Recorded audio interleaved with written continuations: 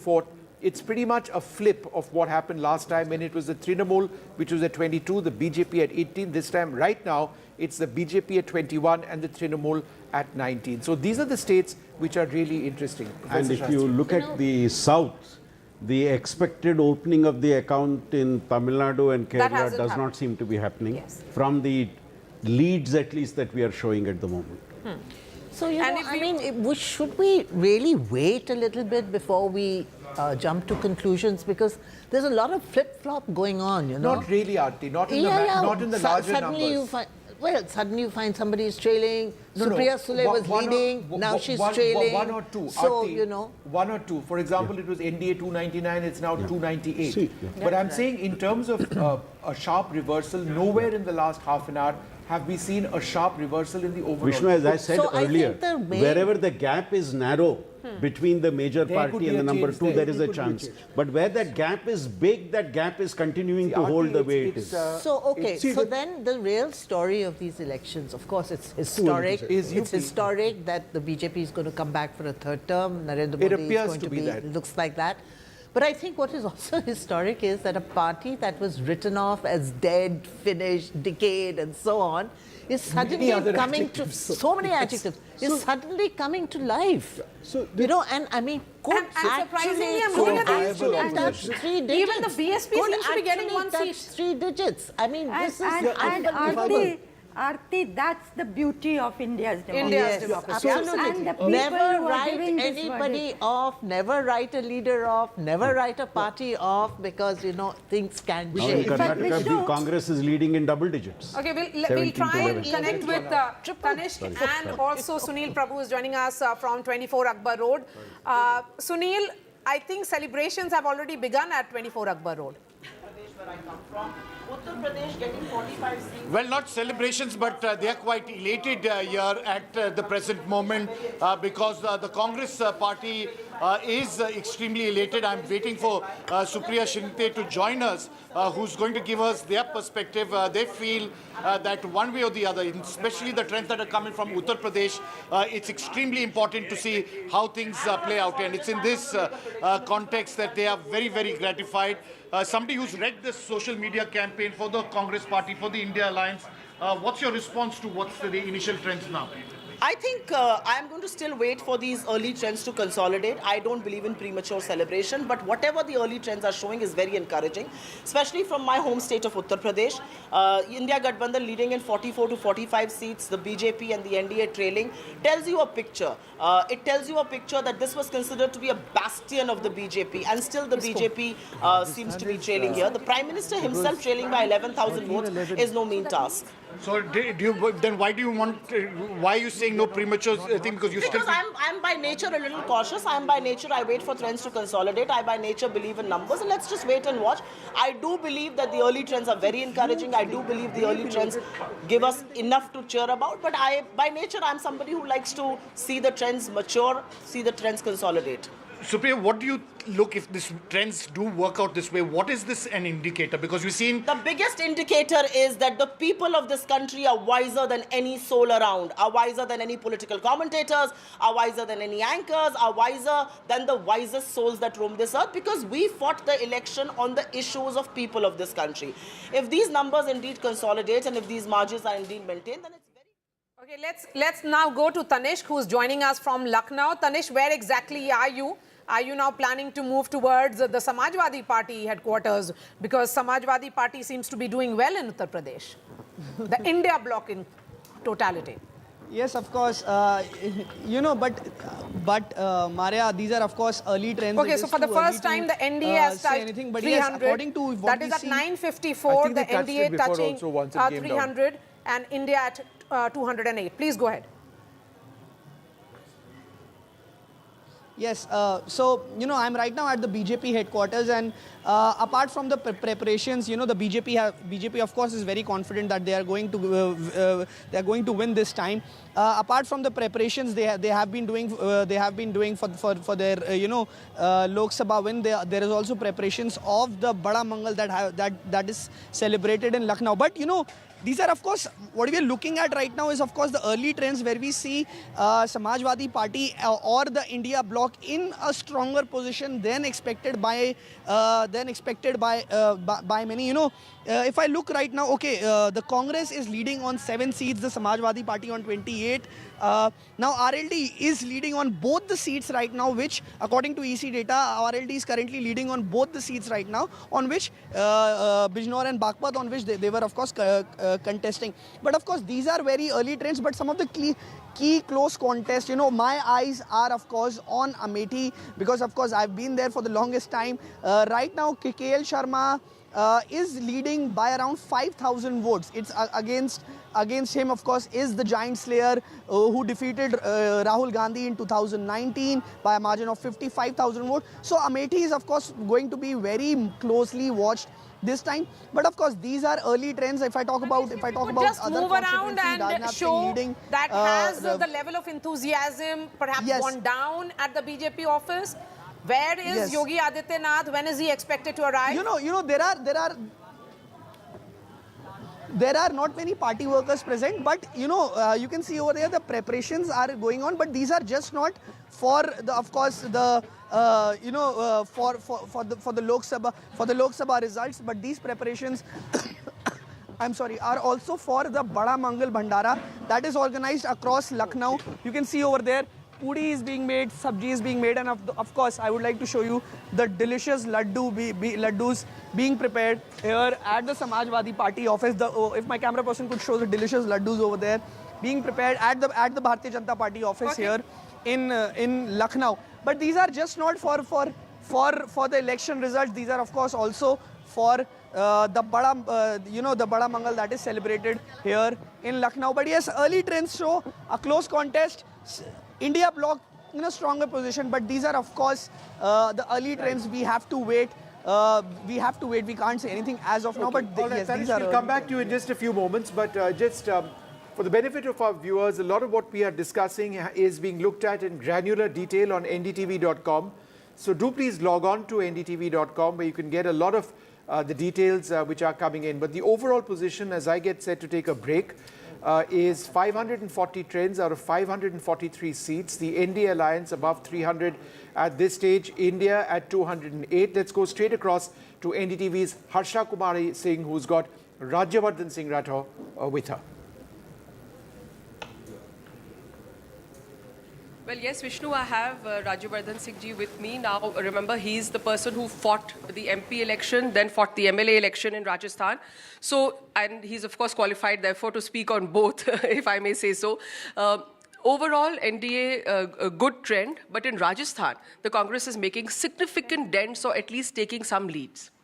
No, there is a couple of constituencies where we might have a little close contest, but out of 25 seats, these are perhaps just 3 or 4 seats where there would be a close contest, mind you. So these are, you know, when the counting begins, it begins from certain villages, and therefore, these are too early trends to say anything. But we are very confident. We are a dominant party. We are forming government. Everybody knows that. So we are winning for sure.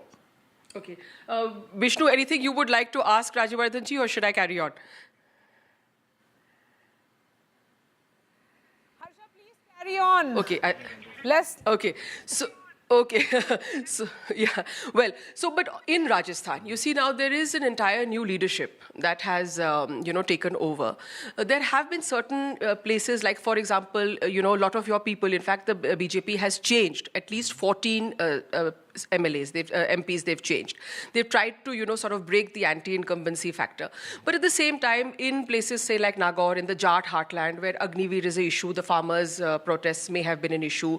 Bardmer, for example, Ravindra Bhati, the BJP really had to fight a tough election this time.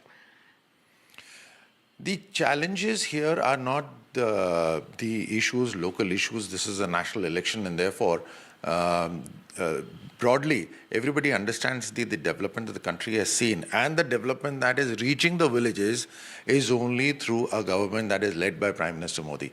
It is well known, whether it is some of the districts that you have mentioned or otherwise. And like I said, there are certain places where it's a close contest, and even that close contest is not because of Congress. Okay, if all of you, the experts sitting there, if you just analyze, it is our own people, right? And therefore, not more than 3 or 4 seats where we are close, but this is 25 seats in Rajasthan, and we'd probably end up with 24 or 25.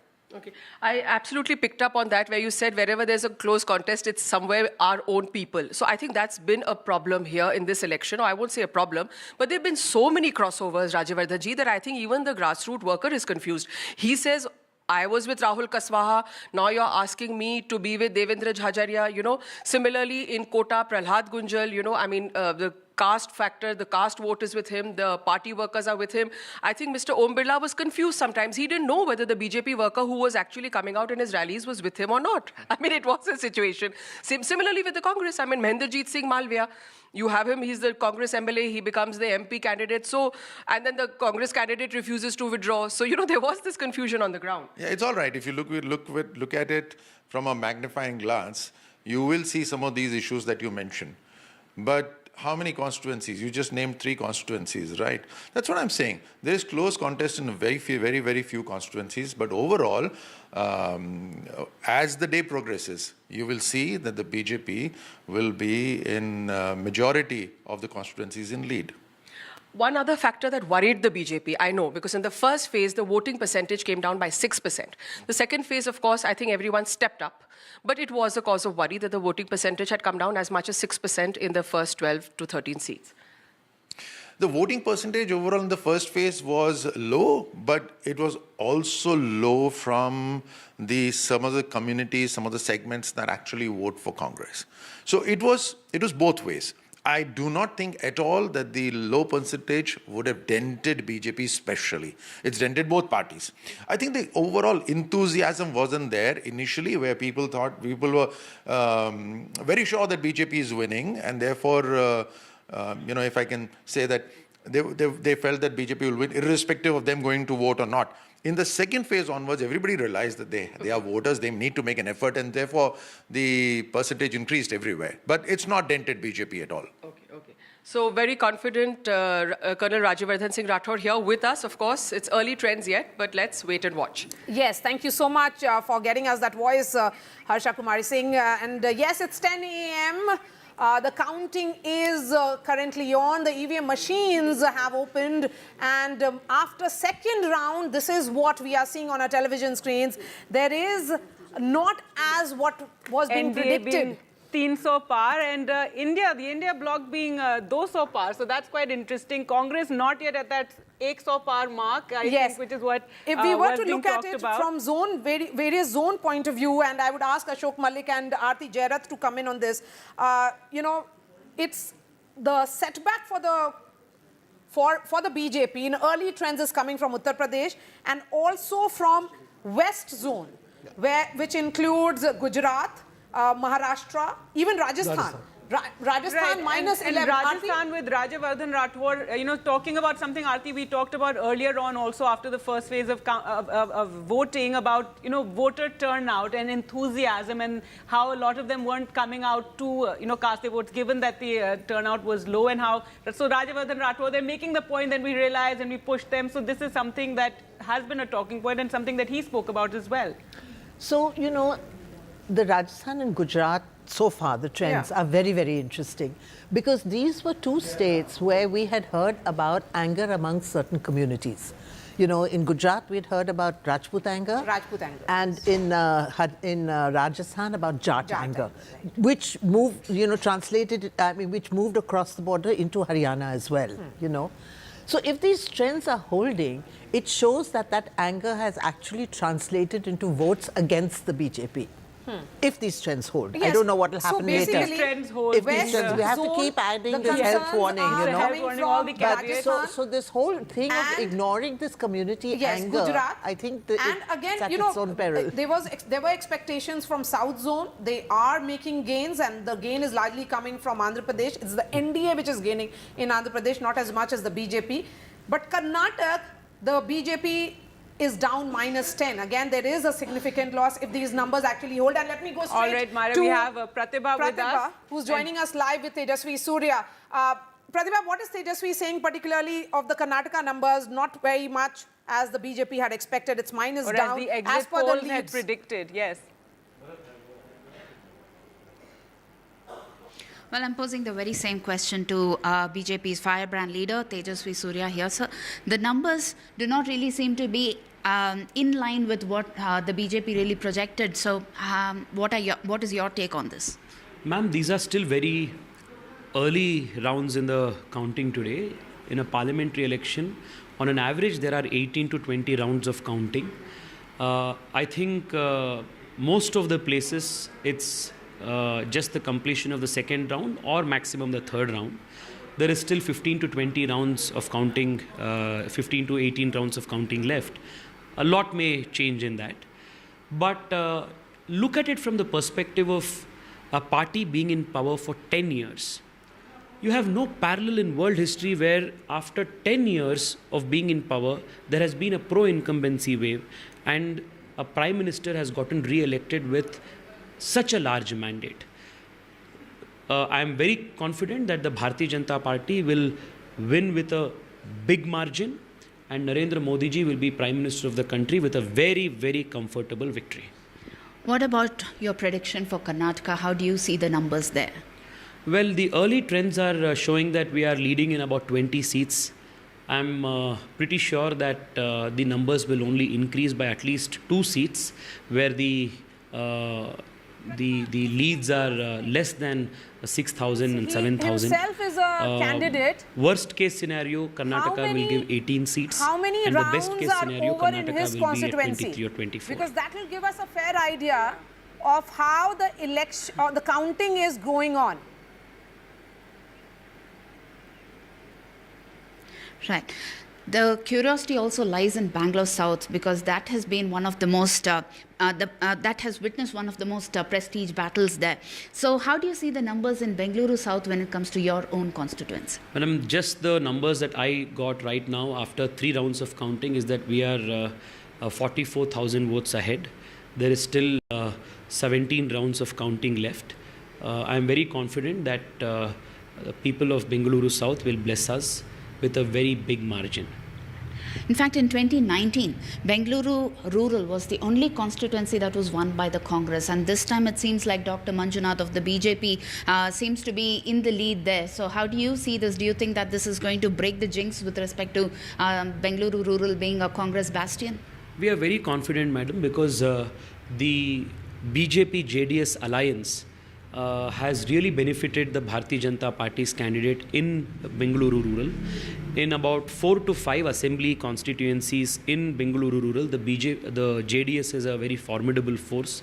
In the 3 urban areas, the BJP is a very formidable force. So it is very clear from the initial trends, Dr. Manjunath is leading by almost 58,000 votes, which is a considerable margin.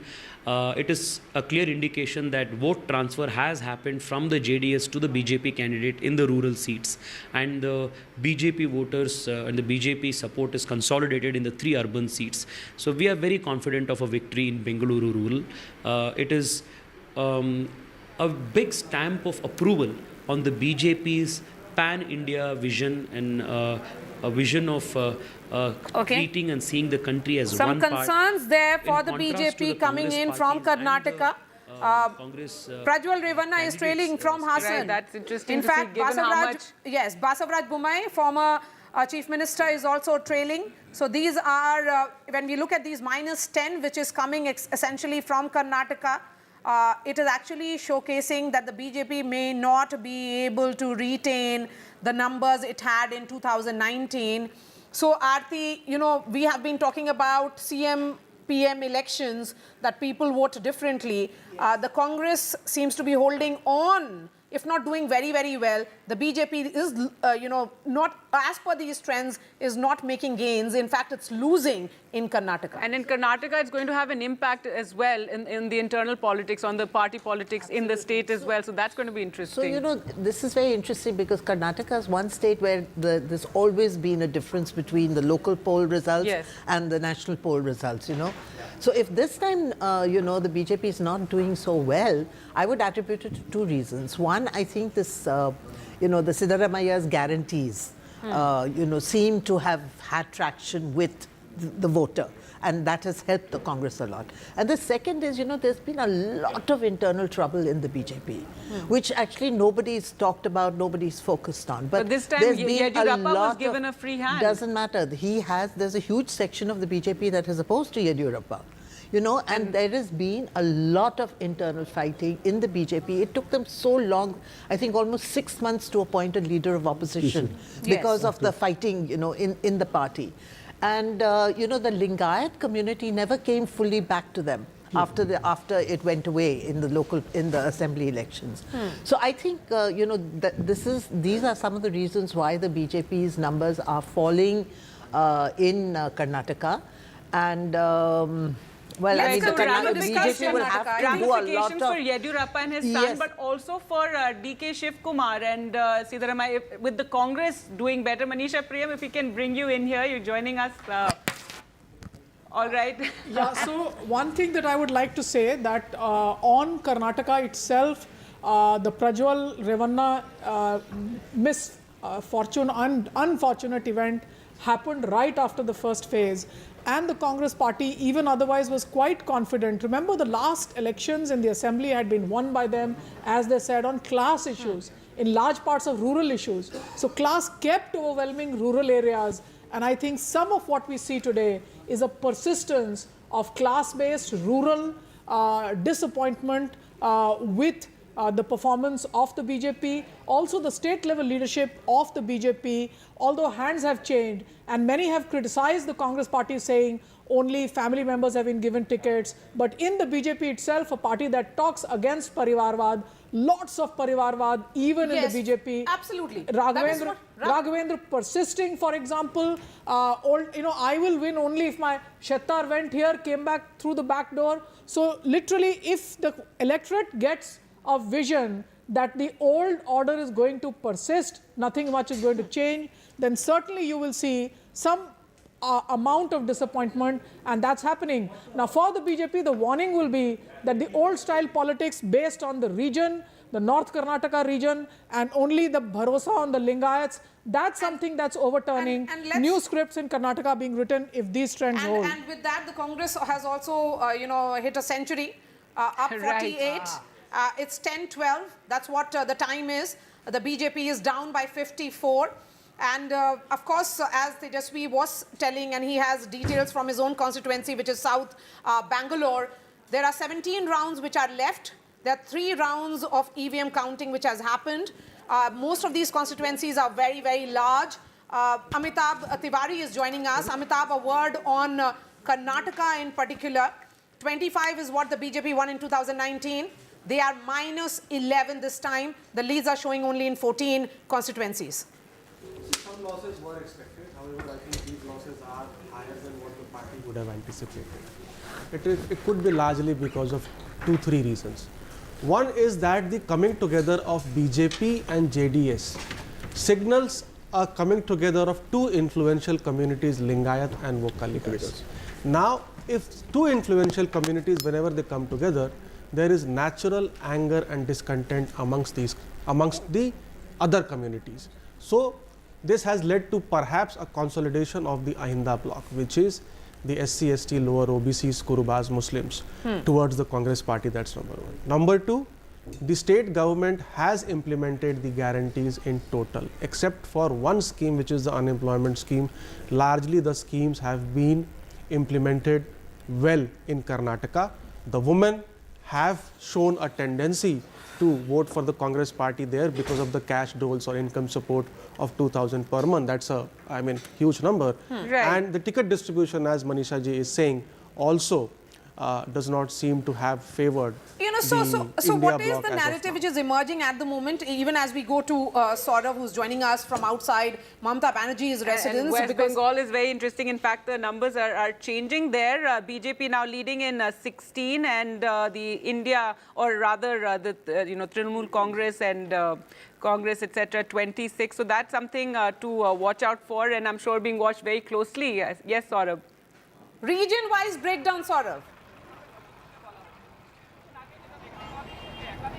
Well, obviously, in what we are seeing is in some of the seats in North Bengal, which we've considered a BJP stronghold in our sort of analysis and election coverage, there seems to be a little bit of weakening of position of the BJP.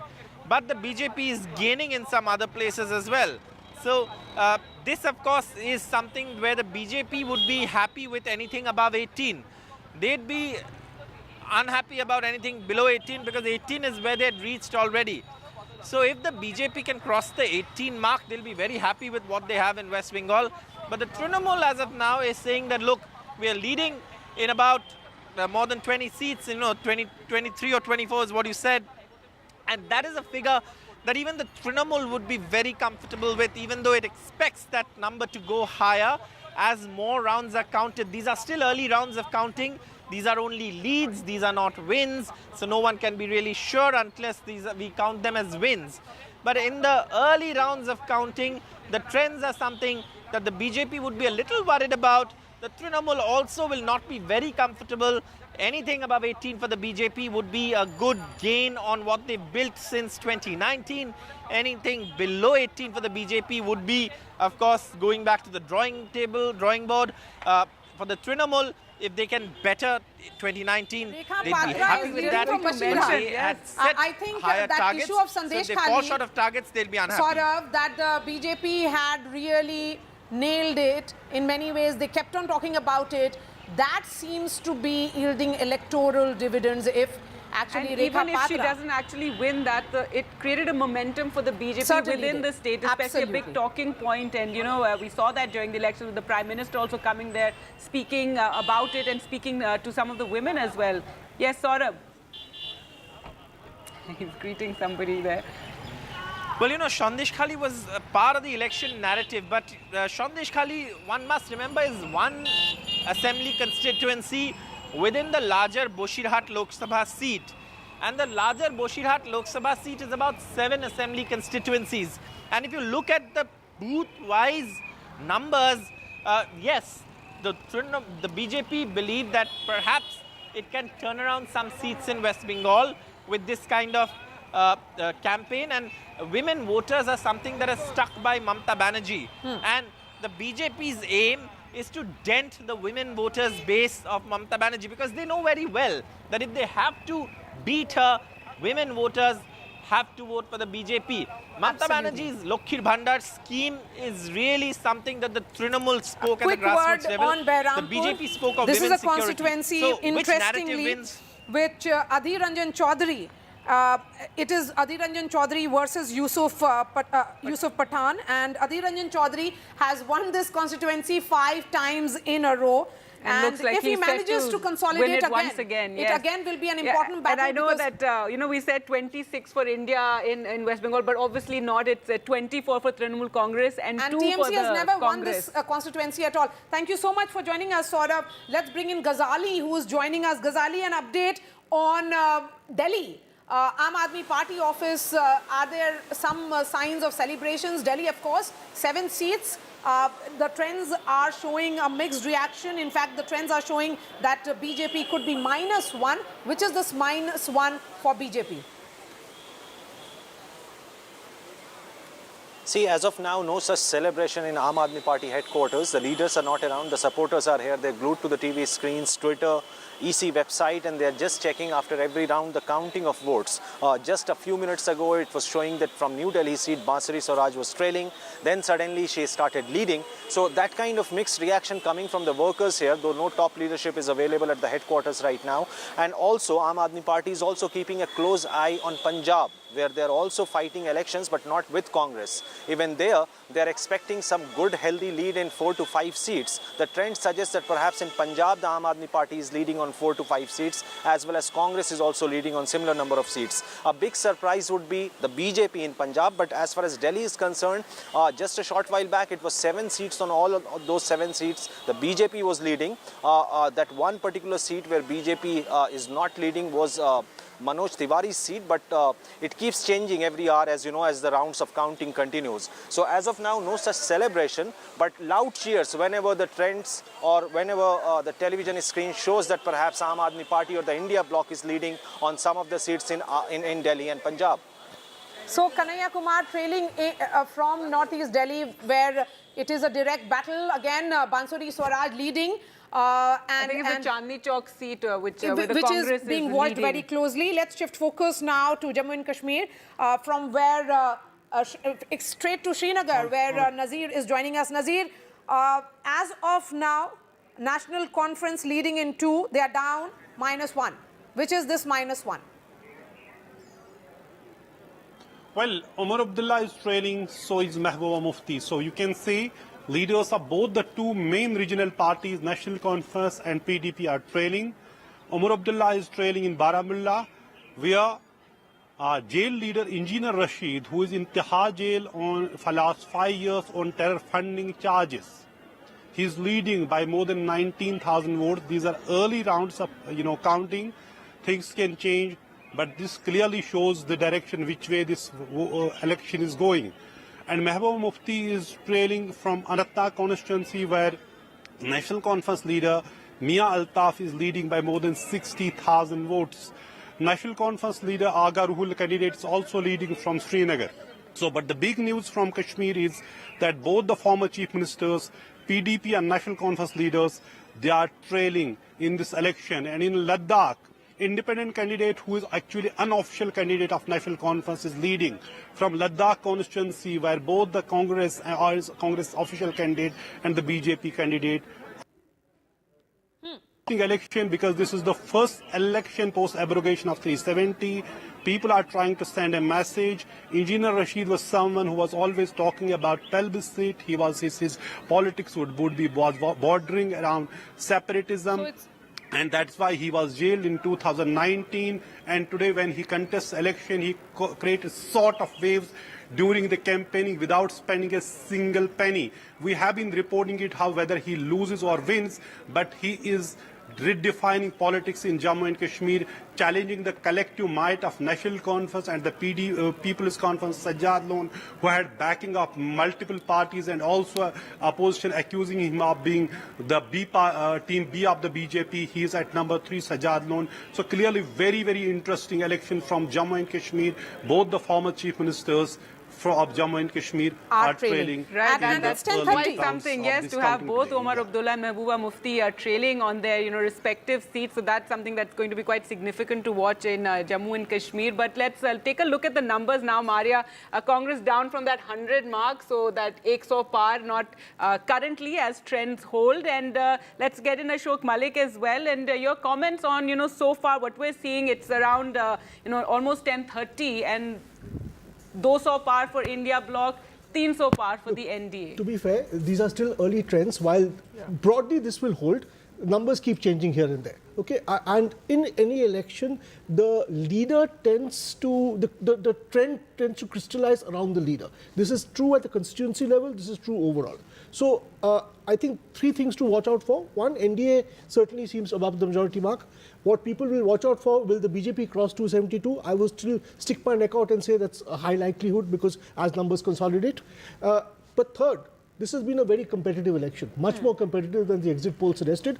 I think Indian democracy is well and truly alive. All those who were saying this was, this election was a sham and all of that, owe everybody an apology, right, I think including we'll Election talk Commission. about the exit polls after this, and we'll get Amitabh on that just a minute. But yes, Shugata, Srinivas, Raju, you've just joined us, and your comments on, and what is it that you're looking at right now with these early trends, the way the fight is in Karnataka, Maharashtra, Delhi, of course, we're seeing that just one down. Yes. First, the bigger point, I completely endorse what Ashokji just said, that Indian democracy is well and alive, and I think Modi's government, if not for the numbers, credit for the numbers they would usually take. They should go out and say that, see, we have not rigged the system. The institutional credibility was being questioned big time even yesterday. And I think that is completely evaporated with the kind of trends that you're seeing. So it's a big, big thing for Indian democracy. So that's point number one. And point number two, Karnataka... Having a strong opposition. Yes, there's a strong opposition and the numbers are not, it's as the opposition expected. The trends are in that direction, although they may not touch the figures that they have. And you're referring to Mr. Bhupesh Baghel's that, yes, thing that he put out saying about the Akhilesh EVMs, Yadav, etc. Rahul Gandhi, Akhilesh Yadav. But Rahul Gandhi had commented on the exit polls yes, more and than also the Mallikarjun EVMs. Kharge's letter to all the people saying, be brave. They were trying to create a hysteria and, also jeopardizing the kind of liberal space that existed in India by sort of reacting overboard. But overall, if we look at it region-wise, Amita, what is becoming clear is that even when we were talking about BJP's forts, seems to be dithering in a way. Look at Gujarat, -5. Look at Rajasthan, -11. So the localized anger seems to be turning into electoral numbers or seat numbers for the opposition. Yeah, so BJP was expected to lose seats in Rajasthan, Maharashtra, Bihar, and they were likely to compensate it through gains in West Bengal, Odisha and the southern part of India. Now, if you see, something interesting is happening. The BJP, as of earlier trends, is down 51 seats and the Congress party is up 46. Because this election is largely a Congress versus BJP based election. Congress gains, BJP loses. That's the crux of the election. Now, as Ashok ji said, the key number to watch out for is 272 for the BJP and 300 plus for the NDA bloc. We are seeing that the exit poll projections are likely to ending up as of now towards the lower end of the projections. No, in fact, 300, way off the mark. 300-ish. Yeah. Way off the mark. Majority of them, One second. All those who ridiculed us as academics, we put our life's labor, and we can tell you today that our field visions are being upheld by the results thanks to the Election Commission. And let me give the health warnings that NDTV gave every day were literally such important health warnings, and discredit to a lot of the exit pollsters. I think they owe a lot to India's electorate. They were causing the hysteria because people felt that, oh, we voted this way and we are seeing the exit polls this way. And that so why feeding just into this doubt why that was just being blame created? the political parties? We were keeping quiet because we wanted the hysteria to die down. And to everybody yesterday I said, including you, I said, let's not do the late evening shows. Let's wait for today. It's the day of democracy. And democracy, the numbers, the election commission. All right, well, speaking of that, we're now joined by Gaurav Vallabh from the BJP office and Matthew Antony joining us, spokesperson, Congress Party. Gaurav Vallabh, first to you, your comments on what it's looking like right now. Yes, it's going to be another BJP-led government, the way the trends are going, but not as emphatic a victory as the exit polls would have had us believe. See, first thing we should appreciate that till now only 2 rounds or 3 rounds or at the most 4 rounds are completed. It's 10:30. And there are 20 and there are something around 21 rounds on an average in a Lok Sabha constituency. This is point number 1. Point number 2, am I audible to you? Yes, go ahead. Yes. And point number 2, that for last 5-7 minutes I was online and I was viewing and listening the comments of the experts. You can see when I joined, the NDA tally was 298 and then it moved to up to 305 and right now it is 300. So I think let us wait for some more time. We are expecting that we are going to outperform the 2019 numbers, first thing, as a party individually, and the NDA performance will be something similar to what exit polls had predicted 2-3 days back. All so right, now I hope that Congress party is now not going to say at 4 o'clock today in the evening when they are going to lose that EVMs are tempered, election commission is compromised, All right, we'll let constitutional Matthew bodies Anthony, are not take that. functioning. We're also joined by Manuraj Sundaram of the DMK. One moment, Gaurav. So, Matthew Anthony, your comments on that and the kind of, questions and doubts that were raised by many of your party leaders on the eve of counting. See, we have made our comments and our actions very clear about our concerns with the Election Commission as well as, with the entire process where we have seen many compromises happen in the past. Now, these are very early numbers and this is not a one-day match. The results are already there. We're just counting the numbers right now. And the trends are in favor and the trends are looking good for our performance, which we've done. We expect a little bit more to happen as the day progresses. And that's where we look at it. And then we will call out the exit polls, after the results comes out in the final numbers. Absolutely. Then we will see what exactly it is. And the state of Uttar Pradesh and Maharashtra is giving the trends in a very clear manner about the dissatisfaction against the Modi regime. Sundaram, it certainly appears that AIA-DMK maybe is leading on 5. And the DMK could be down by -4. So it is very much a Dravidian party versus a Dravidian party which is at play in Tamil Nadu. And you had built that narrative of all the push that the BJP did. It is not really translating into seats in Tamil Nadu. I think that was always apparent from the time Mr. Modi and Mr. Amit Shah have come into politics. From 2014, BJP has rarely won any seat in Tamil Nadu. So I think it's a rejection of the BJP brand of politics led by Amit Shah, Modi and et al. But nevertheless, this election, I think by and large, your exit polls on Tamil Nadu have held good. I'll give you that much. But really, the first story of this election is that all exit polls done have been way off the mark. And I want to make this point right at the beginning because, of course, at 4 p.m. we'll be discussing the final results or something closer to the final results. So I think we need to acknowledge that we've spent 2 days discussing numbers which haven't at all made any sense. Second point is that the real story is the rejection of the BJP brand of politics across the country. See, right, nobody has been speaking about the 400 number or the 370 or even the 350 number. It's much more sober numbers around 280, 290, 300. And the revival of the India alliance. I think this early trends indicate a general thumbs up across the country for the India alliance. All the regional parties led by the Congress, I think, have been given a general thumbs up. And my last point, based on something that earlier speakers have spoken, is that there is no more Modi magic factor.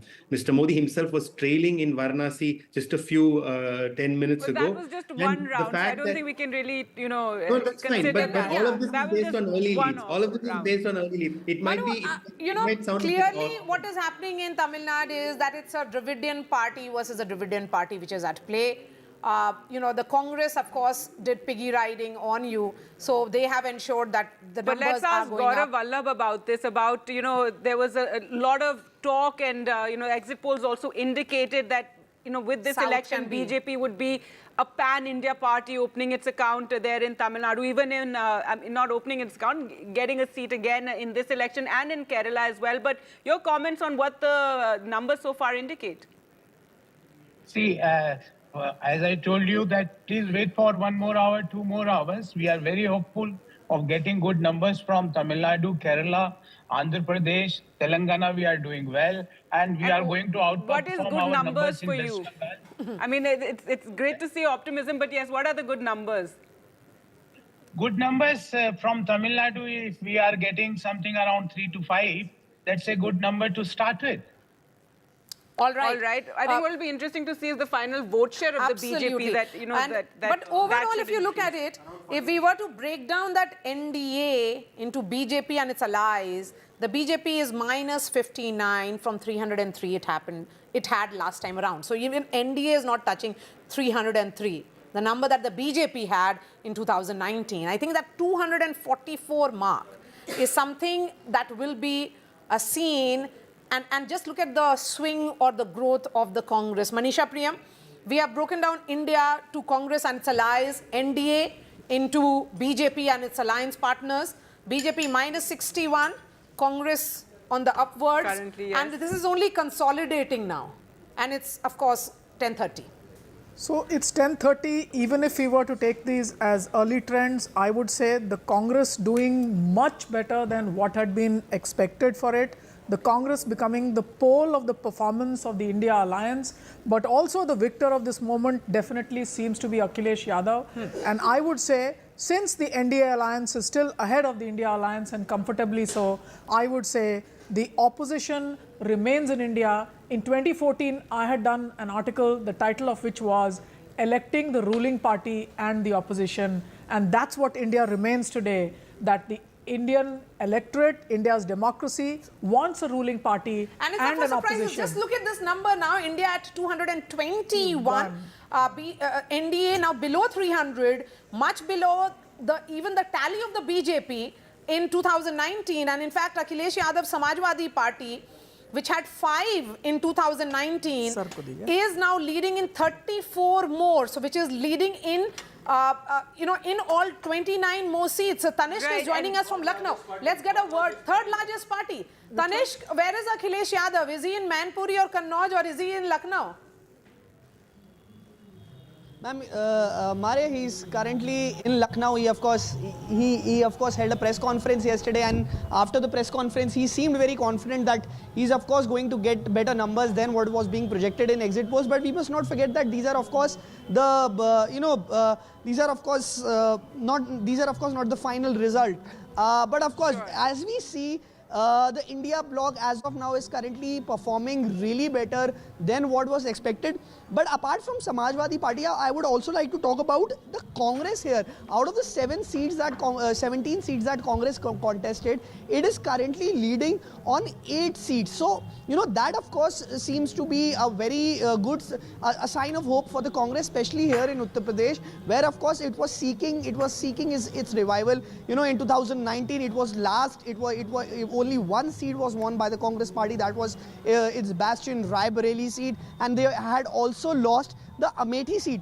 But time and again, I would like to mention these are of course the early trends we are seeing. Each constituency has around 10 to 12 lakh voters. What we are seeing data is around of 1 lakh voters. The counting is of around 1 lakh voters in most of the constituencies, 1 to 1.5 lakh voters. So of course a lot of votes are still to be are yet to be counted. But of course, very interesting results. If these transfer into into the final results, the Congress party seems to be doing better this time. Talking about the most watched, of course. I want to get more comments on this from our panelists also on what's happening in UP and Srinivas Raju. This UP ke ladke, that whole chemistry worked, the khatakat promises. Arithmetic also worked. And I mean, somehow the of arithmetic. Course, Samajwadi Party doing a lot better, but see, if these numbers hold and if this trend holds, obviously what the BJP expected, that the BSP's collapse would help with only the BJP. It went the other way. It probably went. Yes, because what was completely seen on the ground is that the Jatabs were looking towards the cycle more because of the slogan of 400 par. No, that PDA. You have to understand the PDA. The second thing is that Bahan Mayawati is not coming up and fighting the fight. She pulls down her own nephew Akash Anand, who she had nominated, because he smelt the tea leaves and he started speaking an opposition rhetoric. So I do think that the voters want their leaders to go out there and fight the elections. And do you think that really discredited the whole for the Congress party also. Yeah. The voters wanted them to go out there and fight the elections. But if you sit in cocoon chambers surrounded by people who talk only about you. But just look at the fight that Congress has happened. The fact is, both in Maharashtra and in UP, from the trends that were coming, the feedback that was coming even before the exit polls or these results. Is the feedback which is actually coming true? The feedback that was coming, especially from Dalit voters. What 400 par or 400 par could mean for reservations. Change of constitution. So that fear aspect that the Congress translated. Mr. Srinivas Raju wants to say. I was just wanting to speak about the reservations issue which Ashokji has raised. See, that is precisely the reason why I think the Modi campaign kept on clarifying. I mean, an innumerable number of times. They went on the defensive with the attack of the Congress. When the elections moved from third phase onwards, that slogan was back in action. So I think but in the second that phase, bringing back of the slogan may not have been a great idea. So I think apart from Samvidhan, the other main issue was of Naujawan and Naukri. I have interviews where in Bihar people are voting the Prime Minister, affirm their faith in his leadership, the schemes have delivered, but point out to Agniveer as being a very important And that is why I'm going to Bihar now. Prabhakar Kumar is joining us. Prabhakar, look at the Bihar numbers. Right, it's quite, JDU seems to be pulling down even the BJP. They are -8 and the BJP is -4. And if anything, Tejasvi Yadav's, those massive rallies that we saw with all the fury and sound seems to be translating into seats as well.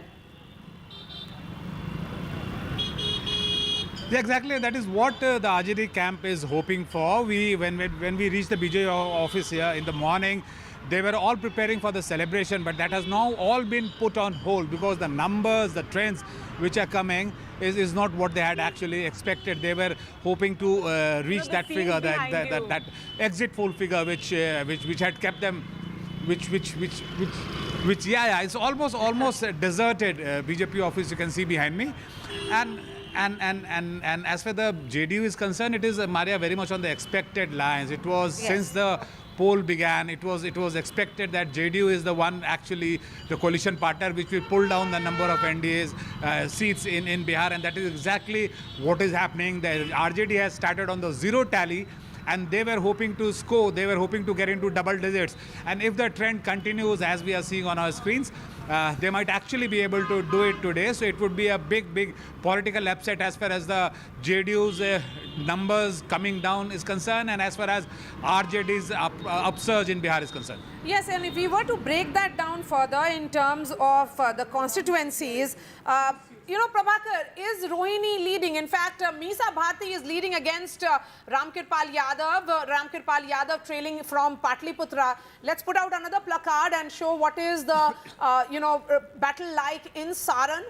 Between Rajiv Pratap Rudy and another daughter of Lalu Yadav. She is trailing. Rohini Acharya trailing, and Rajiv Pratap Rudy is leading. Yes, ma'am. So, you have very important news coming out of Bihar. Jahanabad, the RJD is leading. Hina in Shahab Begussarai, the Citadel. This is interesting. Sivan, Hina Shahab, who's an independent. Independent is leading. Now, in Begussarai, called the Leningrad in this thing, you have the CPI going ahead. Giriraj Singh, the tall and stalwart. In Shivhar, you had a very important young woman panchayat, Ritu Jaiswal. It may still be a tough fight, this may go anywhere, but at the moment Ritu Jaiswal, who had given up an important career in an urban city, become a woman panchayat, did a lot of work during the COVID thing with her. But again, this one, Karakat, because if Upendra Kushwaha is trailing. CPI-ML leading. CPI Raja Ram Kushwaha is leading. But Hina Shahab contesting as a independent this time around, Mohammad Shahabuddin's widow. One common thread between UP and Bihar is that in UP and Bihar, the BJP has not replaced candidates. 55 out of 62 were renominated in UP, whereas the national average of drop is around 35 to 40%. So it seems that there is clearly natural anti-incumbency against the sitting MPs. But if the allies of BJP are still doing fairly well. 292 minus 241 is 50-ish. That is what they have got in 2019 also. The BJP is pulling down its own numbers. Surprise numbers coming from early trends. There is no automaticity to this change candidates and you will do well, because in Rajasthan, for instance, you had 11 rebel candidates because you changed candidates because you didn't, so it can work both ways, to be fair. Yes, but if we were to look at Uttar Pradesh, and I think Uttar Pradesh story is most fascinating. And Pappu Yadav, they're leading in Purnia right now. Again, he was somebody who spoiled the India. We have not discussed the Yogi factor at all in Uttar Pradesh. See, because the general talk was that it is Yogi who's pulling the engine there. It's not Modi, the brand Modi. In fact, it's on Yogi. the ground, and of course, Maria can talk more on this. So what happens to the Yogi thing? And when Arvind Kejriwal made a statement that Prime Minister Modi will not remain PM because he will cross 75 years. That was countered by BJP. But he also made a statement that BJP will replace Yogi as CM after the elections. That was never countered. Okay, we'll be going straight to Andhra Pradesh, and the only state or assembly which the pollsters seem to have got right is Andhra Pradesh. And that's where Aishwarya is joining us from. Aishwarya, you're joining us from Vijayawada. Chandrababu Naidu, man of the moment. It's a landslide for them. The alliance of the BJP, Janasena and the TDP has worked. YSRCP down to 5. Several top YSRCP leaders trailing. And in fact, from, you have Purandeshwari leading. From Rajampet, there is that, of course, this is an interesting Sharmila Reddy one. trailing as well. Why Sharmila is trailing? Yes, go ahead. When are the celebrations starting? And we are told that on 9th is when Chandrababu Naidu's astrologer has said that he should take oath. Well, certainly, and celebrations are already underway here at Chandrababu Naidu's residence. If I can tell my camera person, Momin, to just show around. These are the firecrackers that are bursting at Chandrababu Naidu's residence, and this started just 30 minutes back, and since then I'm hearing these sounds of firecrackers being busted at Chandrababu Naidu's residence. The leaders, the MLAs of the TDP are coming at Naidu's residence, and the celebrations are here. The workers are already outside, and it is just one way in Andhra Pradesh. The alliance has worked as far as TDP, Bharatiya Janata Party and Jansena is concerned. All the leaders are trailing. The ministers from the YSRCP are trailing from the TDP. There are some workers who have just celebrated and busted firecrackers. I'll go across to them as well. Is it too early to celebrate like these? The firecrackers are being busted at Chandrababu Naidu's residence, or you will wait for Chandrababu Naidu to officially announce it? It's not too early. We already expected like the TDP alliance is forming the government before the exit polls only. It's a very strong cadre for both the parties that we are very sure that YSRCP defeating in AP, and the YSRCP is like it will get only 20 to 40 seats only, and the TDP magic figure is 88. We are almost more than that one, and we are celebrating landslide victory in AP. And the Chandrababu Naidu is also ready to come out from his house. Just we are waiting for the official confirmation from the election commission. The landslide victory is something that they are calling, just not in the assembly segment, but also in the Lok Sabha segments as well. Right, these big posters out here at Chandrababu Naidu's residence of Mr. Pawan Kalyan and his son can be seen over here as well. Of course, those numbers are quite emphatic, and that victory of Chandrababu Naidu and the combined in there. But Manisha Priyam has a question for you, Aishwarya. Yes, go ahead, Manisha. I'm just wanting to ask you that is Kishtaiya's Kaja and Putreku on offer, and if it is, then I'm taking the next flight on because I'm tired of the laddus here. In North India, yes. Yeah. So okay, Aishwarya, we will come back. There are workers who have all... But that's an interesting poster.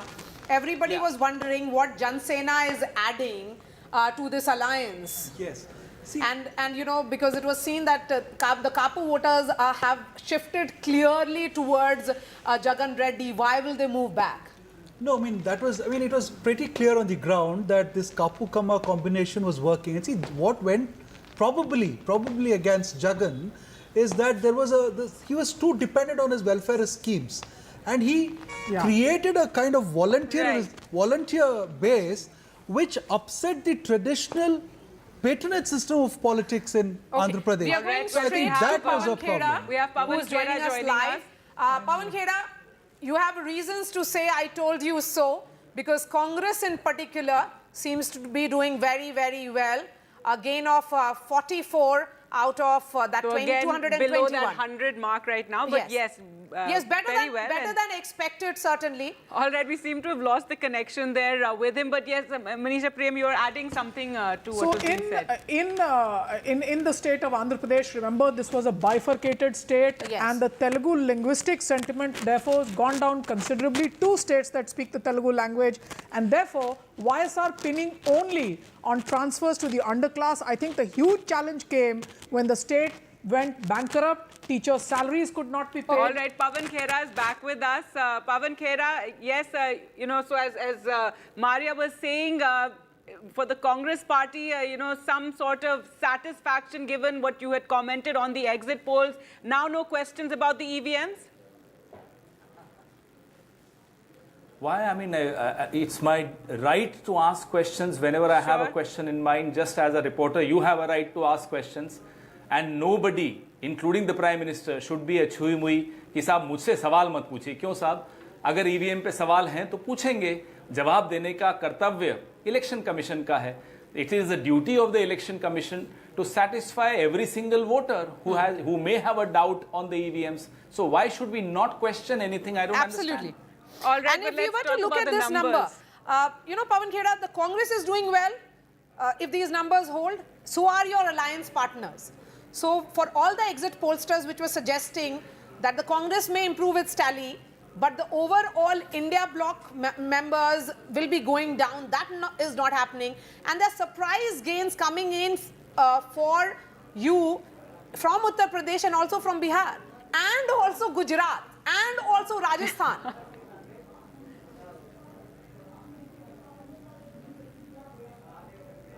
या फिर गया आवाज. Yes, if you heard. So, Pawan Khera, if you heard me, the question was.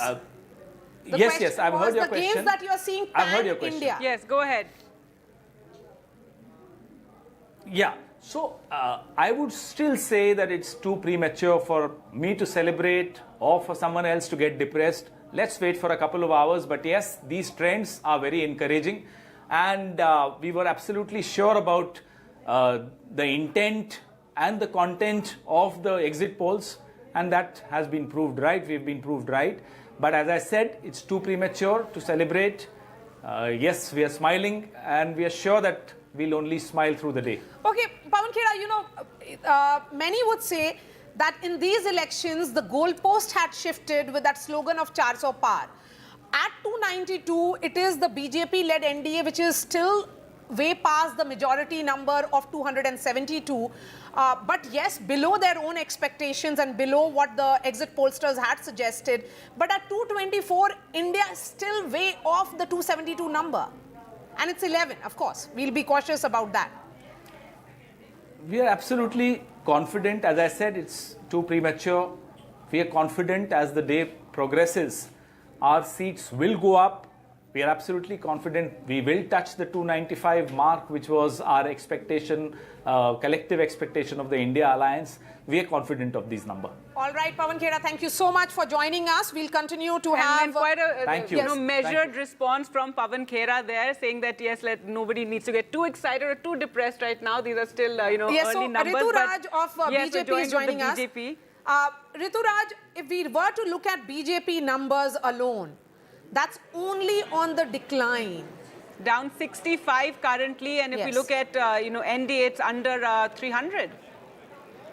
Well, I think these are still a little too early to call the election. I think most Lok Sabha seats have 20 to 30 rounds of counting. We are barely in the 5th round of counting now.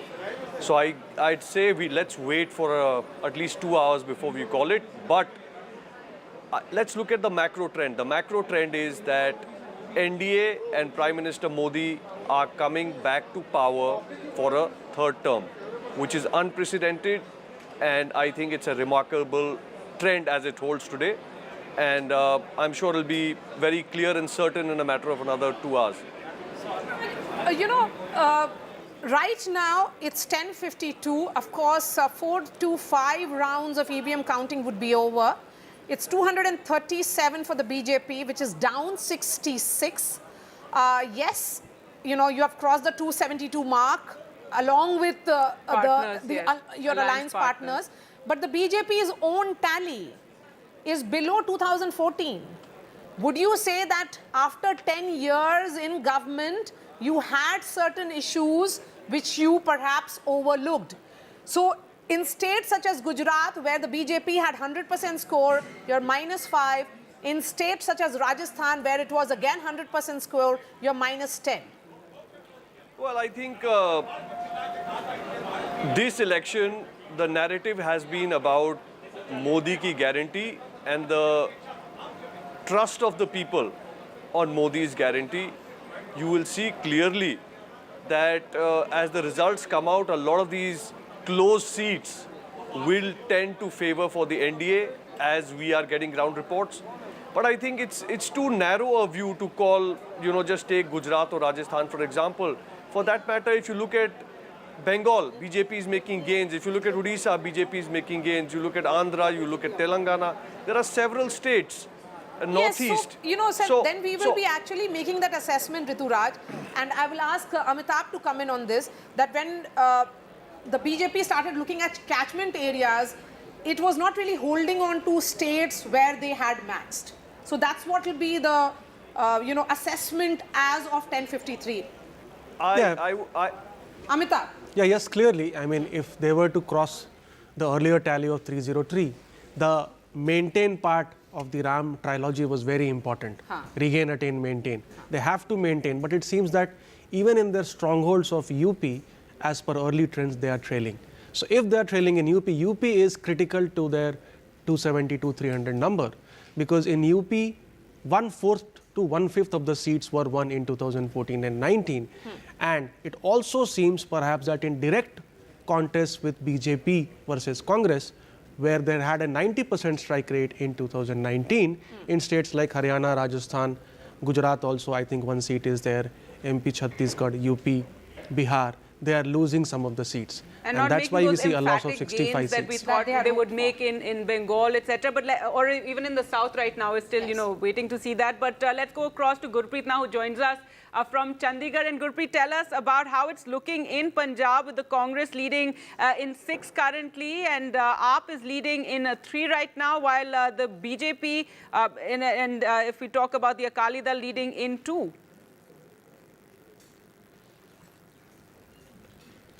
Well, yes, of course, very surprising trends are coming, and Congress has already have an upper edge in Punjab. Even in Chandigarh, we have seen the continuously Congress is able to make a lead here. Manish Tiwari is able to make a lead here in Chandigarh. If we can talk about the Punjab, we have seen in the most of the seated important seat, Jalandhar, Ludhiana, from where the BJP was trying to gain something from the urban voters. It seems that they are not able to leave any impact on the urban voters, whether they have a multiple issue to tell the people of Punjab also. At the same time, we have seen some impact from the farmer side has been seen on the ground, because Faridkot seat where the BJP has pitched Hans Raj Hans, he is not able to make any mark in these constituencies. At the same time, a different trend has come up. We have seen that jailed Amritpal, he is leading from Khadur Sahib, from where we have seen even the Congress is not able to make a mark in that constituency. At the same time, from Faridkot also, we have seen one independent who is son of a killer of Indira Gandhi. He is able to make a lead from Faridkot as of now. So some mixed trend is coming. So many times, so many political analysts, they are putting a question mark over Shiromani Akali Dal, and especially that traditional seat of Badal's Bastion. We have seen even from that area, from Badal's Bastion, we have seen Harsimrat Kaur Badal is also leading. As of now, what we can see from Punjab side, same thing is happening in Haryana also. We have seen in 6 out of 10, the Congress is leading. One is NDA Alliance from Kurukshetra, from where we have seen that candidate is also leading from there, from 5 other constituencies. And specifically Dipinder Hooda, he has got a big margin, big lead at this point of time, more than 50,000 lead which has been achieved by Dipinder Hooda in BJP. So somewhere down the lane, it seems that despite having a ruling ruled in the state for more than 9.5 years, still they are not able to give that type of development model which they have been claiming that will be their strength. The same thing is happening with the Aam Aadmi Party in the state of Punjab, where they were selling that free electricity and other facilities which has been provided to people of Punjab. It seems that the people of Punjab, they are not impressed with the policies of the state government, and that could be possible reasons why if they will not be able to touch the number which they were expecting. So let's see, once the result will be out, after that things will be more clear that which party is getting how many seats and how many leads they are getting and how many margin they are getting. But as of now, in Punjab and Haryana, if we can talk about in nutshell, Congress is leading from both the states. Back to studio. That was very important for the Congress party, for their numbers. Thanks so much, Gurpreet, for joining us with that, and Veer Raghav also joining me here in studio. And currently, as the numbers stand, 291 there for the NDA, and we were just talking about Punjab, Veer Raghav. So it was interesting with the BJP for the first time going it alone without, the Akali Dal, and we thought they'd get 1 or 2 states, but of course we'll have to wait and see. So far, it doesn't seem likely as things stand right now. But currently waiting, for those numbers to firm up. I think as we wait for the numbers to firm up, the NDA numbers that is showing on your screens below and then on above, that BJP number, that's very key to watch. The other down number 66. that's extremely important. No, 237. Look, that's the other number that's extremely important. We'll have to wait for these to get firmed up. But we'll keep this conversation going and we'll go across states by state, Gargi. Yes, we're going to take a look at all states, starting with UP. But first, let's take a look at the headlines at this hour, as it's now 11. Counting underway for the Lok Sabha polls. NDA and opposition above the 200 mark. NDA leads in, 291 seats currently, while the opposition maintaining that gap. Return of the regional parties leads to a rise of the regional parties. TDP, SP, especially the Samajwadi Party, I'd say. Trinamool, Uddhav Sena performed better. So is it the local issues that dominated these polls?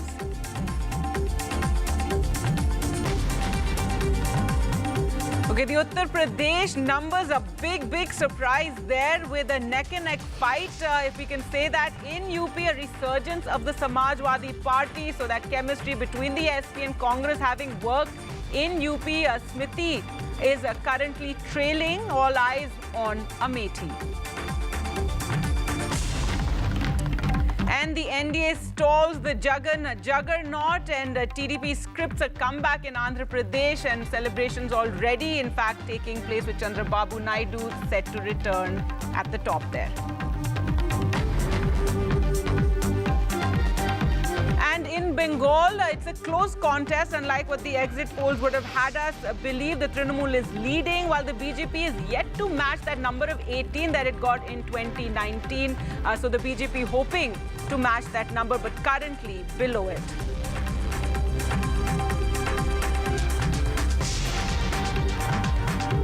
All right, so an exciting fight there, not as emphatic, Viraghav, as the exit polls would have had us believe. And as you can see there, the numbers currently 291 for the NDA, 230 for India. And as you were saying about the BJP, 236 is what they're at right now, down by 67.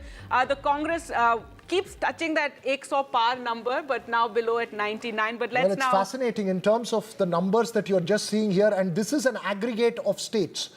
Look, and I think the big shocker today for the BJP has come from the state of Uttar Pradesh, where I think the Samajwadi Party Congress alliance seems to have really held on. We'll have to wait for the numbers to firm up. Manisha Priyam here in the studios with us as well. Manisha, you've tracked Bihar very closely. We spoke about Karnataka. All through this election campaign, everyone was saying UP was the wild card. It does seem to have turned out to be the big wild card. So, one has to understand that there were issues of the poor. I do not think that the brand Modi was eroding in a large way, but issues of the poor were being spoken about. The inability to hear and respond to that turned out to be important, even though, remember, the BJP, to its credit, had all the parties. Sorry, Manisha, to interrupt you. We're going to go across to Sunil Prabhu, who's joined by Pramod Tiwari. Yes, Sunil, over to you, and tell us more about what's happening there at the Congress headquarters. Well, Gargi, as you rightly pointed out, and I was overhearing Veer Raghav talk about UP being the story, no better than Mr. Pramod Tiwari to talk about it. This is clearly a big, even if those trends are clear, 43 in your favor against the BJP. What happened, Mr. Pramod Tiwari? How have you all been able to do it?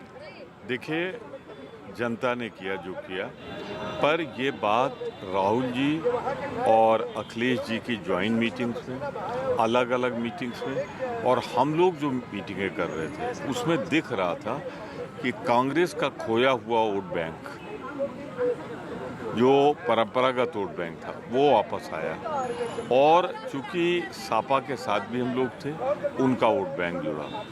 दोनों ने मिलकर जो धोखे और जिस तरीके से कदम कदम पे वायदा खिलाफी हो रही थी, भाजपा को सजा देने का मन सेकेंड राउंड के बाद बना लिया था। और ये बात मैंने यहाँ पे जब मैं आया लौट के मैंने फीडबैक दिया और 35+ सीट बताई, तो लोगों को यकीन नहीं हो रहा था। पर मैं फिर कह दूं आपसे, परंपरागत वोटर लौट आया है और उसी ने ये सब किया है। जिस मुद्दों पे भाजपा चल रही थी वो मुद्दा अब आखिरी बार हो गया। इसके बाद अगर कोई चुनाव होगा तो भारतीय जनता पार्टी वहाँ बहुत पीछे रह जाएगी। पर how did you see that the BJP, because all exit polls, all opinion polls, all indicators were showing that they were going to do very well. What went wrong for them? देखिए, मैं किसी exit poll के खिलाफ कुछ नहीं कहूँगा, पर इतना ज़रूर कहूँगा, इतने कम परसेंटेज पे वो लेते हैं। कब लेते हैं मुझे ये भी नहीं मालूम। ये कहानी जब चुनाव शुरू हुई उस समय हो सकता है ये एग्जिट पोल सही रहा हो, पर जैसे जैसे चुनाव बढ़ता गया, second round, third round, fourth और फोर्थ के बाद 5th, 6th, 7th ने पूरी कहानी लिख दी। आप जो सीटें आ रही हैं, आप इनका एक जायज़ा ले लें तो आपको लगेगा कि 5वें, 6ठे, 7वें राउंड में एक बड़ी कहानी लिख गई। प्रमोद साहब, the big issue that everybody has is मुद्दा क्या था? आप लोग what worked? क्यों SP और क्योंकि in 2019 this didn't work. What happened this time around that has worked for the Congress and SP, even though you don't have the BSP this time?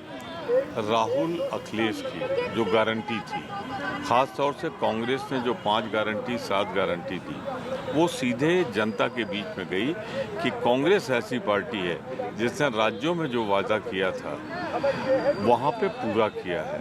तो अगर केंद्र में ये कह रहे हैं तो ज़रूर पूरा करेंगे।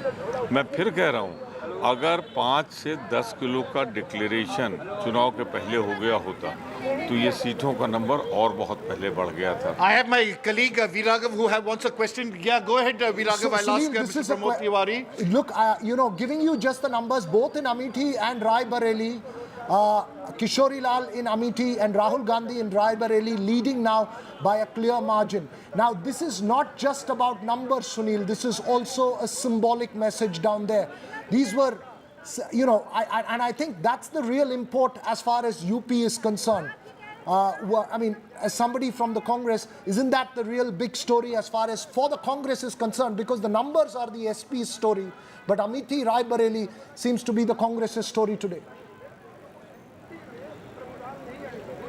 That's right. That's a very important point. Amethi and Rae Bareli, sir, both KL Sharma as well as Rahul Gandhi leading, and it's a clear indicator, that things worked this time round. What is your comments to that? How do you respond to the fact that Smriti Irani is trailing? Rae Bareli और राहुल गांधी या गांधी नेहरू परिवार का रिश्ता इतना गहरा है कि पिछली बार हम 1 सीट जीते थे तो भी राय बरेली जीते थे। दूसरी बात, इस बार राहुल गांधी को ये नहीं देखना है कितने वोट से वो जीतेंगे या हारेंगे, उनको देखना है कितने लाख वोट से जीते हैं। ये कंपटीशन था। राय बरेली मेरी कॉन्स्टिट्यूंसी, जिससे मैं 9 बार 3 बार मेरी बेटी इलेक्ट हुई है, राय बरेली का border.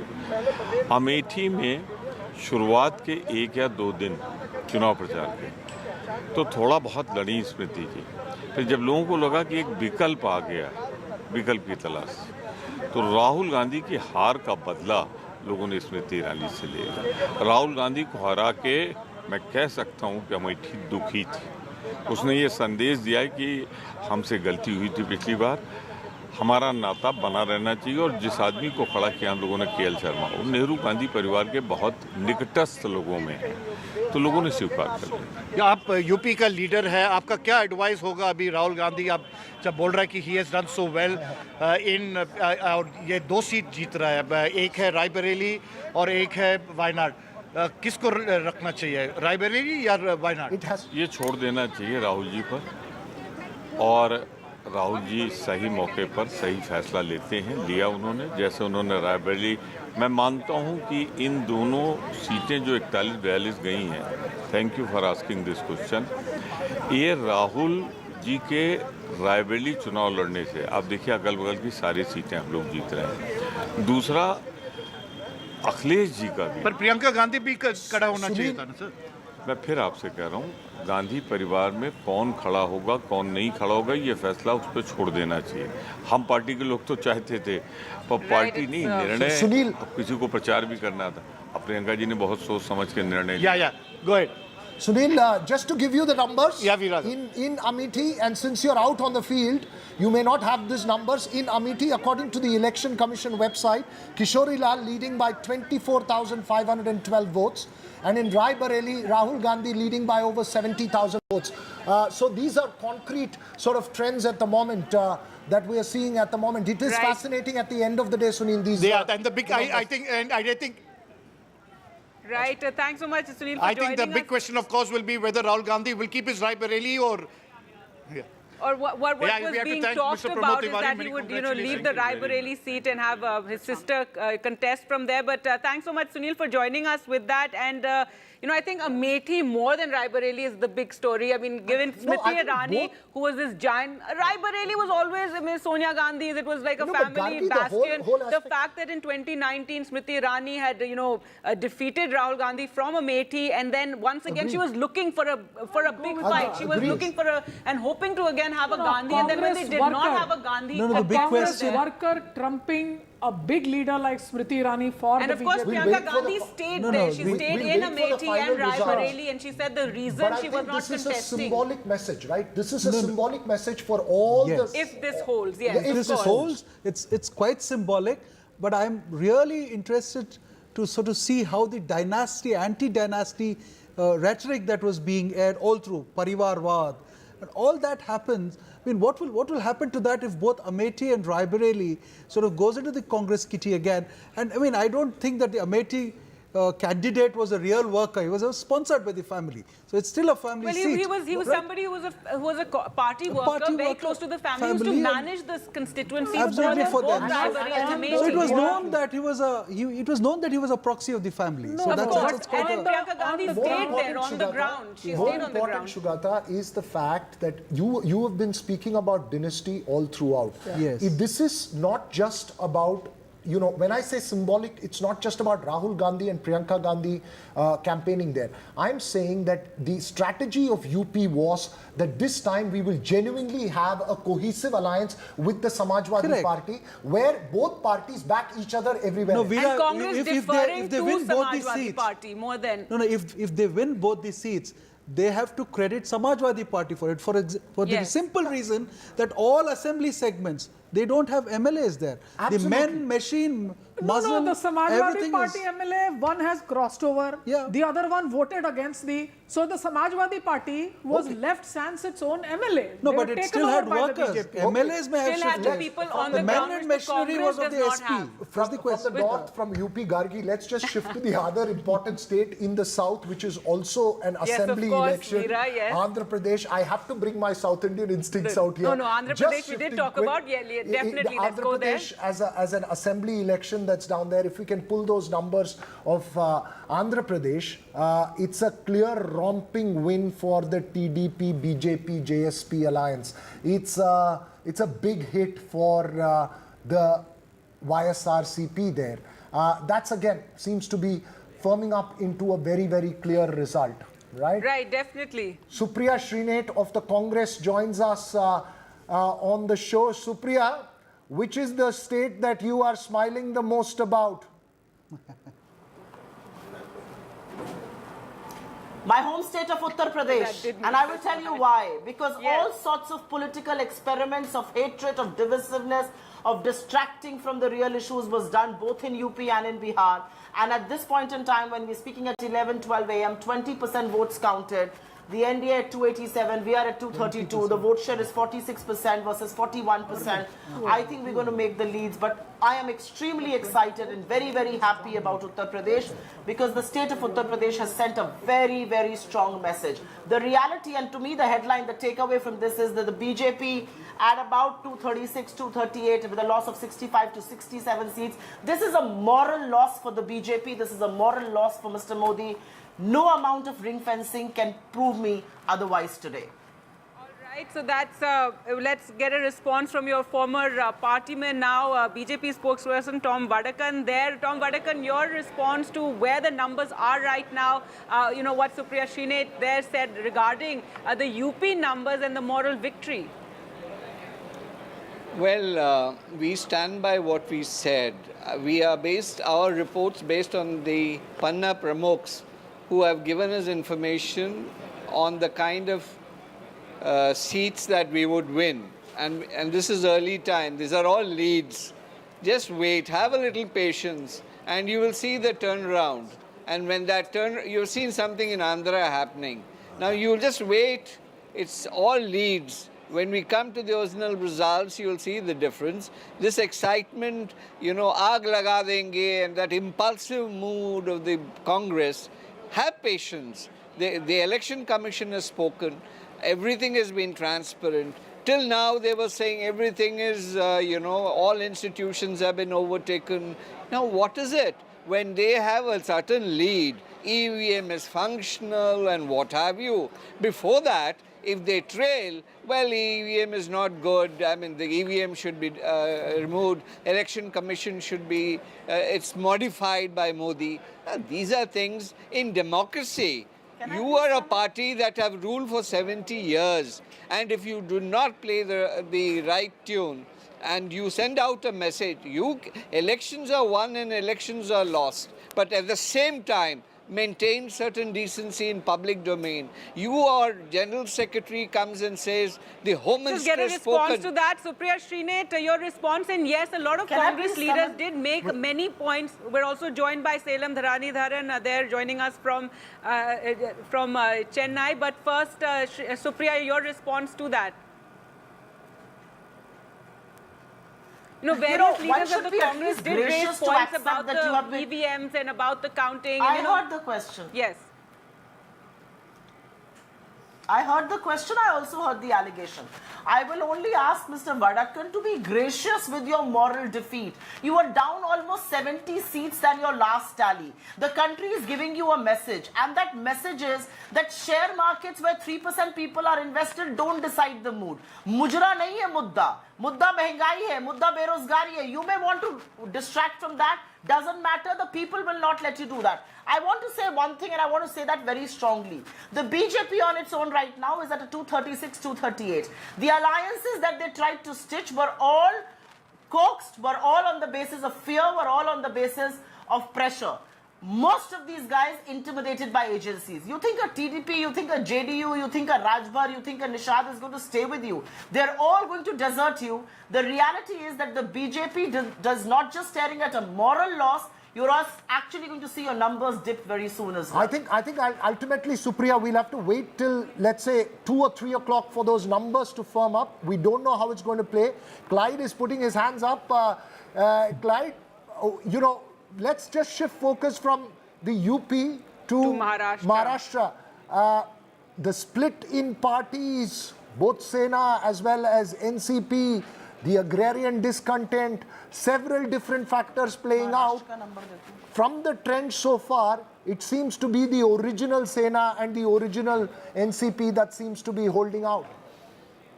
Well, I'm very thankful to you for mentioning original Sena and original NCP, and that's what the truth is.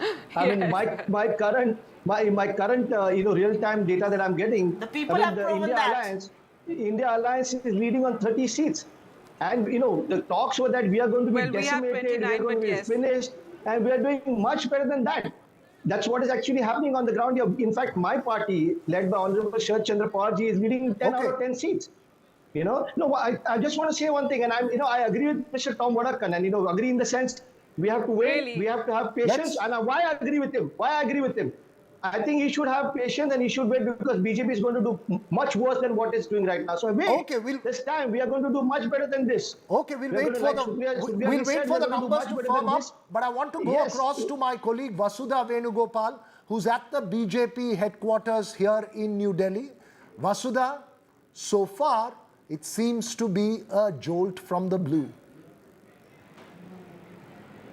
Absolutely, Veera, and that's exactly what the BJP headquarters is also reflecting. Let me tell you, in the morning when I came in, there were like hot puris and halwa being made, and there was a sense of euphoria, there was a sense of celebration, because exit poll numbers were what every spokesperson, every leader here was talking about. But now, let me assure you that those numbers are not being talked about anymore. But clearly, the BJP is also confident that it will reach the majority mark. There is a sense of caution, there is a sense of disappointment, obviously, because UP is showing numbers that seem very bizarre for the party, because when we had Ram Mandir representation, ration, the BJP did think that everything was going in line with what it had thought. UP is the epicenter of Indian politics. Other than that, Maharashtra is also a place where the BJP made a lot of political realignment to suit its interest, and that is where the assembly elections are also going to be held. So if I can just ask my camera person to just show you the mood in the BJP office, the party is still confident of, yes, that was Mr. Khurana saying that it is still confident of forming the government, but clearly there is a sense of disappointment, there's a sense of caution. Every person that I'm speaking with is saying that, wait for some more time, have some patience. We believe in Modi, we trust in Modi, so that Modi magic, that trust in Modi magic is something that people seem to be believing in, at least in the BJP headquarters, but quite despondent from what was expected from the BJP headquarters, at least yesterday, after the exit poll results came out. Right, well, not what the exit polls predicted, but yes, you have Modi coming back for a third term, the way the numbers hold right now, and that in itself is a historic development. It will be to have him come back for a third time, matching Jawaharlal Nehru. I just want to ask Vasudha, what's the buzz amongst the reporters there? Often reporters just tend to plan the rest of their day. Vasudha, what is the buzz amongst reporters there? All of you all talking about? It looks like it's going to be an extremely long day for all of us. Absolutely, it's an extremely long day for all of us, and reporters are only blaming pollsters because there is a contest in many states, but pollsters were in some ways undermining that. But remember, like Gargi also said, Mr. Modi is coming back to power again. That's a sense of confidence that a lot of people, at least in the BJP office, seem to reflect. No, absolutely, and Manisha Priyam here is also very satisfied with what she had predicted and the fact that the pollsters got it wrong, which is something she had also said. But we're also joined by Salem joining us. Salem Dharnitharan there joins us, but in the studios, Gargi, Pradeep Bhatti of the Samajwadi Party joins us. Sir, we are all blaming the pollsters. And sir, you should be looking a little more cheerful. Right? 295, even that seems to be not coming through. Their pollster. We are very close to that, 295. I think once the counting will complete, we'll be close to that. But the real surprise was Uttar Pradesh. PDA, the slogan which we have given, Honorable Akhilesh Yadav has given, has in majority voted for Samajwadi Party and Akhilesh Yadav ji. So BJP cannot fool all the people all the time. So what Uttar Pradesh people of Uttar Pradesh have shown the way to INDA and also to India. So that how we see, and once the entire counting will complete, there will be somewhere around 50 plus 60. A sort of moral victory in a sense, given the kind of claims and allegations that were being made on the ground during rallies, talk of Pakistan's influence, talk of the various Muslim quota and a lot of Muslim bashing that took place. So in a sense, all that doesn't seem to have worked, and now some satisfaction there? I think the level of what kind of language has been used, people of Uttar Pradesh does not like these kind of words which Honorable Prime Minister has delivered or spoken in Uttar Pradesh. Uttar Pradesh is a people were expecting about kind of jobs they were looking, what kind of poll promises made in 2014 and 2019. None of those promises were fulfilled, and really kind of issues which we raised related to paper leaks and unemployment, related to farmers, related to all what we have seen, marginalized class has been going down in terms of their income. So these were the core issues, and we stick to those core issues.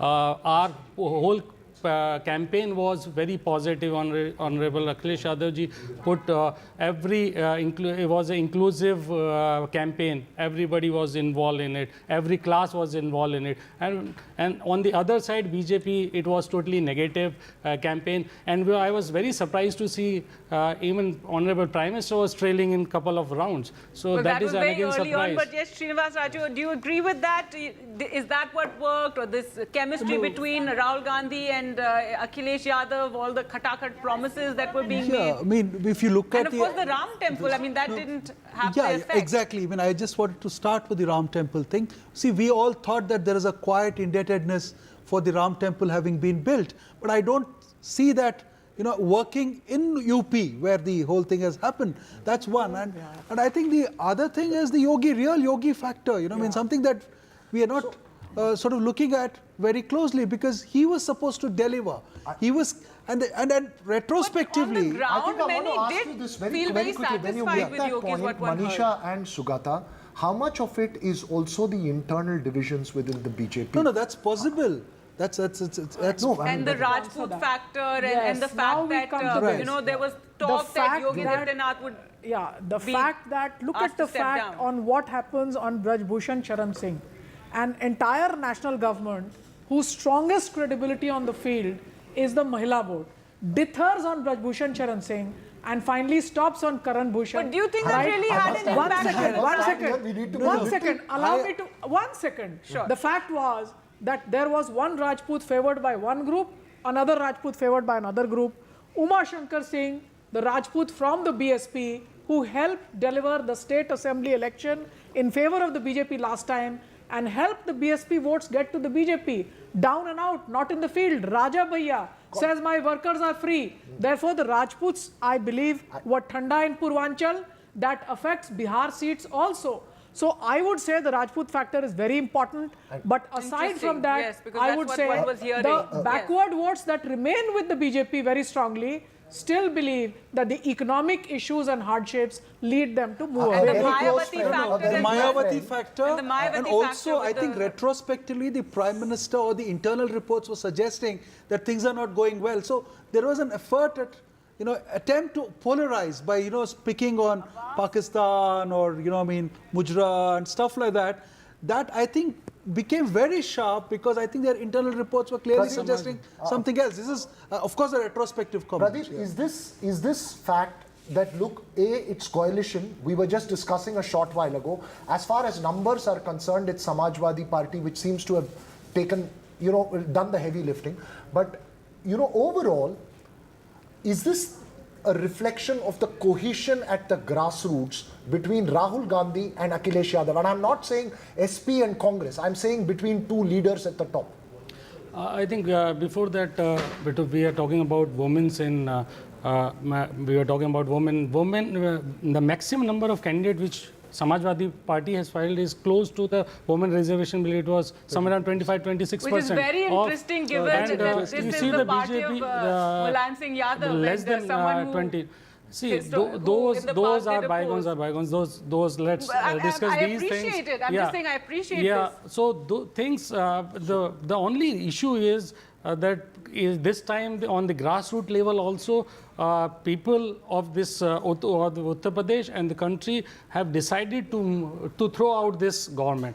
So all the issues which were real issues, BJP was not talking about all those real issues. They were all talking about here they are trying to divert the issues. So that diversion does not work this time. All the issues, core issues were there on the ground, and everybody, including the top leadership and the workers, were in coordination. Let me take a little shift to my home state of Tamil Nadu, and I must tell you, it voted for one thing, Gargi. the ink on my fingers still on. And I voted in the first phase on the 19th of April. It's the power of the ink, and Salem Dharanidharan of the DMK joins us there from Tamil Nadu. Salem Dharanidharan, it's not 39-0 as the DMK expected. There seem to be some losses, but not too many, and the gains seem to be more towards the AIA-DMK. But when the vote share numbers come, is that what you will be keenly watching out for, how the game was played in Tamil Nadu? See, I think before I talk about Tamil Nadu, I just want to say one thing to everyone. I think this election and more so UP has made one message clear. You can build temples. Ram Mandir was built in UP. It's great you build temples, but what people need is jobs. People need improvement in quality of life. People need better health care, and people need better education facilities. And that people have voted decisively. I hope whoever forms the government, I think this is very important now. Going to Tamil Nadu, right? As we have always predicted, BJP was only had a fake social media presence in Tamil Nadu. They never had grassroots presence. This I have reiterated in your channel as well as in many other numerous national channels. Annamalai is actually third. He's fighting for second and third. It's a close fight for second and third. And not even 25. He's not going to. I'm sorry to interrupt you, Salem Dharanidharan. I just want to tell you that we are putting on our screens the vote share data as well. It shows the NDA at 17% vote share. Remember, in Tamil Nadu, a third force has never historically crossed a 10% vote share. And this is the NDA without the AIA-DMK and without the DMDK. So do you believe, I mean, isn't that, I mean, let's leave the euphemism. Yes, you may have had a clear win, but let's not forget the details. Isn't that a worrying sign? Sir, not in 2014, if you remember, BJP was running a third front along with several other parties, and they did garner about 18.5%. They had DMDK then with them. But DMDK is now a gone force. DMDK was a big force then, not now. Now their vote percentage is not more than 1%. And PMK has about 6 to 7% vote share. And also BJP has the other parties of the O Pannirselvam, the former chief minister, and also parties of an actor who is famous in the south of Tamil Nadu, right? So I think that in itself comes to about 10%. So BJP standalone, I do not know if it's more than 7% or 6% in Tamil Nadu. Again, this is national elections and people vote differently for national assembly election. I think this number will reduce in assembly election because in 2014, the third front got 18.5%, and same BJP in 2016 went to less than 2%. Again, pointing out, Salem Dharanidharan, on our screens, as you say, all of that on our screens from Tamil Nadu, the NDA seems to be up in 2 seats, taking an advantage in 2 seats. It's changing rapidly, which means it's a very close fight. And they Let's down hold by our 2 horses seats, still yes. till the end for the analysis, but it's a clear win for the DMK. And celebrations also, you know, we can see those visuals of celebrations. Yes, quickly. Yes, Salem, go ahead.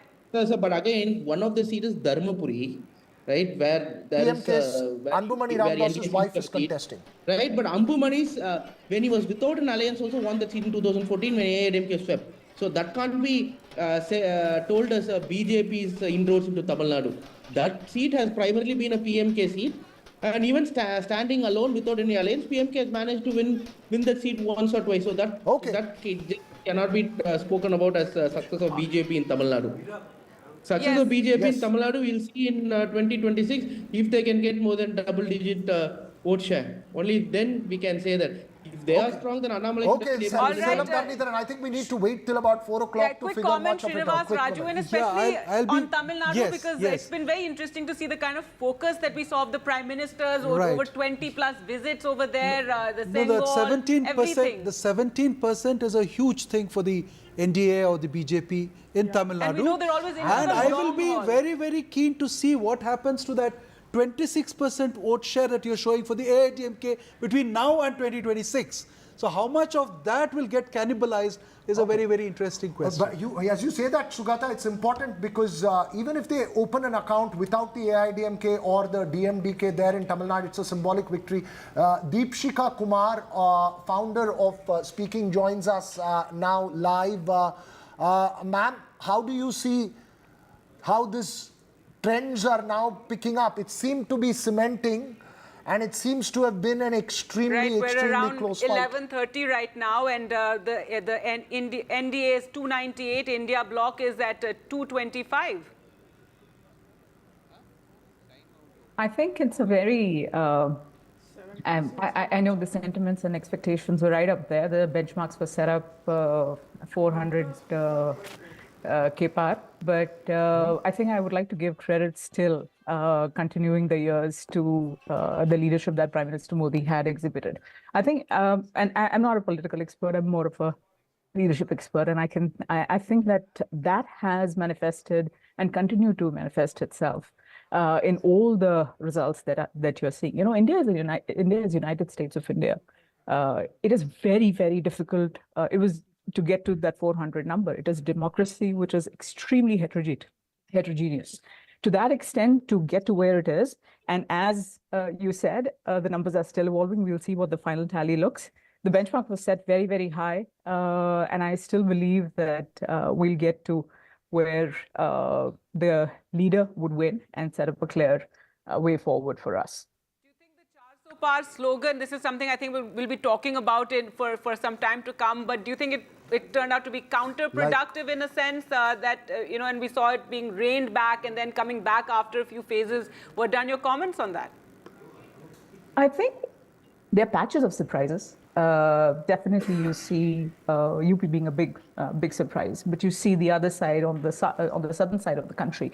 I think that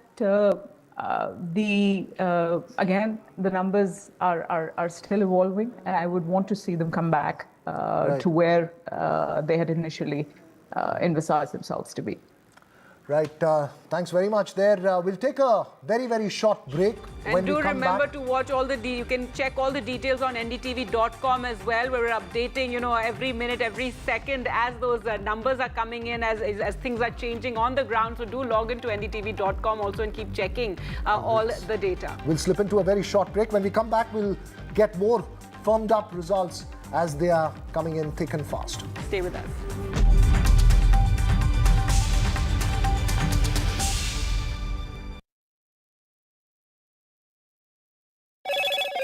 Hello, Moto. Motorola, India's best 5G smartphone brand.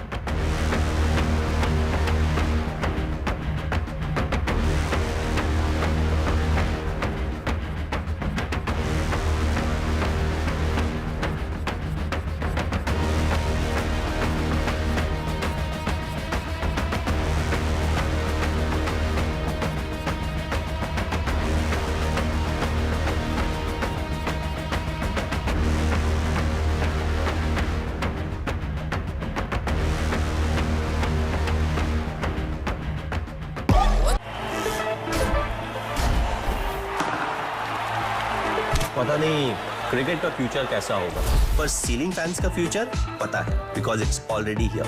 Orient AeroSense with voice command. Alexa, switch on the fan. Orient BLDC fan, the future of fans.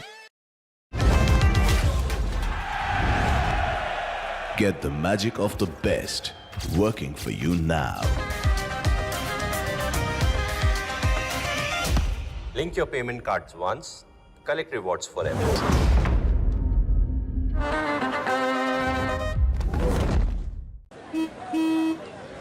चल, हो जा शुरू। केसरिया से मन जोगी हुआ रे, दिल झूमे देखो, पतवारा हुआ रे, दिल झूमे देखो, पतवारा हुआ रे। हर पल मनाओ केसरी त्योहार। विमल, बोलो जुबान Kesari.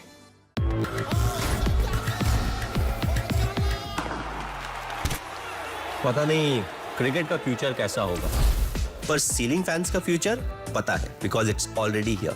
Orient AeroSlim with reverse rotation mode, जो improve करे air circulation. Orient BLDC fan, the future of fans. A parent's favorite question to school kids: result क्या रहा? An investor's favorite question to a startup: result क्या रहा? Every everyone's favorite question on a day of a cricket match. Result kya raha? India loves results, but this counting day, don't just know the result, understand it. Catch India's most important result out on June 4th on NDTV 24/7. Watch Result Kya Raha on NDTV.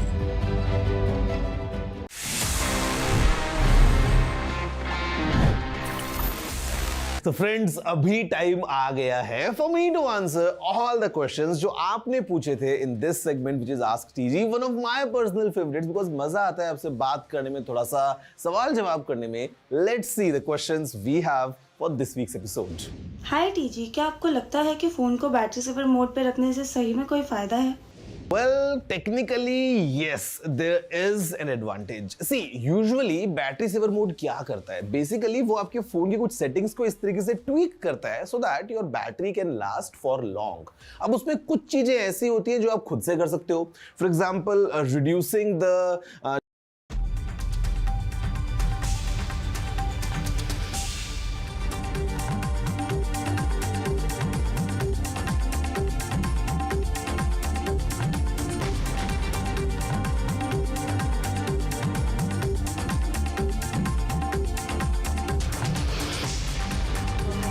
Welcome back. Those numbers flashing on your screens there. NDA at 295 leads INDIA at 229. But the more important number is the one above that. BJP at 239 leads Congress at 96. Let's leave the Congress's number aside. That BJP at 239 is a number that everyone will be watching very, very closely. We have, of course, Amitabh Tiwari joining us here in the studios, and we also have Pawan Verma joining us online. Pawan, what's the sense you're making of the trend so far? It seems a fascinating contest, and it's something that's going to go down to the wire. Many thanks. In my view, let us reserve final judgment for a little, because when things go down to the wire, every last round matters. But having said that, I think some things are very clear. And I had written about it extensively and spoken about it earlier, that somewhere there is a basic gulf between the stock market and the people of India. And the BJP campaign was faltering on 3 or 4 or 5 very major issues, notwithstanding the personal popularity of Mr. Narendra. The first was that the Mandir issue had peaked a little.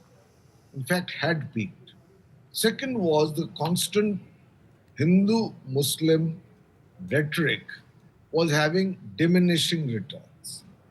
The third was that the elimination of the BJP almost, because even the manifesto is called Modi Ki Guarantee, created a certain alienation in the party itself, including with the RSS cadres. The fourth was that in the BJP list, there are as many as 106 candidates who joined recently from other parties and were given tickets over and above workers of the BJP RSS who have been working for the party loyally for 30, 40 years. So it created resentment, even though some of them may win. The fifth was that perhaps the perception of targeted vendetta against leading politicians was being counterproductive for the BJP. And there were loyalties related to regional leaders and others which were sort of annoyed with this kind of absence of level playing field. The last was, and this is important, the last was that there are very legitimate grievances on the ground, notwithstanding some of the achievements of the Modi government. I mean, unemployment, price rise, inequality, and rural distress. And I think the BJP did not quite address some of its achievements into the manner in which it should have. and the Prime Minister reduced himself to a polarization strategy, right? which And left. Mr. Verma, I'd also like to get your comments on, Bihar. You that's a state, you were active in earlier, and so far it seems the NDA is the, leading there with 32. But Uttar Pradesh is the other one that we've been talking about. That's been very interesting to see how, Samajwadi Party and the Congress combine has worked on the ground and given it its neck and neck. And so your comments on that whole talk of double engine sarkar, not really working now. And the Amethi and Rae Bareli thing. Now, simply said, in Bihar, our survey showed that the BJP, even if it had not gone into an alliance with the JDU, was on its own getting between 32 to 33 seats. Having given 16 seats to the JDU, there was an element of doubt whether the JDU would be able to win its 16 seats, but there was no doubt about the 17 seats that the BJP would win, which it will probably win all. Now, if the JDU riding on the coattails of the BJP gets about 9, 10 out of its, and then you have the other members of the alliance, including the Chirag Paswan, the number has come to roughly the same. So the BJP number has not gone down, but the NDA number has gone down by 6 or 7 because last time they got 39. As far as UP is concerned, the two real shockers in this election, if these trends hold, yes, those health are warnings. UP and West Bengal. Yes. In UP, nobody expected that while there could be some hemorrhaging of the BJP's number of seats, that it would go down so appreciably below 60. Since you mentioned that point, sir, the number on our screens showing BJP down to 240.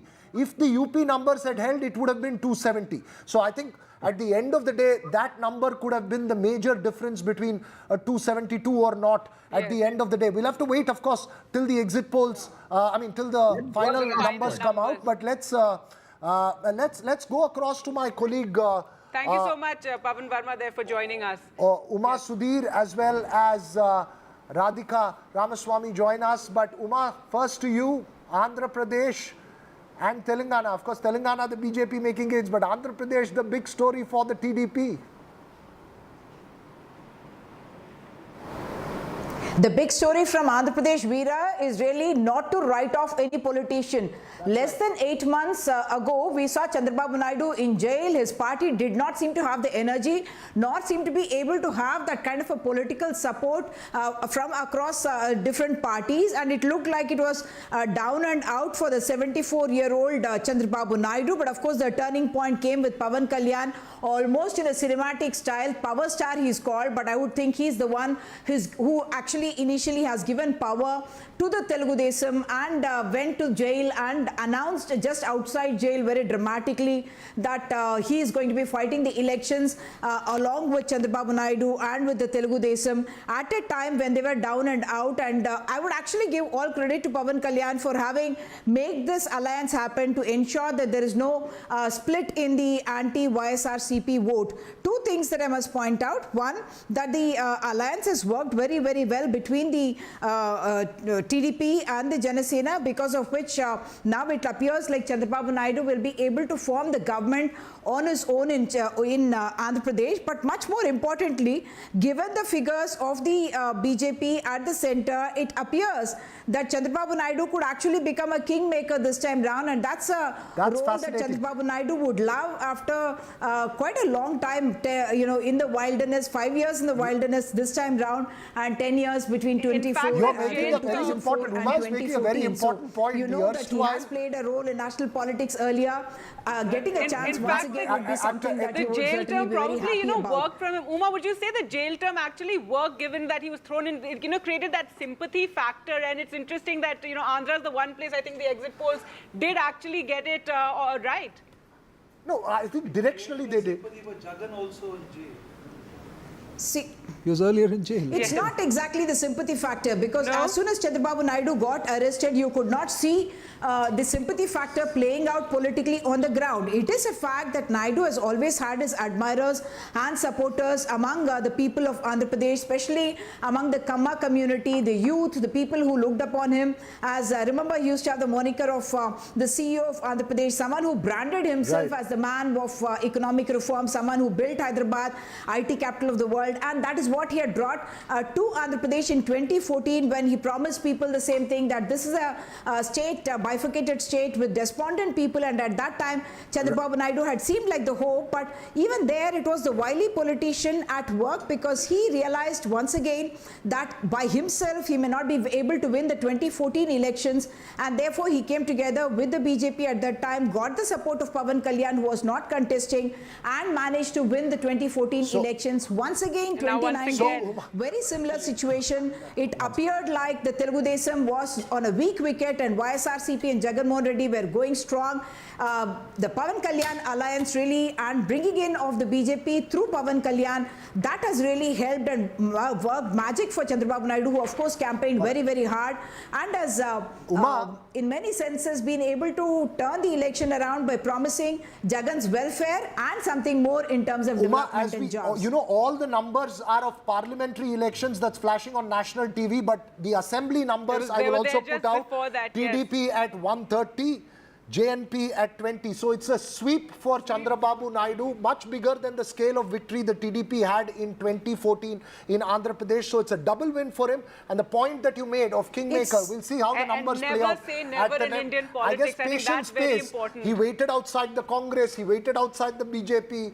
Patience pays ultimately in politics. So he's actually reversed the 2019 figures in that sense, where they got 151 and 23 was the figure in 2019, and now TDP plus has become 152 and more, and Jagan Mohan Reddy's YSRCP seems to be limited to a 23 or less. Yes, that's the picture there. In Telangana, however, it's according to what we would have thought, 8 plus 8, the Congress and the BJP almost doing equally well in a space where the BRS has largely been decimated, at least as far as parliament elections go. We have to cut across Uma to Prakash Javadekar. I'm sorry to interrupt you. Sometimes not again, because BJP... I'm sorry to interrupt Thanks so much for joining us. We'll just, and Radhika, do just wait on. We're just going across to where Prakash Javadekar is without discrimination. Because LDF and UDF do discrimination. Modi doesn't do discrimination. And so 2 crore people are benefited by his welfare scheme out of 3.5 crore. Second, he has built real infrastructure. 6-lane highway, Kasargod to Thiruvananthapuram. People are seeing the progress. And Vande Bharat and many other developments. Simultaneously, all the diaspora of Kerala have also called their families to tell that vote Modi, because of him, our esteem in these countries where we are working has gone up. India's stature has risen, and Modi is the reason. And therefore, they also requested their families to vote for Modi. People have voted with faith, with 10 years, because in 2019, in Kerala... Sunil Prabhu there at the Congress office, who has Salman Khurshid with him. Over to you, Sunil. Over to you. Thanks, Viragav. Here I have with me somebody who's Uttar Pradesh has been the biggest surprise today in, in terms of everybody's got it wrong. So, well, everybody's got it wrong because you can do Uttar Pradesh without me. This has become apparent because I didn't fight that election, but I went and I campaigned for people, and I hope that wherever I campaigned and whatever I saw will turn out to be true today when the results finally come in. But yes, it's a very pleasant surprise. It's a wonderful feeling. It's the beginning of an important chapter in the political life of Uttar Pradesh, and I hope that we can take it up forward. The big question, of course, is now, because you were, you along with the other committees in this terms of alliances, forging the India alliance, you all are still short. Are you ready to open up now to your old architect, Nitish Kumar, or for that matter, Chandrababu Naidu? That wasn't my mandate. My mandate was to bring people into an alliance. And once we brought them into alliance and elections began, then our mandate expired. Now, trying to bring people back into the Congress fold or into the India fold will depend upon who has the mandate to go out and do it. For each such task, you need special expertise, and they may well be people who have the expertise to go out and reach out to people who are neither committed to the BJP in one way or the other, nor beholden to the BJP in any form.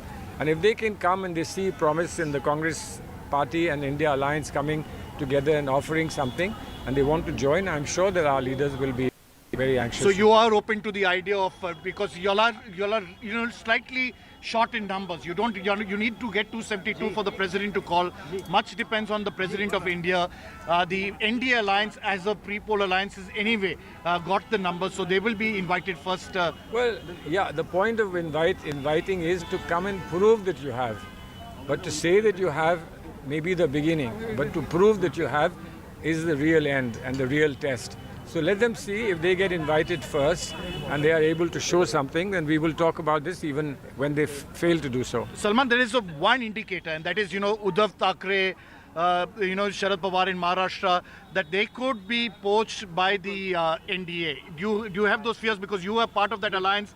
Do you feel that is a possibility? I don't know if NDA leaders are fond of poached eggs, but I hope not. I hope not.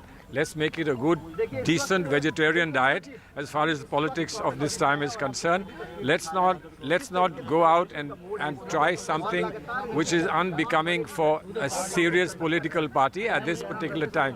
When the elections have gone off so well, when everybody is happy with the results, etc., in one way or the other, let's see what is the natural thing for people to do. Let's not speculate, let's not push anyone, let's not provoke anyone. Let's see what happens.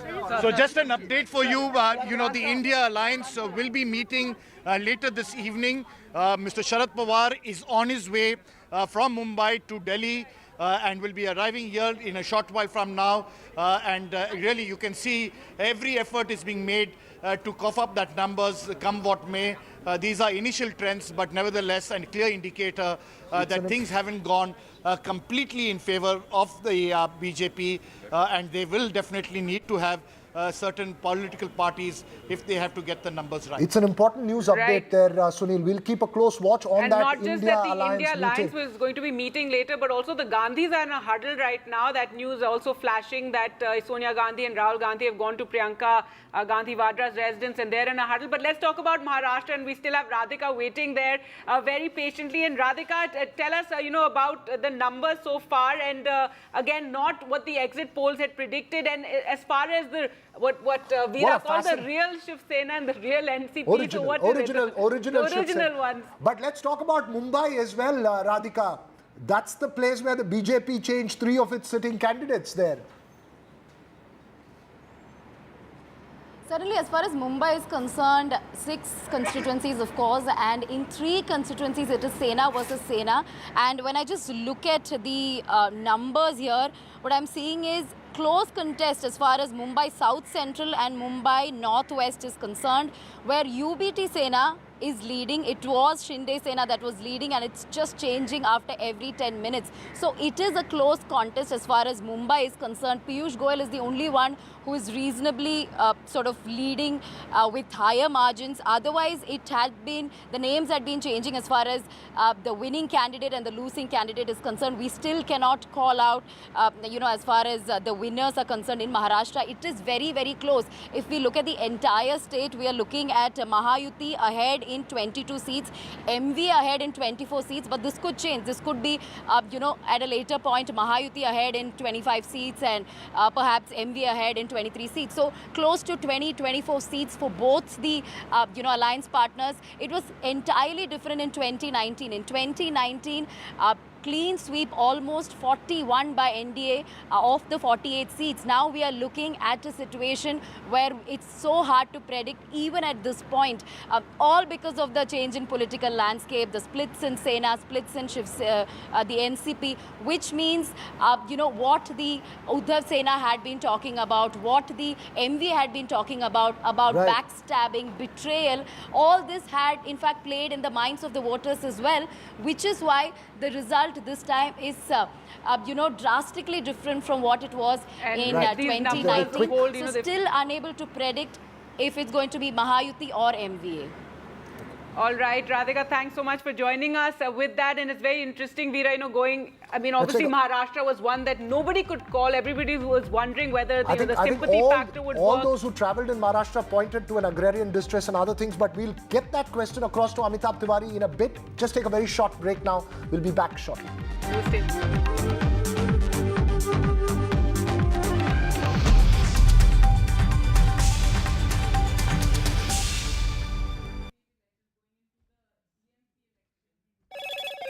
Hello, Moto. Motorola, India's best 5G smartphone brand.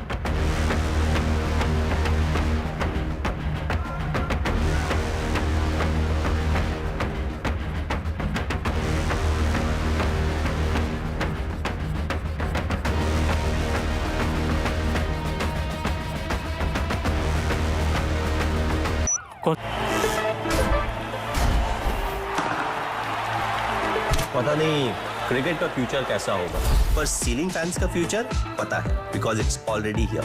Orient AeroSense with voice command. Alexa, switch on the fan. Orient BLDC fan, the future of fans. Get the magic of the best working for you now. Link your payment cards once, collect rewards forever.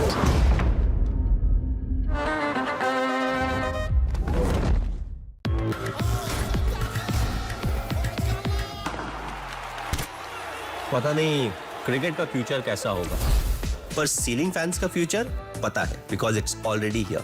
Orient AeroSlim with reverse rotation mode, जो improve करे air circulation. Orient BLDC fan, the future of fans. Stay informed and entertained with the new and updated NDTV News app. You can watch all our channels live, listen to podcasts, read breaking and exclusive news from around the world and more. Download the NDTV app today and get access to the best journalism and storytelling on your smartphone or tablet. The NDTV app. News that matters to you. Stay informed and entertained with the new and updated NDTV News app. You can watch all our channels live, listen to podcasts, read breaking and exclusive news from around the world and more.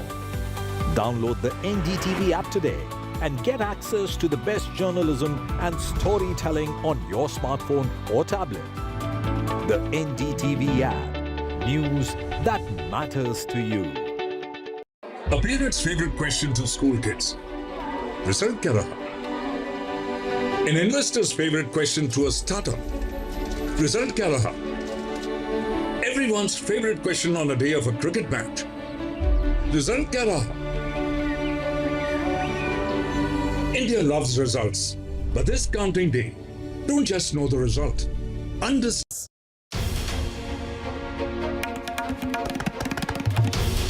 This is NDTV, and you're watching NDTV 24/7.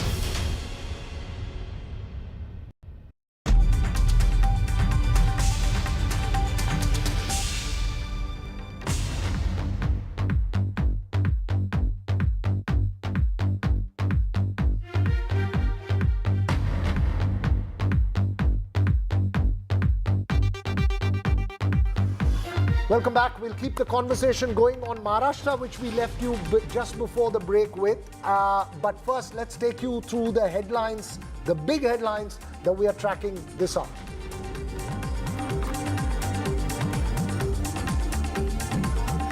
Well, the India bloc has defied the exit poll predictions. The NDA below the 300 mark. The India bloc, though, maintaining a steady gap. The first results are in. The CPM has won the Alathur seat in Kerala. The Gandhis, meanwhile, are holding a meeting in the national capital. The health warning, though, at this point is that it is only still noon. India bloc defies the poll predictions, as we just mentioned. The return of the regional parties lead show a rise for them, especially in the state of Uttar Pradesh, where the Samajwadi Party seems to be taking the fight on to the BJP, the TMC holding its own, as well as the DMK.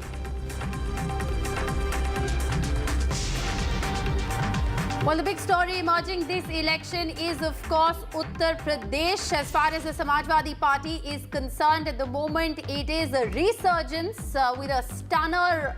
As far as Uttar Pradesh is concerned, Akhilesh Yadav currently the third largest party.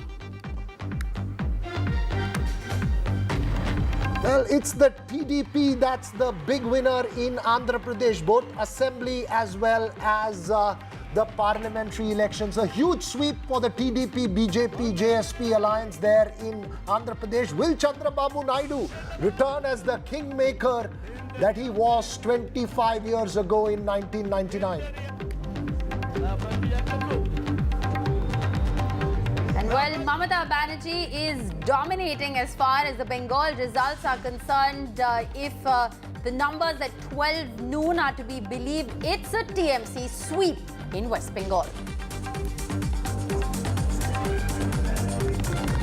The markets slide over 5% on the back of the trends so far. Experts say Dalal Street faces selling pressure as NDA is underperforming.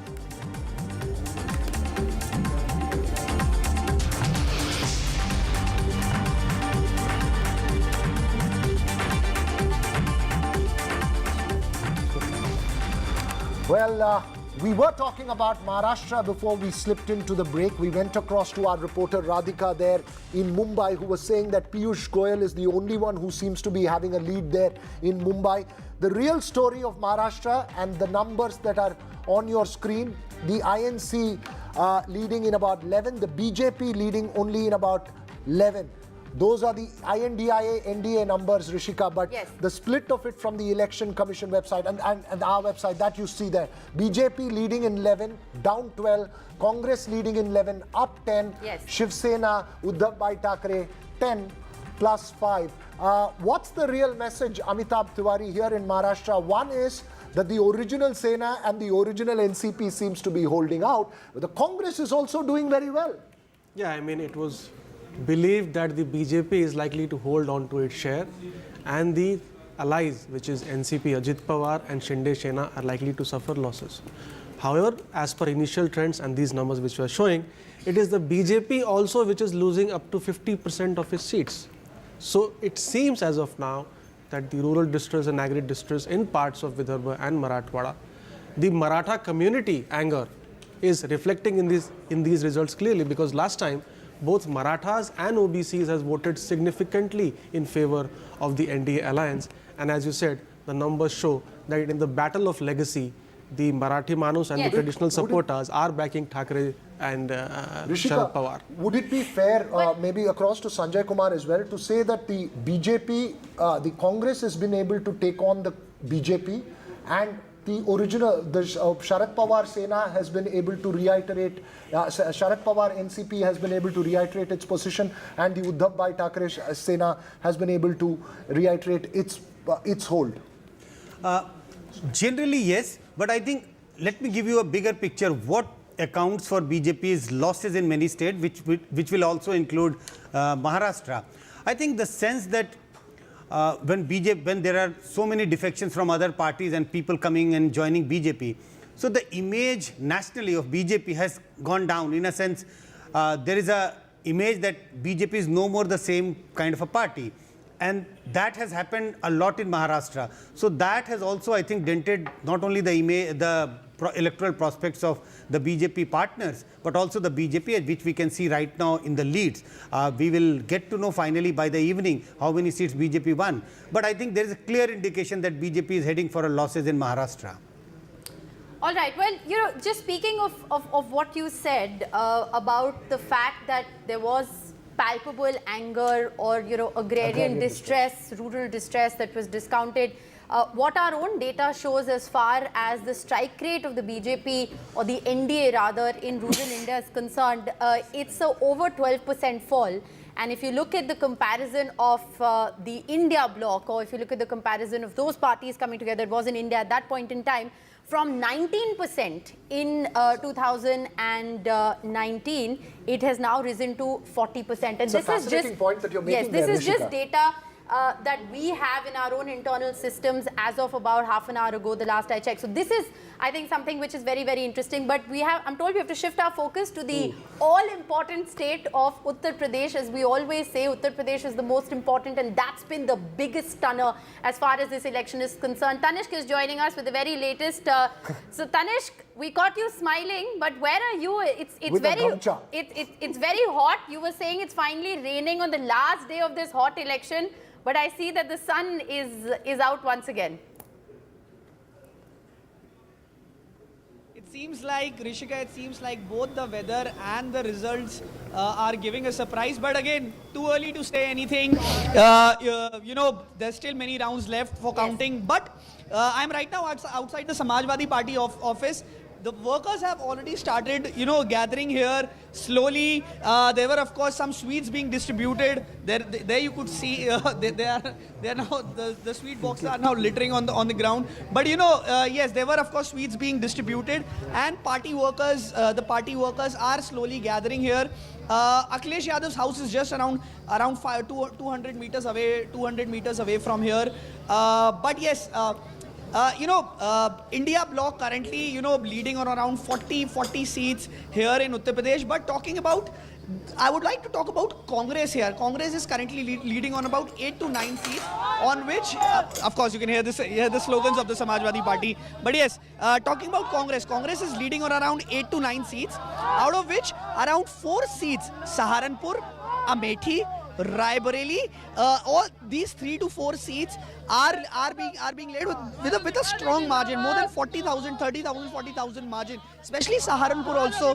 Rae Bareli, of course, it is Rahul Gandhi. In Amethi, it is KL Sharma. All these seats, and one more seat, of course, Barabanki, where PL Punya's son Tanuj Punya is contesting elections. So, of course, there is a very high possibility that Congress could increase its tally this time in Uttar Pradesh, whereas in 2019 it was able to get only 1 Lok Sabha seat. There is a hope for Congress in Uttar Pradesh that it could increase its tally here in UP, with, of course, in alliance with the Samajwadi Party. But yes, you know, if these trends, you know, transfer into results, it could be the UP could be the story of the day, because no one would have actually predicted that the India bloc could get these many seats here in Uttar Pradesh. The exit polls predicted around 68 seats for the Samajwadi Party. Yes. Okay, you make that point. You're smartly dressed at the moment in blue. You may have to change to red. Now that you're at the Samajwadi Party, you've got the red mic with you. We could see all the action going out. But important point that you made there about Amethi and Rae Bareli. Neerja also joins us in the studio here. Very quickly, Neerja, when we see that number on the screen, I'll have to go across to Lavanya Balal and Tuhin Sinha as well. But when you see that number on the screen, quickly, 241 for the BJP, down 62. It's early trends still. I mean, we'll wait for them to firm up in terms of final number. But is UP making the difference potentially at the end of the day between a 272 or not? Absolutely. UP has overturned this election. And nobody, not even the Samajwadi Party, senior leaders expected this kind of a tally. And I think the experiment that they did of widening the social base from beyond MY Muslim Yadav to bringing in smaller OBCs, which has worked because they gave them many tickets. And remember, the Dalits for the first time are believed to have voted for the Samajwadi Party. They gave Dalit tickets, and I think this 400 par has turned out to be counterproductive, because it fueled the fear in the Dalits that Arakshan might go, the reservation may be taken away from them. So they have obviously in Maharashtra also, it's become a combination of Maratha, Muslim and Mahar, the Dalit. That is an old winning combination of the Congress party. And I think also here, also in Bihar, I think Tejasvi has done well with a similar kind of realignment of forces. Ultimately, Rishika, it does look like a victory of the INDIA alliance and its cohesion at the grassroots. the fact that they were Cohesion able and to- social base of that they are now Look at the numbers crafting. of the Samajwadi Party at the moment, Veera. It's 36. That's They're right. leading No, at look, the 36. point They're is- the third largest party. No, last hour we were just discussing, this is, I mean, is this cohesion between two parties or is it cohesion between the two leaders? No, I think it's more than that. Or is it a vote against the BJP? I think that's, Yeah, I think that's a very an important important point. question that we need to look at. No, these questions have been was being discussed, that when the two parties form an alliance, how much transfer of vote will take place. And I think I have said it a couple of times that this is an election which people are fighting. So there's no question of vote not getting transferred. In other elections, we see, degree of transfer, 88, But the 70%. fact that this vote, this election was fought on Ram and Ration. It was not fought on Neither has Ram. Ram worked nor has Ration. I'm sorry, No. Rishika, we As far just- as UP is since you concerned. No, mentioned, not at all. BJP tried to fight this election on Ram, but it didn't turn into an election on Ram Mandir. Exactly. Okay, Yeah. so you're saying that, let's go across to the KC Tyagi of the JDU joins us as well. As I mentioned earlier, Lavanya Balal, Jain of the Congress, as well as Tuhin Sinha of the BJP. But Mr. Tyagi, Bihar, JDU seems to be holding out. Yes. मैं अपनी दोस्त निर्जा चौधरी के statement को correct करना चाहता हूं। बिहार में तेजस्वी यादव का कोई करिश्मा नहीं है। सिर्फ 5 सीटों पे अभी तक the moment we are talking to you उनकी लीड है और 35 सीटों पर एनडीए गठबंधन लीड कर रहा है, जिसमें नीतीश कुमार जिसको आप रिजेक्ट कर चुके थे, जिसको आप आउट कर चुके थे, जिसको निर्जा जी भी कह चुकी थी रिटर्न ऑफ है, वो 16 में से 15 सीटों पर लीड कर रहे हैं। और ये व्यक्ति नहीं है, ये विचार है जो कर्पूरी ठाकुर तक मेरी दोस्त निर्जा जानती हैं, जिन्होंने महिलाओं के एम्पावरमेंट के लिए वहाँ की पुलिस में 35% महिलाएं हैं, जो देश में कहीं भी नहीं है। कोई लड़की नहीं है जो पढ़ना चाहते जिस पे साइकिल नहीं है। और जो मुंगेरी लाल कमीशन था 1978 में, जो कर्पूरी ठाकुर ने इम्प्लीमेंट किया था कि पिछड़ों में जो अति पिछड़े हैं उनका एम्पावरमेंट होना चाहिए। जातिगत जनगणना जो हुई है उसमें 36% आबादी, जिसको दिल्ली में बैठे लोग जातिवादी संस्करण बताते हैं, उनकी संख्या आई है। तो नीतीश कुमार पॉलिटिकली विंडिकेट हुआ है। उसको लेकर के मीडिया में, पॉलिटिकल लीडर्स में किस तरह की विस्परिंग और किस तरह की गंदगी, मैं आप लोगों से पूछना चाहता हूं, कौन ऐसी पार्टी है जिसने अलाई नहीं बदले? Name one. नीतीश कुमार बदले पलटू राम, अब बड़ी बड़ी पार्टियां बदलें तो आदर्शवादी। तो ये जो आपके ये जो थे आपके ऑब्जर्वेशन सब गलत साबित हुए। आज जेडीयू एनडीए गठबंधन की नंबर 2 की पार्टी है जो 15 सीटों पर लीड कर रही है और कोई हमारे स्टैंड में चेंज नहीं है। पूरे चुनाव में नीतीश कुमार जी कहते रहे कि हम एनडीए में हैं और एनडीए में रहेंगे। यही मेरा अगला सवाल होने वाला था। लिहाजा एक तो जो आप ये मेरा अगला सवाल होने वाला था, अब आपने आंसर कर दिया। लीजा जी आपसे एक और सवाल पूछना मैं चाहती हूँ। केसी त्यागी जी से दो सवाल पूछना चाहती हूँ, मैं पूछ लूँ क्या? मैं अभी सोच रही थी त्यागी जी कि मान लीजिए अगर नीतीश कुमार इंडिया की साइड में होते तो क्या बिहार का आज परिणाम जिस तरह से हम देख रहे हैं क्या बहुत अलग होता और क्या इंडिया सरकार बनाने की स्थिति में हो सकती थी? सवाल नंबर 1। दूसरा सवाल है, ये बहुत नीतीश कुमार और बहुत रूमर था कि नीतीश कुमार जी प्रधानमंत्री से मिले और क्या वो दिल्ली लाए जाएंगे कैबिनेट मिनिस्टर बना के और कोई और भाजपा का चीफ मिनिस्टर रहेगा बिहार में? निर्जा जी आपने अच्छा किया ये सवाल छेड़ दिया।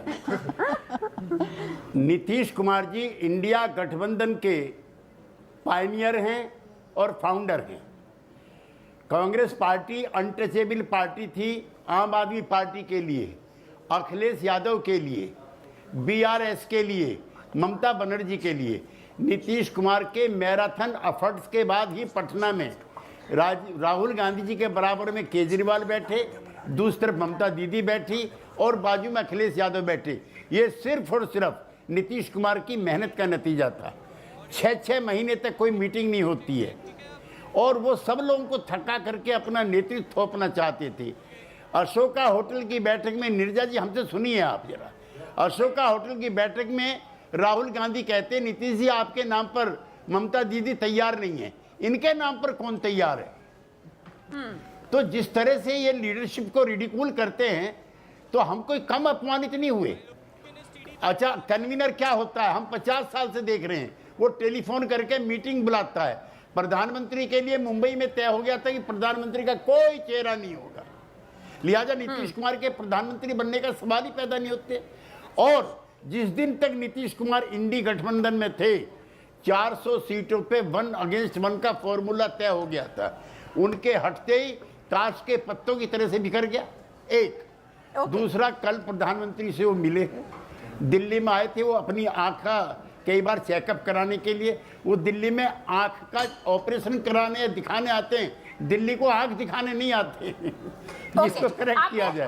आपने बहुत इंटरेस्टिंग बातें बोली है, लेकिन जनता के one second. I want to just introduce Lavanya Balal of the Congress with us, Akshay Marathe of the Aam Aadmi Party, and Tuhin Sinha of the BJP. We also have Deven Choksi with us to get us a sense of what's happening in the market. So, you know, we're going to come right back to you in a moment. Quickly, one question, Rishika, if you can put that across to Mr. Tyagi.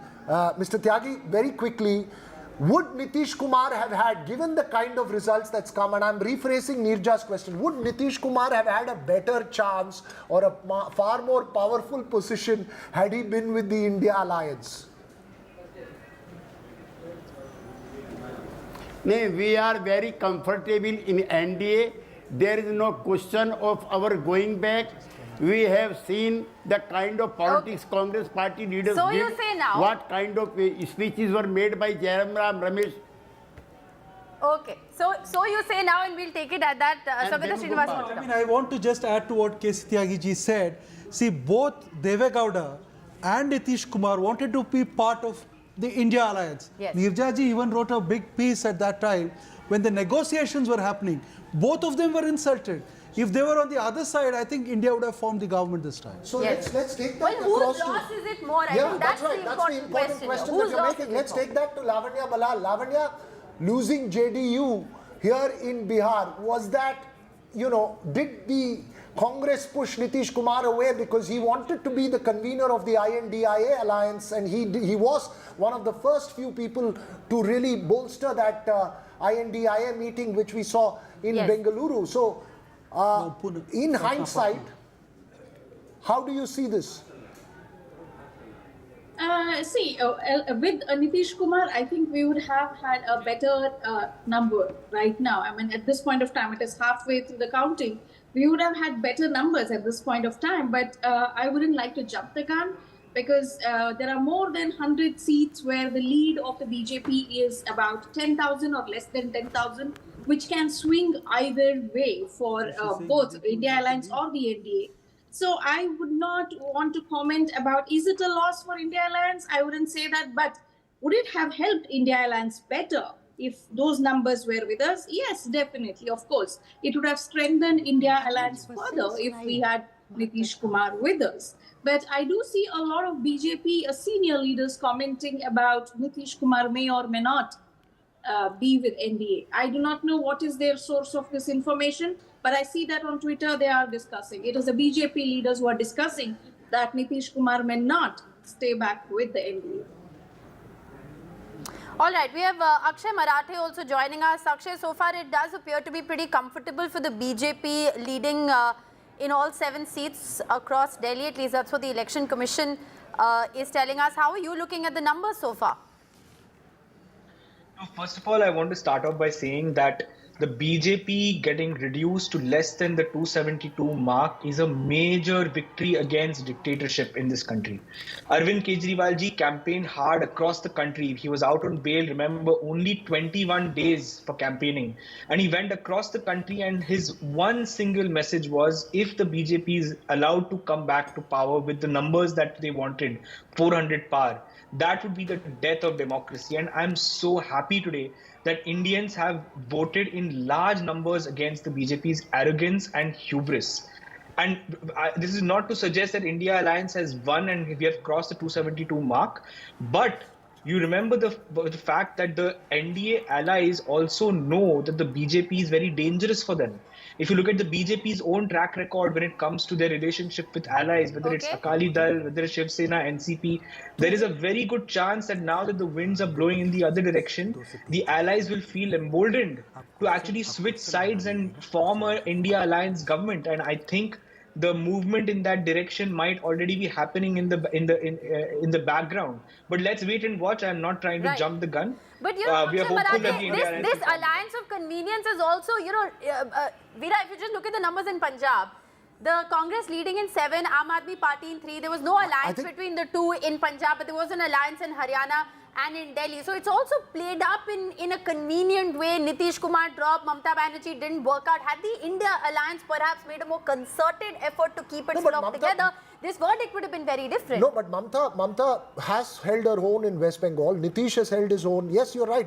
They had more allies. Their numbers could be more. But Tuhin, at the moment when you see these numbers, what's the big worry? Is it the NDA number at 293 or is it the BJP number at 238, down 65? What's the big worry for the BJP at the moment? Still about 2-3 hours to go before the final numbers emerge. Definitely these numbers are not in sync with what the exit polls had projected just 3 days ago. So I think, the exit polls also probably got it wrong. It is not in sync with our Sankalp or 400 seats. But having said that, I don't see any problem in the BJP forming a very comfortable majority. In fact, by the time the counting is completed, BJP will be in the vicinity of 272 seats. So I don't think there is any issue at all. But yes, I mean, UP is a surprise. We continue to sweep Madhya Pradesh. We continue to sweep Gujarat. The results in Bihar seem to be phenomenal. In fact, we are breaking new geographical ground in Odisha, where we seem to be getting 17 seats. So I don't, I mean, in sports, there is a term called the law of averages. The law of averages sometimes catch up with you, but I don't see it having any impact on the future government, which will be a BJP government. The only state that seems to be bringing smiles for the BJP is Odisha. The rest of it seems to have been big trouble, whether it's Maharashtra or Uttar Pradesh, even Rajasthan, all seems to be big trouble for the BJP. Lavanya, in your own home state of Karnataka, the Congress seems to be holding up to what, 10, 11 seats at the moment? Yeah. We always said we will get double digits. 2019 we were reduced to 1 seat in Karnataka, which was really surprising and really hurtful for us. But this time we are reaching double digits, and that's what we were hoping for. We were looking around 14 seats was our expectation. So if we reach around 12 also, it's a great improvement for us. But a 20 would have been great. Of course, it is our desire to be a 20, but we are not reaching 20. I don't think so. But I would like to reiterate, India bloc still has a great chance because overall in more than 100 seats, the BJP is leading with less than 10,000 votes, and that can swing any way for India alliance. So I would not want to jump the gun. I would still like to wait till about 4 or 5 p.m. in the evening. None of us want to jump the gun. We will wait till the end because this seems to be an election that's going to go down the wire, and we're going to be busy, Rishika, till late in the evening. I believe we can go across to Mr. Nagendra Mohan Krishna of the BJP at the moment. Sir, the trends at the moment, the way you see it on television screens, what's your big worry or what's your sense? Veer Raghav, there is no sense of worry or anything. We are confident that we are forming the government for the 3rd term. That you are missing, and everybody is talking about BJP's downfall from 272 to 238, 240, just as you rightly said seconds before. All right, so that you may have to wait till interrupt you. We have Anurag Thakur who's speaking. Let's just listen and we'll come right back to you. अब में काफ़ी gap है और कुल मिला के जो हमारा एनडीए गठबंधन है उसको भारी बढ़त बाकियों से बनाई हुई और आगे भी बनी रहेगी। अनुराग जी, लगातार 5वीं जीत की तरफ बढ़ रहे हैं तो जिम्मेदारी और बढ़ गई आपकी। मैं जनता का आभारी हूं जिन्होंने 5वीं बार हमीरपुर संसदीय क्षेत्र से अब तक भारी बढ़त दिलाई है। आदरणीय प्रधानमंत्री नरेंद्र मोदी जी ने, आदरणीय राष्ट्रीय अध्यक्ष जगत प्रकाश नड्डा जी ने, आदरणीय गृह मंत्री अमित भाई ने, सभी पार्टी के वरिष्ठ नेताओं ने बहुत विश्वास हर बार व्यक्त किया और मुझे पूर्ण आशा है कि उनकी उम्मीदों पर हम लोग खरा उतरे भी हैं। रिजल्ट हिमाचल प्रदेश का और हमीरपुर संसदीय क्षेत्र का भारतीय जनता पार्टी के पक्ष में है और देश में भी भारतीय जनता पार्टी एनडीए की सरकार बनेगी। Right. That was Anurag Tiwari there. Anurag Thakur yes. there, sending out his message. Mr. Nagendra Mohan. He's Krishna. leading from Hamirpur quite comfortably. But interesting, just sorry to interrupt you there, but Kangana is also leading from Mandi. She's been leading, I think, from the very beginning. Vikram Aditya of the Congress trailing, and Anand Sharma is also trailing. So I think it's advantage to the BJP as far as Haryana.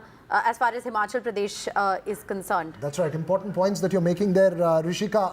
Mr. Krishna, I mean, going back to the question that I asked you, what's your bigger worry? The number of the BJP on the screen right now is 238. NDA is at 293, well past 272, but BJP at 238. Which is your bigger worry? Veerraghav, I am smiling. We are coming back to the power for the third term. What more you require? People across the country, they have faith in BJP more than the Indi alliance, what they have made. They have given guarantees to the people.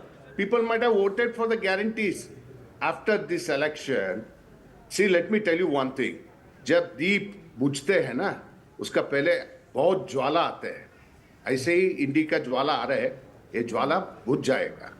ये ज्वाला बुझ जाएगा. In Karnataka, we have showed it. They gave the guarantees. So they made all kind of, they utilized the machineries. He's making a very important point. Mr. Krishna, so the point you're making is something very important. You are saying at the end of the day, it will be an NDA government led by Prime Minister Modi. Absolutely. There is no doubt. People have voted for Mr. Modi and BJP. And as Nirja was saying, I oppose her statement very much. Dalits are with BJP. If you see Uttar Pradesh election results also, after 3:30, 4 o'clock, you will come to know exactly. We will be crossing the maximum numbers than the India Alliance. I'm very confident. I've spoken to the people there also. And coming back to Maharashtra, yes, it was a new phenomena and still lot many rounds of counting has to take place in Maharashtra also. And we were talking about Bihar, see, across the country. And let me make a very simple and great point today. All the parties were talking. This is a North Indian party. And South India we have not dented. Today we are leading in Kerala. We are leading in Telangana. We are forming a government forming a government in Andhra Pradesh, and we are leading in Andhra Pradesh, in Karnataka, and Tamil Nadu also we are opening account. What more you require? What about West Bengal? The Prime Minister, in one of his last interviews to news agency ANI, said West Bengal is going to be the biggest success story of the BJP. There was a bitter war after the exit polls with the TMC calling for poll strategists and pollsters to apologize, saying that it's wrong. But it does appear at this moment that it's a TMC sweep in West Bengal. Do you look at that as a setback? Look, in certain pockets, our leadership has got great confidence. You cannot deny the confidence. But still, we have fought. We have made the vacuum of the CPM, and BJP has come to the second place there. And we are confident there also. The kind of atrocities done by the TMC, people have realized today. They might have voted now and they will realize tomorrow. And you can see BJP blooming in West Bengal also. Why you are not talking about Odisha then? Odisha, we are blooming very well in the East. We are blooming very well in East. Odisha is an important state. Odisha is an important state, both assembly as well as parliament. It's an extremely important state, significant for the BJP. Thanks very much, sir. We will perhaps connect with you again at 4 o'clock to find out what the final numbers, when the final numbers are, and how it plays out. I'll be very happy, Veer Raghav. And Uttar Pradesh, we are going to do well. Okay, And the Uttar final Pradesh, tally, it you seems can very see difficult now. that we will be crossing and we will be smiling too well. All right, we'll see at 4 o'clock, sir. But for the moment, let's go across to a man who's already started smiling there, Rishika, in Andhra Pradesh, in Vijayawada. It's Kingmaker. all yellow, yellow, yellow there. Telugu Desam Party, Chandrababu Naidu has proven that patience pays. He waited, perseverance, and he seems to have swept that state. My colleague Aishwarya joins us from outside the TDP office in Vijayawada. What's the mood there?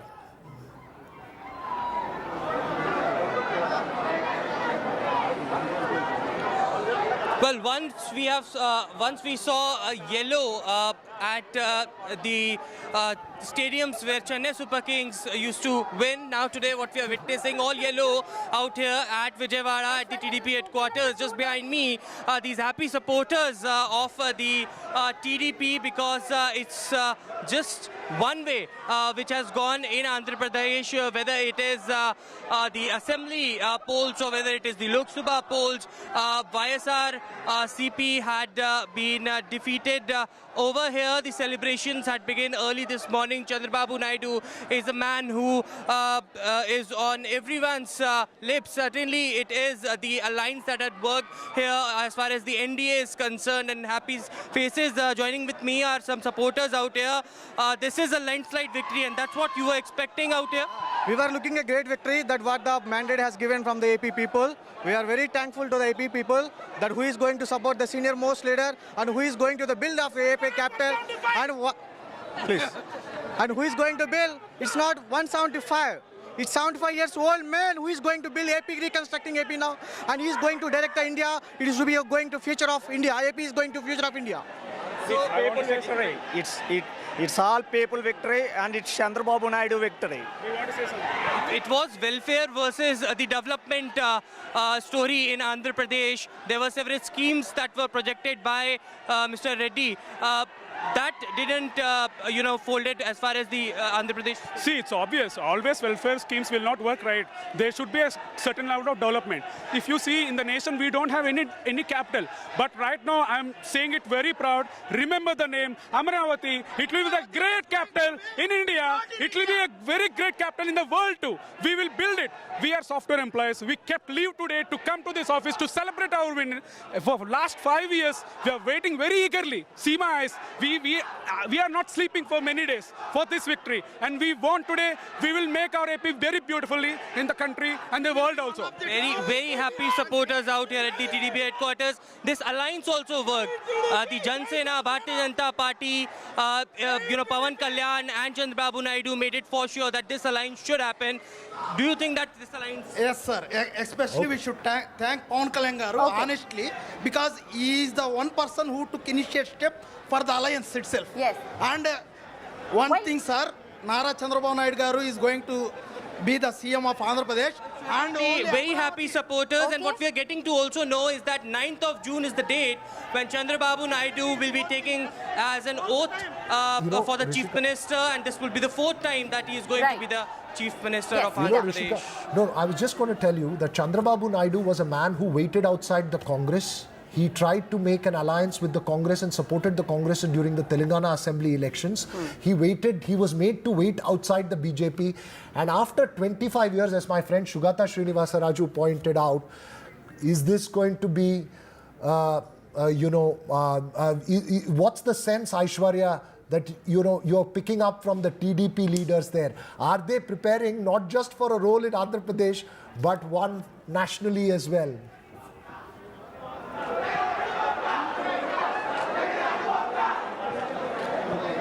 Well, certainly the supporters out here are very enthusiastic as far as the leaders are concerned. We spoke to them who were coming early in the morning at Chandrababu Naidu's residence. They were saying that it is not going to stop just in Andhra Pradesh, but they will be going to expand it, and therefore the reason perhaps the alliance of Bharatiya Janata Party and Jan Sena came together as they were looking for a larger picture working under the leadership of Prime Minister. Remember, it was such words that were used by Chandrababu Naidu against Jagan Reddy as dictatorship and all. But on the other side, it is Chandrababu Naidu who also spoke that it is Prime Minister Narendra Modi who is working for the development of this country, and it is the need of an hour that Andhra Pradesh also needs similar kind of development as far as the entire country is witnessing, and therefore the reason perhaps this alliance got possible.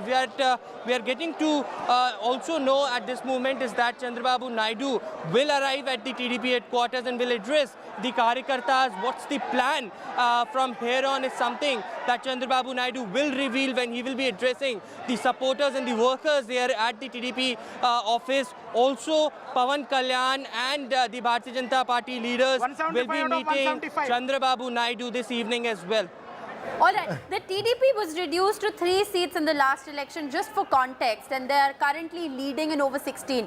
Amitabh Tiwari, if I can come to you for just a moment, how do you look at Andhra Pradesh? It's absolutely fascinating. It's almost flipped. The vote share difference last time around between the TDP and the YSRCP was over 10%. See, Andhra is a swing state. If you see, if you just replace the 2024 number with 2019, it was exactly the same result in favor of the YSRCP. But as Veera was mentioning, you see, if you remove the 21 seats which the BJP or NDA is getting in Andhra, the number falls to below simple majority. So the alliance in Andhra Pradesh becomes the key, and now 2 leaders. Nitish Kumar was in India, hopped on to NDA, 14 seats. TDP knocked on the doors of Congress also for an alliance, 30 seats. 30 seats, if you flip, India becomes higher than NDA. I think these 2 kingmakers. Okay. I think Amitabh and Rishika, more than Andhra Pradesh, before we get to Amitabh is trying to give a hint. What could happen and what should happen. I think the story of the TDP Aishwarya is way beyond Andhra Pradesh. Yes. Given the numbers on the screens, and if these numbers hold out, Chandrababu Naidu, the man you will possibly get for an interview by the end of the day, Aishwarya, could be an extremely, extremely important political person, as Sugata Srinivasa Raju points out, I think we leave it after at 25 years. Yes, we leave it at that. Aishwarya, if we can just come back to you very quickly. The discussion here, of course, is all about what Chandrababu Naidu is going to do. He's, of course, in an alliance with the BJP and the Janasena, but, he's no doubt, Veera, emerged as the kingmaker. Aishwarya. Aishwarya will have to give us all the breaking news at the end of the day. Yes. Sugata, you pointed out, you said 1999, last time Chandrababu Naidu was... 1996. It started with 1996 when Deve Gowda became Prime Minister. Then again 1998, he was responsible for the removal of Deve Gowda and bringing in I.K. Gujral. Of course, that was quite historic. And that was an era of coalitions. 90s were the era of coalitions. And we may not actually see the resurgence of regional parties like we saw then, where the regional party goes on to head a coalition. It will be a major party-led kind of a thing. And it was always, the regional parties were the ones which gave a tucker to either the Congress or the BJP. So that's and fascinating. TDP and Chandrababu Naidu in particular, this whole period of coalition of the United Front government and followed by the NDA government headed by Vajpayee, he was very, he had a lead role in decisions. Who will become the President of India? Who will become the Vice President of India? It was he who was navigating all that terrain. He's back after a quarter of a century. It shows you can never write off any politician in India. Patience space. Okay, I'm told we've got that line back with Aishwarya. So, Aishwarya, we're coming right back to you because you are where all the action is. The TDP currently leading in 16, YSRCP reduced to just 4 and the BJP. I think, Rishika, the Andhra numbers don't matter from a national point of view. What's Chandrababu Naidu telling you? When are you going to meet him, Aishwarya? Where is he right now and what's happening?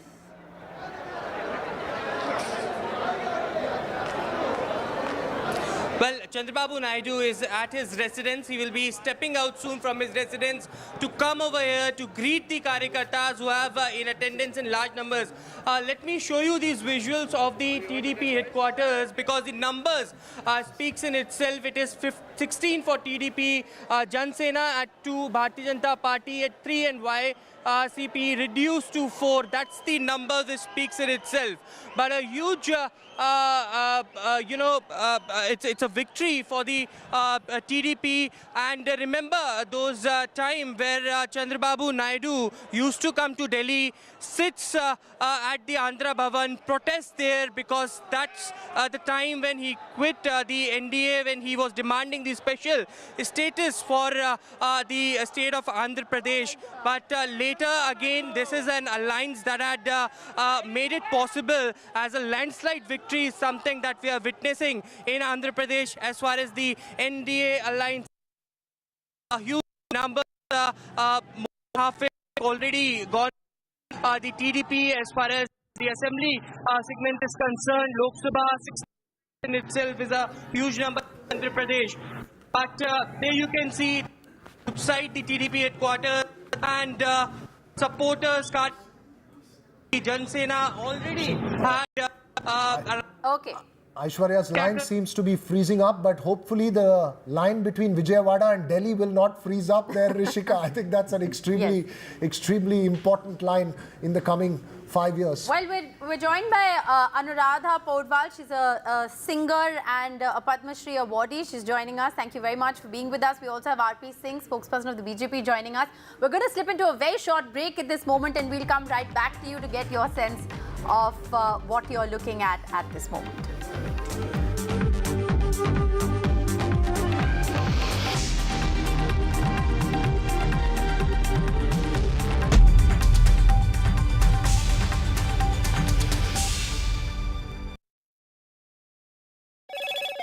Hello, Moto.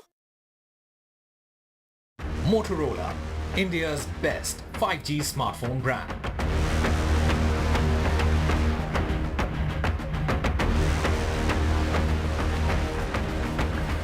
The India bloc is back in coalition. It has defied the poll predictions. The NDA so far continues below the 300 mark. India bloc maintains a steady gap.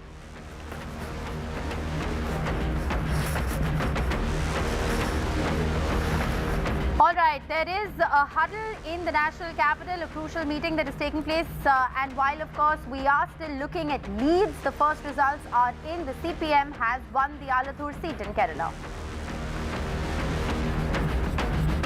It is the return of the regional parties. Leads show a rise of regional parties, whether it's the TDP, the SP, the TMC or the Uddhav Sena. They've all bettered their performance. Does it indicate that local issues have indeed dominated the election? It's a stunner of a result, or rather stunner of trends as far as Uttar Pradesh is concerned. It's a resurgence of the Samajwadi Party, and BJP's Smriti Irani trails. All eyes will be on the final verdict in Amethi.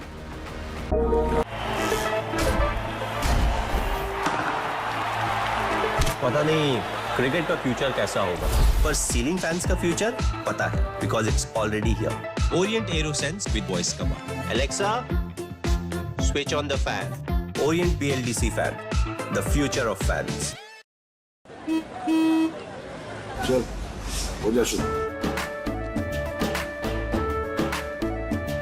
केसरिया से मन जोगी हुआ रे, दिल झूमे देखो.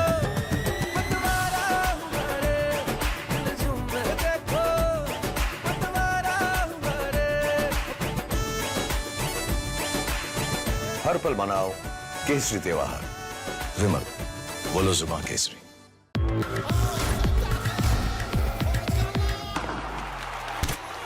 पता नहीं cricket का फ्यूचर कैसा होगा, पर सीलिंग फैंस का फ्यूचर पता है, because it's already here. Orient AeroSlim with reverse rotation mode, जो improve करे air circulation. Orient BLDC fan, the future of fans. A parent's favorite question to school kids. Result क्या रहा? An investor's favorite question to a startup. Result kya raha? Everyone's favorite question on a day of a cricket match. Result kya raha? India loves results, but this counting day, don't just know the result, understand it. Catch India's most important result out on June 4th on NDTV 24/7. Watch Result Kya Raha on NDTV.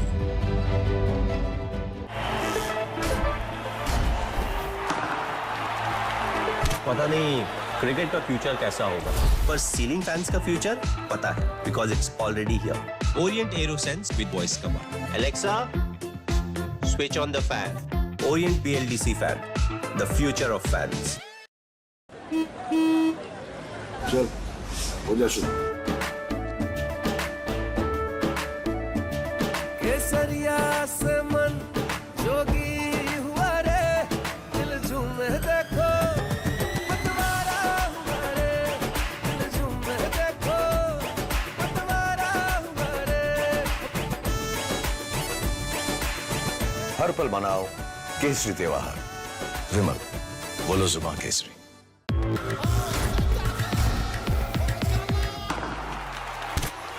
पता नहीं cricket का future कैसा होगा, पर ceiling fans का future पता है, because it's already here. Orient AeroSlim with reverse rotation mode, जो improve करे air circulation. Orient BLDC fan, the future of fans.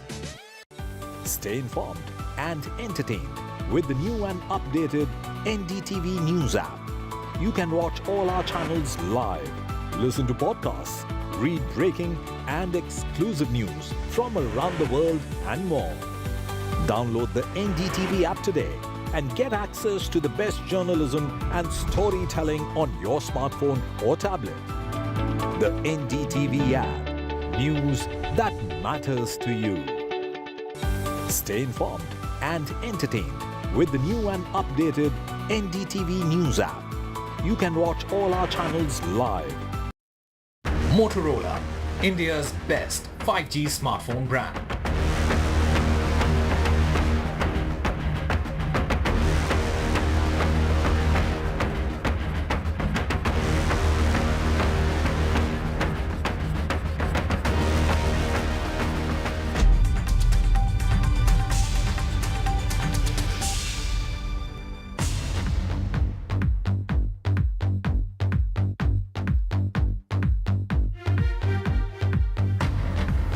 Welcome back. Let's go right across to Saurabh Gupta joining us live from outside Mamata Banerjee's residence. We also have Radhika Ramaswamy joining us from Mumbai. Saurabh, to you first.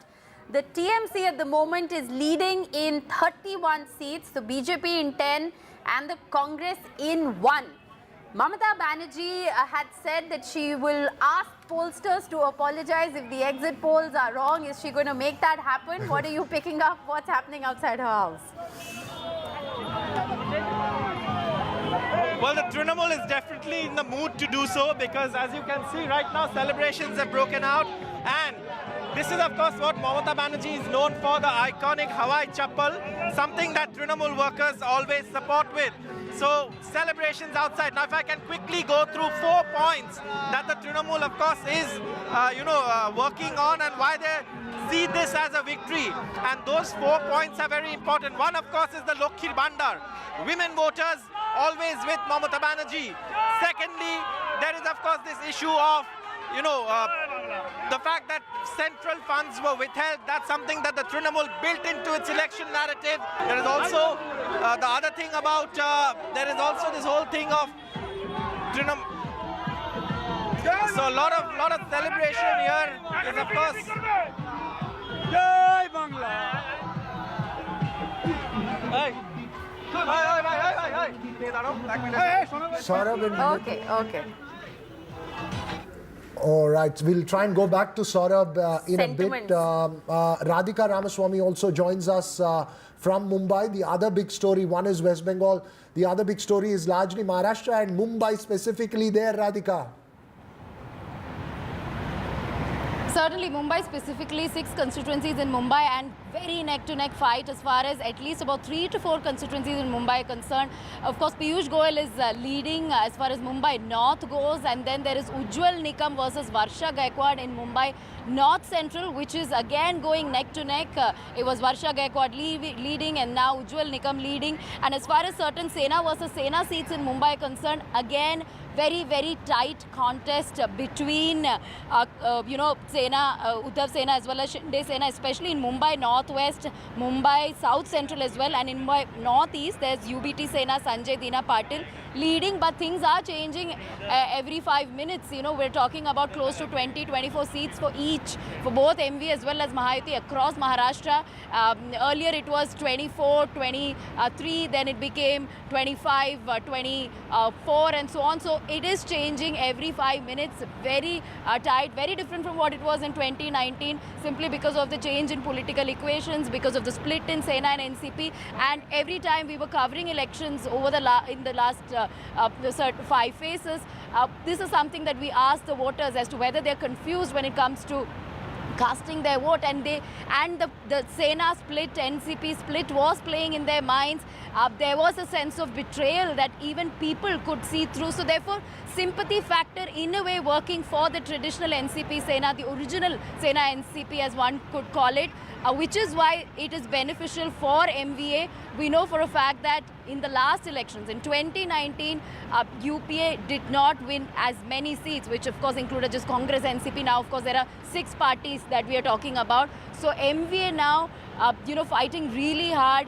All the splits perhaps working in their favor. And as far as Mahayuti is concerned, it is the BJP that has taken up the chunk of the seats, and therefore they are in fact the big brother that is sort of keeping Mahayuti afloat, with at least about 16 seats having been won, or rather in 16 seats they are leading. BJP is leading in Maharashtra.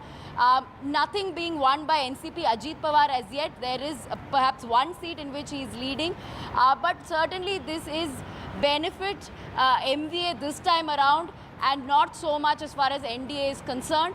But we'll again have to wait for a couple of more hours before we can call this election. Right, we'll go across to the other corner of the country, Rishika, to the east. Yes, and Saurabh, of course, is with us. But before we go to Saurabh, I just wanted to say Supriya Sule has been leading now. As far as Baramati is concerned, it was one of the most keenly watched seats. But Arvind Sawant is from Mumbai South. He's leading. It was That's right. The largest story is that and we've been mentioning that all along, that the Uddhav Thackeray Shiv Sena and the Sharad Pawar NCP seems to have held on to its own. Is also leading, Let's go across to Saurabh as well. Saurabh, you are possibly in another sweep state, and Mamata Banerjee should be very, very happy today. Absolutely, Trinamool supporters very happy. Joy Bangla slogans all over. Trinamool supporters celebrating outside Mamata Banerjee's home. Now, if I am to tell you the whole reason and what the reasons that the Trinamool is giving us for its victory. One is, of course, Lokhir Bhandar. That scheme is something that's worked. Secondly, the central funds being withheld and the Trinamool paying out dues from state funds. Thirdly, what the Trinamool says, and something that they seized upon, is the Prime Minister's comment on fish, something that Bengalis associate with. And the fourth, of course, is also the fact that several High Court orders that were delivered was aptly played out by Mamata Banerjee, and these were interpreted as the BJP was behind these orders, and therefore that seems to have also resulted in this sweep. 31 seats is now what the Trinamool is leading in. Bengal has 42 seats. The BJP, of course, will be very, very unhappy with that performance, but celebrations...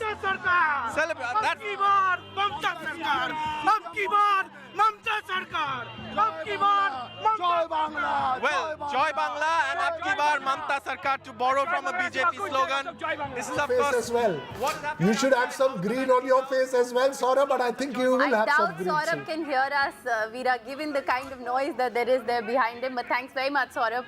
for joining us with that update. All TMC bigwigs leading, Saugata Roy leading, Mahua Moitra, Yusuf Pathan leading against Adhir Ranjan Chaudhary at the moment. That's interesting. Abhishek Banerjee is also leading, so very interesting. Yusuf Pathan is slogging the slogovers there. Kirti Azad is also leading, by the way. That's right. All cricketers doing very well in West Bengal. Let's go across to Anuradha Podwal. Ma'am, is there a song to define the moment that we are in? If you can give us one. You really think after listening to all this since morning, I would be inspired to sing a song? Please spare me today.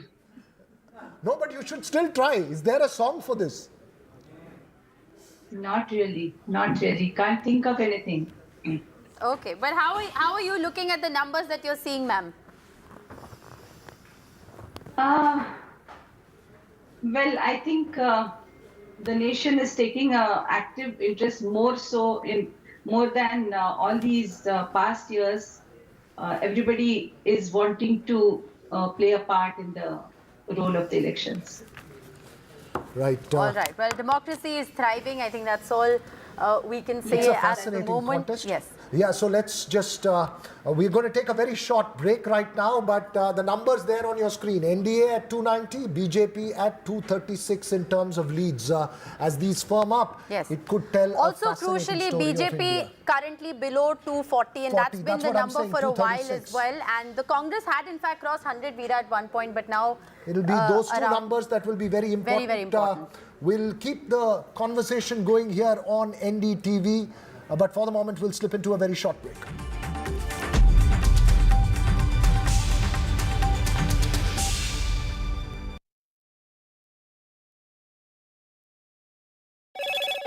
Hello, Moto. Motorola, India's best 5G smartphone brand.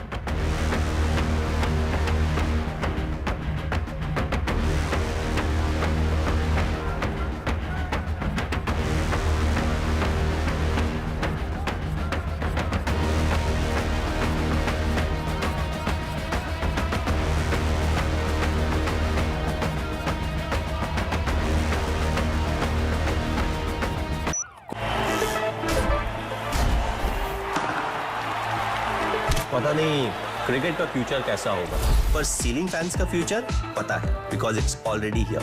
Orient AeroSense with voice command. Alexa, switch on the fan. Orient BLDC fan, the future of fans. A parent's favorite question to school kids. Result kya raha? An investor's favorite question to a startup. Result kya raha? Everyone's favorite question on a day of a cricket match. Result kya raha? India loves results, but this counting day, don't just know the result, understand it. Catch India's most important result out on June 4 on NDTV 24/7. Watch Result Kya Raha on NDTV. चल, हो जा शुरू। केसरिया से मन जोगी हुआ रे, दिल झूमे देखो, पतवारा हुआ रे, दिल झूमे देखो, पतवारा हुआ रे। हर पल मनाओ केसरी त्योहार। विमल, बोलो जुबान Kesari. A parent's favorite question to school kids. Result kya raha? An investor's favorite question to a startup. Result kya raha? Everyone's favorite question on a day of a cricket match. Result kya raha? India loves results, but this counting day, don't just know the result, understand it. Catch India's most important result out on June 4 on NDTV 24/7. Watch Result Kya Raha on NDTV. Stay informed and entertained with the new and updated NDTV News app. You can watch all our channels live, listen to podcasts, read breaking and exclusive news from around the world and more. Download the NDTV app today and get access to the best journalism and storytelling on your smartphone or tablet. The NDTV app. News that matters to you.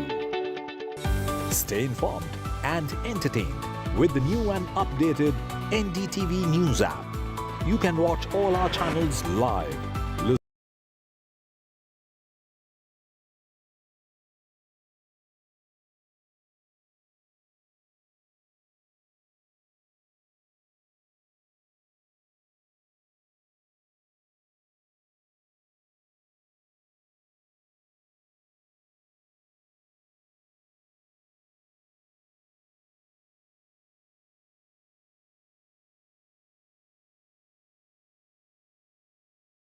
A parent's favorite question to school kids.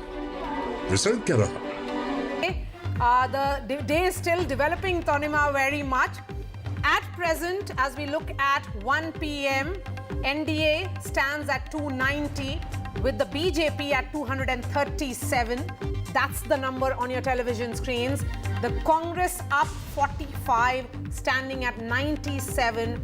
But Tanima, a good 125 seats have a margin of less than 10,000 votes. That's right. The counting is not over yet, of course, but clearly surprises in store, especially in certain battleground states, Maria, that we have seen when it comes to Uttar Pradesh or even West Bengal for that matter, clearly defying the predictions which have been made by the pollsters just a couple of days back. We'll get our ground reports also, of course, with our reporters spread out across the country. But first up, let's take a look at the headlines. NDA gets majority, BJP falls short. India bloc defies poll predictions. Samajwadi Party set for best ever performance. India bloc leading in Uttar Pradesh.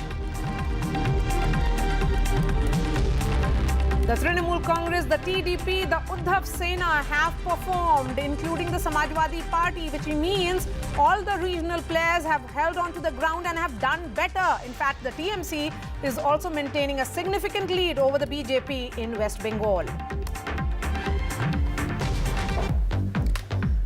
And the TDP Plus Alliance leading in Andhra Pradesh Assembly elections. TDP stalls the juggernaut Chandrababu Naidu to take oath as Chief Minister on June 9th. And the market slide over 7% on the back of counting trends so far. Experts say that the Dalal Street is facing selling pressure as NDA underperforms.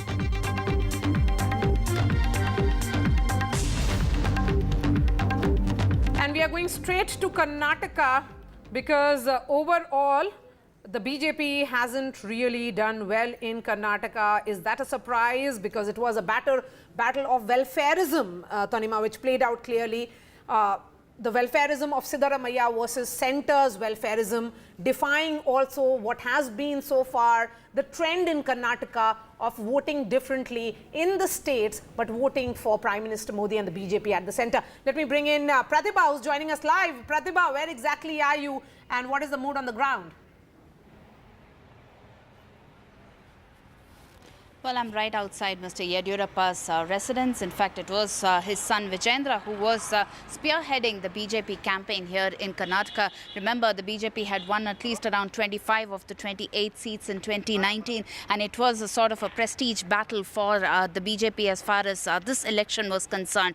Yes, like you clearly pointed out, it was a Modi guarantees versus the Siddaramaiah guarantees, and seems like Siddaramaiah guarantees have really worked in favor of the Congress, at least to the extent of being in the lead of at least 10 seats so far as the counting right now goes. And the BJP right now, in fact, the atmosphere here doesn't really seem to be as jubilant as expected as far as the BJP's performance in Karnataka is concerned. Both Yediyurappa as well as Vijendra have refused to speak to the media as yet, and they said that they would wait for the trends to go further in terms of the counting today, and only then they would be reacting to the media. Definitely a setback for the BJP in Karnataka as well as for the nation in terms of their performance. But yes, the NDA has definitely spearheaded in terms of crossing the majority there. But in terms of what Karnataka is facing right now, the mood isn't that great in the BJP camp. But yes, the Congress, we are yet to pick up reactions from the Congress headquarters there. But not so great for the BJP here as far as 2024 election goes. Back to you. Yes, so let's try and bring in the analysts who are joining us here. Shaugato, how are you looking at these numbers? I mean, how much of a surprise is Karnataka for you? No, Karnataka is not exactly a surprise because Karnataka, the internal assessments of all the parties was 18 for NDA, 18 to 20, and then 8 to 10 to the Congress. So that is more or less where, I think the BJP has held on. If they had probably, done well with ticket distribution and, handling dissidents in North Karnataka especially, I think they would have done a little better. But in the case of the Congress, one expected it to be the other way around. The Congress should have got about 20 and the BJP and NDA should have got about 8. So that was what was expected because the guarantees became a byword for the national, manifestos, and it became a very big thing across India. So there is I think from the level that they were last time. Will you then say that it was a battle of welfareism which played out there?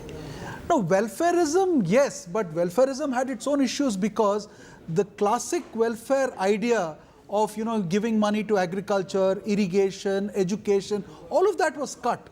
So there was a lot of pressure from the MLAs themselves. There was no funds to sort of even asphalt roads. So that problem existed. So if the Congress had sort of balanced that, perhaps they would have crossed 15 or 16. So traditionally, the BJP has done well from about, say from 2008 on or 1999 on. Their vote share has considerably improved there. But if the Congress had probably balanced that welfare idea and not created a welfare utopia, probably they would have done better. Right. We'll of course continue with the Karnataka, discussing further on the Karnataka fallout. But for the moment, I'm also joined by my colleague Vedant, who is joining us from the national capital. Vedant, you were reporting from the BJP office. Though BJP is doing definitely well in the national capital, but what's the mood like this afternoon? I mean, it was comparatively jubilant earlier in the day. What's it like now? You're absolutely right, Tanima. In fact, earlier in the day, we saw some dhols here as well, Karyakartas coming to the party headquarters. But the mood really not very upbeat right now. In fact, if I can ask my camera person to follow me, I'd also show you how, Karyakartas from across the country, in fact, have gathered here watching, the results play out very anxiously. This is a mood here inside the BJP headquarters, where Karyakartas, as I said, from different states have gathered watching, the results on the big screen. Some sort of anxiety still there, though of course there was some slogan hearing as well with Karyakartas sort of upbeat about the fact that at least the Prime Minister is poised to return to power and the NDA is set to form the government. But as we show you these visuals, let me also point out that when we spoke to Karyakartas here, particularly from the south, Maria and Tanima, there was certainly some sort of disillusionment with the central leadership. That's what we picked up from Karyakartas from the south. They said that feedback from the ground was not taken seriously, and that is perhaps one of the reasons why why the results have turned out the way they have. So that disillusionment certainly there, particularly among Karyakartas from say Karnataka and even Tamil Nadu, and they said that they have of course sought time with BL Santosh as well. So all of that playing out here. Of course, the Prime Minister was expected here at about 6:37. Something that of course is a usual practice when it comes to elections with the BJP, the big screen put out here. But certainly right now the mood not as jubilant as it was in the morning. Great degree of caution there, which we are seeing at the BJP headquarters, because certainly these are unexpected results for the party. If we were to make that comparison from 2014 onwards, Tanima, in 2014, the BJP had won alone 282. It had gone up to 303 on its own. And with NDA, it had touched 350. So it's not really a number that they would be too happy or too pleased to look at. Aishwarya is joining us. Aishwarya, you are where all the celebrations are happening. And we are told that Chandrababu Naidu will be taking oath, likely to take oath on 9th in Amravati. So in many ways, he is declaring the capital of Andhra Pradesh also. One of the talking points in these elections. Well, certainly there is extreme humidity out in Vijayawada, but this heat and this humidity is not letting the supporters and the Karyakartas of the TDP let down. They're celebrating in huge numbers. They have arrived over here, as my camera person is showing you these visuals of firecrackers being busting out just right outside the TDP headquarters, where we've been told that Chandrababu Naidu will arrive very soon, and he will be addressing the Karyakartas of just not the TDP but the Jan Sena and the Bharatiya Party as well. It is, of course, as the sources clearly stating, that Chandrababu Naidu will be taking oath of the Chief Minister on 9th, and this would be in Amravati. That's every Karyakarta, in fact, is also speaking out here in Vijayawada, and that's the debate that has been put forward. They stated that YSR Jagan really clearly not been speaking about it. The demand was about Amravati. The development was the major issue that the people of Andhra Pradesh was facing. It was member welfare versus development that the politics pan around in the entire elections when it came to the elections. But it is a complete sweep as far as the NDA alliance is concerned, be it the assembly polls or be it the Lok Sabha polls. Remember, 16 seats are currently where TDP is carrying lead. 3 seats to the Bharatiya Janata Party, 4 to the... But let me also introduce Ms. Dipshika Kumar, founder of Speakin, who is joining us on the broadcast. Your first reactions actually on this result that we are seeing at the moment, ma'am. At the moment, of course, as we know that we've been reporting that NDA is inching closer to the 300 mark, but the opposition has maintained a very close, steady gap through the day so far. The counting is still underway, but what's your analysis at the moment, looking at the numbers as of now? I think the biggest winner has perhaps been, like, you know, we've been talking about the welfare, the economics of welfare and the whole welfareism per se. I think this election is a beautiful testament to the entire prophecy of differentiating between an influencer and an actual leader. There have been a lot of influencers in this entire campaign. I mean, very, very strong leaders who have come out, larger than life figures, and across the board. I mean, both of course, from Prime Minister Modi to the local level leaders as well. But I think what ultimately has won is the connect to the lowest level. And, you know, maybe people like us who are sitting on English channels and watching what the news is saying, from Financial Times globally to the Times of India locally, we are perhaps a little further away from what is actually happening on the ground. Maybe the actual work, the actual delivery of, you know, whether from an employment standpoint, from trading standpoint, from startup standpoint, from actual work standpoint, that probably has spoken. Yeah, certainly. I mean, that would be a fair assessment to make, that this is a welfareism narrative that we saw playing out in India. We also have Shama Mohammed of the Congress, Krishna Hegde of the Shiva Sena, and Ghanshyam Tiwari of the Samajwadi Party.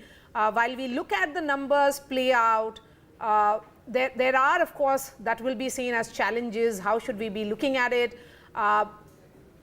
Shama, talking specifically, let's start with Kerala first. It's Congress all the way.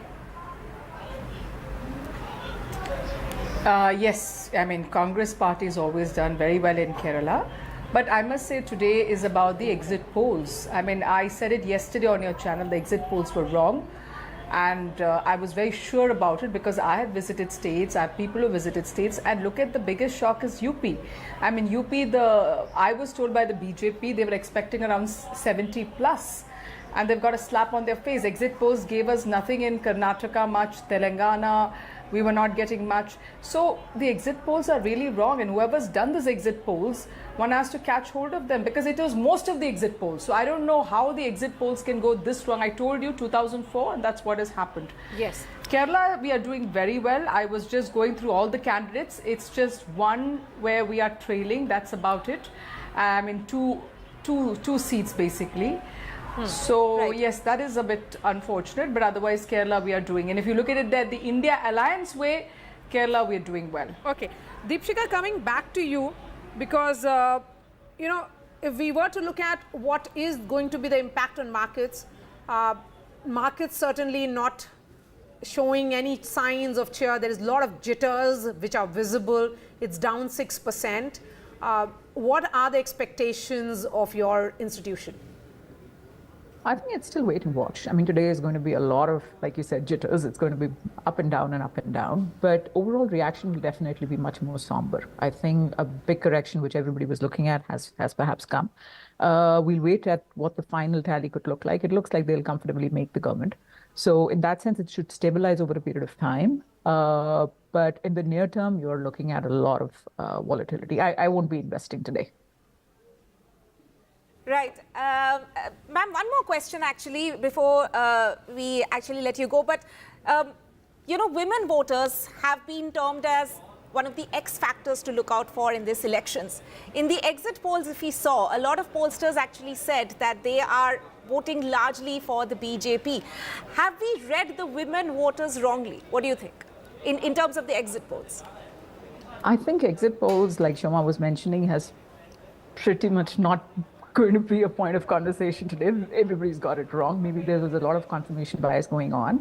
But as far as women are concerned, I think there are two parts to it. I mean, I'm myself a woman entrepreneur. I would look for, particularly from an entrepreneurship standpoint, I would look for a stable environment where I can grow my business. Is this a stable environment where I can grow my business? Is it an attractive environment? Has I gotten that attitude to run a business with confidence? Absolutely yes, and full credit to the government for that. Is the environment on the ground supporting me to run it like a business that I want to? No, there's still a lot left to get there. On the personal side, as women voters are concerned, across spectrums, I think number one is unemployment and the cost of living. These are the two things I don't think, as the results are saying, I don't think there has much been done on that front. Okay, before I let you go, a quick word. Of course, you know, we had put the spotlight on the women voters. There has been a lot of focus also on the youth of the country. On ground, we did hear the chatter around absence of jobs. Is that something that is going to be the talking point going ahead? A lot more? It should be. We've been hiring over the past 3 months, and there are two big problems that the job market will see. Number one, the overall sentiment is in doldrums. People are not hiring, right from the larger organizations in the IT/ITES space. Companies are not hiring. You can hear it from the top institutions for the freshers, from IIT, you know, where we have more than 200 people not placed yet, unheard of. Second, in terms of people who are now looking to move further in their career, they've been really spoiled in the past few years by the whole startup culture. The salaries have gone through the roof. Now these people, because of lack of jobs, are coming back into the market and they've become virtually unemployable. The third and the biggest thing that is happening is, again, going back to the attitude side. Some people have really absorbed that attitude, the India story, you know, the digital revolution. I have access to this and that and this and that. The problem that is created is that there has been an absolute mismatch of aspirations versus available opportunities. That is creating so much dissatisfaction. The youth today thinks is blowing up the available opportunities and you know, maybe looking at it through a mirrored glass. I think there's some rationalization needed there for the job market to get better. I don't see getting better in the next 6 to 9 months. So basically rationalization at all possible levels, one would say, including the markets. Deepshika, I appreciate your time. Thank you so much. Let me go back to Nalin Kohli and also bring in Shama Mohammed. There's some celebrations that are happening outside BJP President JP Nadda's home. Reasons to celebrate or lots to introspect? Nalin Kohli? Well, certainly reasons to celebrate that we are forming the government. I mean, the NDA, which is a pre-poll alliance, and may I remind everyone that the former President K.R. Narayanan is the one who set the precedent that a pre-poll alliance will be invited to form the government. That is the norm. There is only one pre-poll alliance in the country, and that is the BJP NDA. They have crossed the majority mark, which is evident, 290. What the final figure is, we will know by 3-4 o'clock. Okay, so if that is not cause for celebration, what would be? Only twice in the history of India, have you had a government coming back to power 3 times? Pandit Jawaharlal Nehru and under Prime Minister Modi. No, but in so this we have to thank number, the voters for that. It's not, of course, I agree with you that this is, Prime Minister Modi returning for the 3rd time, as you're saying. But if we look at these numbers, BJP at 237 actually means that the allies will have a greater say. So certainly we will be looking at why we have not been able to cross the 272 mark ourselves. But then the BJP has always analyzed every result in victory and defeat and come out stronger after that. So that's not a cause of concern. The fact is, has the BJP NDA crossed the halfway mark? Yes, they have. Have the people felt confident enough to give it a 3rd term? Yes, they have. And these numbers may moderately change a little bit in the next couple of hours because some seats are tightly contested. Like I was saying, Lahore Spiti, the Congress party has won by 1,700 votes. It is possible that the BJP may win a few seats with a lower margin, so we should hold our horses as to what the final figure is. But I have a question to ask of the Congress party. Will they apologize to the Election Commission and to the voters of India for raising unnecessary questions on the issue that democracy is in danger and the electronic voting machines are suspect? After all, it is under these electronic voting machines. The Congress party seems to be increasing its seats by almost about 30. So therefore, they owe an apology for raising this constant thing that democracy is in danger and then going globally and asking Kohli, what will Europe and America do about it. We'll give Shama Democracy Mohammed a is chance strong to and respond thriving. to that. Yes, Mr. Kohli, we'll give Shama Mohammed a chance to respond to that. But first, let's look at some live visuals coming in from both sides in the national capital. There's Congress also celebrating. These are the visuals on your screens there. On one side, you can see that the BJP is celebrating from their office in the national capital. The Congress also in celebratory mode in Delhi. So quite a story there in terms of the pictures if we look at it that way. But Shama Mohammed, would you like to respond to Nalin Kohli? No, before I come to that, I just want to say when I heard Nalin Kohli speak, there's only one pre-poll alliance. I get the feeling that he's very worried about his alliance partner, whether they would leave the NDA or not, is what I got the feeling when Nalin was speaking right now. It's incorrect. Number two, I've always said I have no the such people feeling. of this. So don't assess my feelings, Shama. Let's speak on the issue, my friend. I didn't. I know. That's what I'm saying. There are no feelings in my mind to that. I must clarify to the viewers. This is a rare sight when both of you are celebrating. Both the parties are celebrating. All smiles on both One the party faces. which is not forming the government, the other party which is forming the government, and still they are down. But obviously, it is not as per their expectations. But Shama, democracy, at least today, the opposition should say democracy is safe and it's up and kicking. We are robust. See, let me be very clear. The people went out and voted rightly, but the Election Commission at the end of the day did a lot to help the present government, and I'm not going to go back on that. Model Code of Conduct was violated numerous times by the Prime Minister of India and many other BJP leaders, but no action was taken, and I'll continue to say that. I never spoke about EVM machines, so I don't know who spoke about that according to Nalin, all the petitions were in court. But we have always had that. Let me finish. Nalin, let me finish. Nalin, you're not.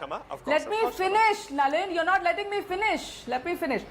This issue about EVMs is what we said is all the democracies in the world, including America, Britain, and many European countries, nobody uses the EVM machines. So what we are saying is that like other democracies like in the world, let's go back to the ballot box. I even want to go back now to the ballot box. Will you also accept that there should not be any fear regarding the functioning of Indian democracy or its institutions? The Election Commission did a fair job. There is about the institutions. Let me finish, Maria. The institutions, for example, the exit polls. What was the exit polls? Who asked the exit pollsters to go with a certain thing? The present dispensation. They said we want it our way. They were pressurized to do whatever they had to do. Yes, but I remember once a apologist came out and gave us better figures. He had to delete. He had to delete his tweet. He has to delete his tweet to say that. So we know. Yeah, they're completely exaggerated. That's a fair assessment. Yes, Nalin, go ahead. I think it is unfair for Shama to say that there was pressure on the media. Not one media channel has said so. It is as false as Mr. Jairam Ramesh's statement to make a wild allegation that the Home Minister called up 150 DMs or district magistrates to say you will help us win. I mean, these are wild allegations. Either come up with some evidence. And So on the breaking EVMs, news if I may coming in, point I'll out ask that the court of the Honorable the Supreme PCR Court, 1 minute, director Shama, 1 minute, Shama. to connect Shama, now it's my chance to finish my point. Yes. The Supreme It's not Court, Shama. the Honorable It's not Supreme Shama. Court I'm not told interrupting. and reminded the Congress lawyers to say that do you wish us to go back to the paper days, and we saw what mess used to be there. Today, when the EVMs are making all parties win whom the people want to elect, how can you say that democracy is in danger? Mr. Rahul Gandhi is saying that democracy is in danger, going and internationalizing it in Europe, in America. I mean, certainly raises some serious questions about him. I think he either owes an apology or says, I'm sorry, I made a mistake. Today will be a day in which we'll be looking at ahead. Can I reply? I need to reply to this. I have to reply Shama, to this. you are getting chance to reply. And we'll be very pleasant with each other. I'm not going to... I'm just saying, I'm not going to go back. Democracy is in danger, was in danger under Mr. Modi, and there is no change about it. He tried all his ways, even how to select an election commission. A bill was gotten to change the way, remove the Chief Justice, put a cabinet minister. Okay, Shama, let's look at this 232 and numbers. In 2017, Nalin, let me finish. No, let Shama, me finish. we'll be looking at these numbers because please, we Maria. have experts in the studio, and I'll bring in Mr. Chaudhary. I want to finish my Let's point. move away You from the gave politicians a bit now, Let me finish please. my point. Because there is a piece of breaking news that is coming in from Andhra Pradesh. Prime Minister Modi has spoken to Chandrababu Naidu. Remember, reports are coming in, and sources are indicating that Mr. Naidu is all set to take oath as the Chief Minister on 9th. In Amravati, Prime Minister Modi has spoken to the alliance partner in Chandrababu Naidu just few minutes back, and that's what sources are telling us. We'll try and connect with Uma Sudhir. This is an important call that has been made, Shagata, and timely call. Yes, of course. You know, with the numbers looking the way they are looking, I think Prime Minister Modi or the BJP does not want any ally to sort of look distracted, look the other way, and I think they're just trying to keep their flock together. So it's extremely important call that has been made. And another point that earlier that it does not come out of the discussion earlier is that, see, would the numbers be better for the BJP had the RSS, there was this little chatter that was spread that the RSS has not really come out and worked. So now we'll have to see if that was really true. Okay. We have Uma Sudhir joining us on the phone line. Uma, so the oath-taking ceremony will be, I can see you. Uma, so the oath is likely to happen on 9th in Amravati, and now the Prime Minister making that call is what sources are indicating. Yes, indeed. Very, very critical and important developments that are happening in Andhra Pradesh, where, of course, it's been more than a tsunami that the NDA has managed, and the TDP more than able to form the government on its own. And yes, the vote-taking ceremony has been fixed for the 9th of June, and it will happen in Amravati, meaning to say that Amravati is going to be the capital of Andhra Pradesh. That's what Amit Shah as well as Chandrababu Naidu have already declared. And yes, the second very important... Okay, we'll try and connect with Uma again. There seems to be some problem with that network. But Amitabh, looking at this number, it's a landslide for the TDP. The Jansena, surprisingly, has also done very well. See, Andhra always, we've seen swinging from one election to another. If you just replace the year and just replace YSRCP with TDP, you would have almost got the similar results in 2019. They won 151 and TDP plus JNP is 151. Now, TDP plays a crucial role in government formation at the center. If you exclude the 21 seats which NDA has won in Andhra, then they are at 270, 71, 72. And TDP, for a long, long time, was actually knocking on the doors of BJP and Congress both. In fact, only after the 3-0 drubbing of Congress party in the Hindi heartland did TDP finalize to go ahead with BJP. And this seems to be a differentiator, key differentiator state between the two alliances in this election. So YSRCP at 17, TDP plus, which is essentially Janasena and the BJP, they have had a massive gain of 134. In fact, sources in TDP are telling us that Mr. Naidu has put his eyes firmly on the Lok Sabha numbers. That's, of course, the Vidhan Sabha numbers, where the TDP has gained a good 108 The BJP has gained 7 seats. That is the number of seats that they contested on. And the Janasena making a gain of 19. But let's look at the Lok Sabha numbers also. And what sources are telling us is that Mr. Naidu will speak only after the Lok Sabha numbers become clear, because there are 4 seats on which YSRCP is leading. Which are these 4 seats? He's trying to really figure that out. But for the moment, NDA leading in 21 seats. In all 21, it's a clean sweep for Chandrababu Naidu. And one of the talking points, as we have been saying on ground, was certainly, you know, that how will this really pan out? Right. You know, I will try and get some more details, because even as we look at these 292 numbers, there are close to 100 plus seats where the margin is less than 10,000. And where are these seats coming from? Let's try and break that down for our viewers, because that will also give us a sense of how the numbers are playing out.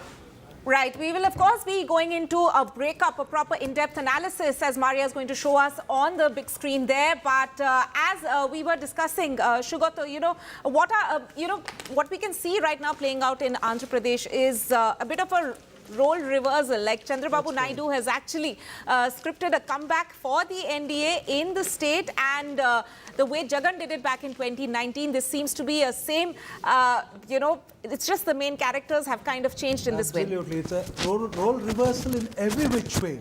Jagan comes out of jail and he wins the elections. Right. Chandrababu Naidu comes out of jail and he wins elections. For 2 months, yes. So it's a complete reversal of the situation, and it was quite expected, although one did not expect these kind of numbers to be, especially the assembly numbers.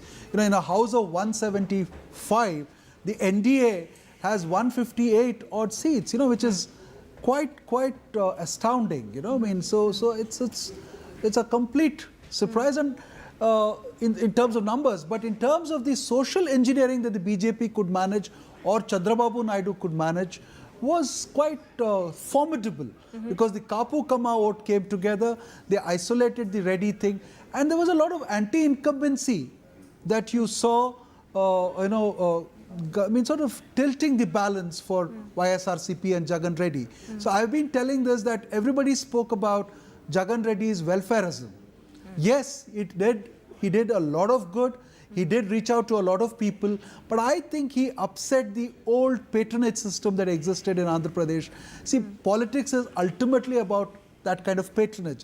So he brought in a new tier of volunteers who were actually ensuring the delivery of the welfare programs, which sort of subverted the existing structure, political structure. And if the existing political structure is upset, that means the MLAs are unhappy, the Gram Panchayat members are unhappy, the Taluk Panchayat members are unhappy. Right. So it's a kind of game which got upset and subverted. Right. Yeah. Mr. Tiwari, I wanted to also ask, do you think it's also a matter of strategic alliance that the TDP could actually stitch together? The TDP, Janasena and the BJP actually managed in Andhra Pradesh? Or as Shugato was also saying, that Andhra probably has a bit of a, you know, whether swinging is the right term to use or not, but essentially the fact that 2019 people gave Jagan a chance, but he did not, in a way, he must have disappointed certain sections.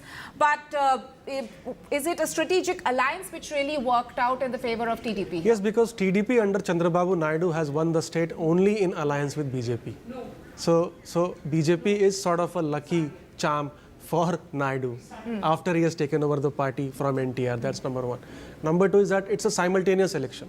Yeah. In simultaneous elections, I have been saying this clearly here, the party which wins the Vidhan Sabha elections will go on to win the maximum seats in Lok Sabha. Right. That's what's happening, and that is what is happening in Odisha. For BJP to gain this massively in Odisha, they've also won the Vidhan Sabha elections. Beyond a point, split voting in a simultaneous poll does not take place. It's a risk, it's a gamble being taken by the incumbent government probably. But for the moment, let's go across to Maria as she gives us more detailed analysis from the big screen. Yes. There. Because, you know, Tanima, it's 130, and let's try and put the spotlight on seats where the margin is less than 10,000. In fact, 127 seats which are spread across Bihar, Uttar Pradesh, Andhra Pradesh, Bengal, Maharashtra, Chhattisgarh and also Tamil Nadu have less than 10,000 margin. So let's try and look at Uttar Pradesh in particular, as we have been talking about surprise number gains, Amitabh, that's coming in from Uttar Pradesh. Just look at Amroha and Fatehpur Sikri. The margin between the BJP and the Congress is around 6,000 votes. Let's go further. Again, another seat, which is Allahabad. The margin between the BJP and the Congress is 5,389. Another seat, Mirzapur and Farrukhabad in Uttar Pradesh. The margin is less than 5,000 votes. And if we were to do more micro-analysis, West Bengal's Behrampur, important constituency there, the margin between the TMC and the Congress, the BJP is really not in the fray. It's party number perhaps 3, when there was perhaps that strategy of not going for alliance seemed to have worked in Bengal in particular, because if you look at the gap, it is the contest is happening between the TMC and the Congress on this seat of Behrampur.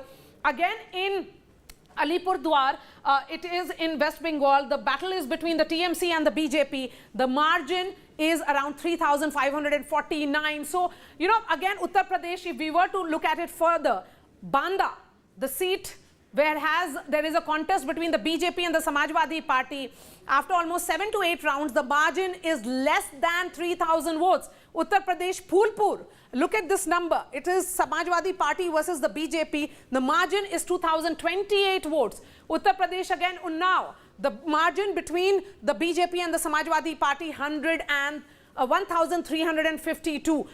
So when we look at these numbers, is this consolidation? Because by 1:30 we usually tend to come to conclusions, Amitabh.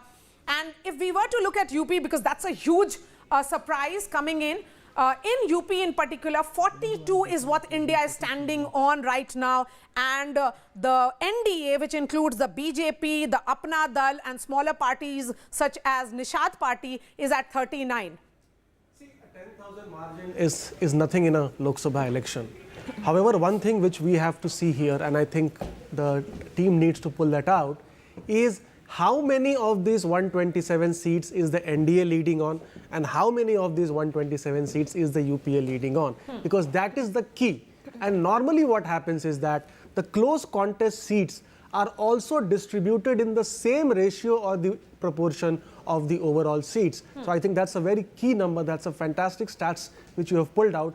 But I think additional information will also give insights, more insights to the viewer as to how this election is not yet over. Break it down further, there are a number of seats, but most of the seats that are coming in from West Bengal, interestingly, it is BJP TMC, because Ranaghat, for example, it is less than 10,000, 9,000 to be specific. Let's go further.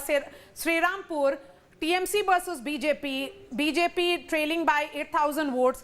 In Damdam, interesting battle again, 8,794. If we go further, let's look at more West Bengal seats. Bangaon, between the BJP and the TMC, the margin is just 7,000 votes.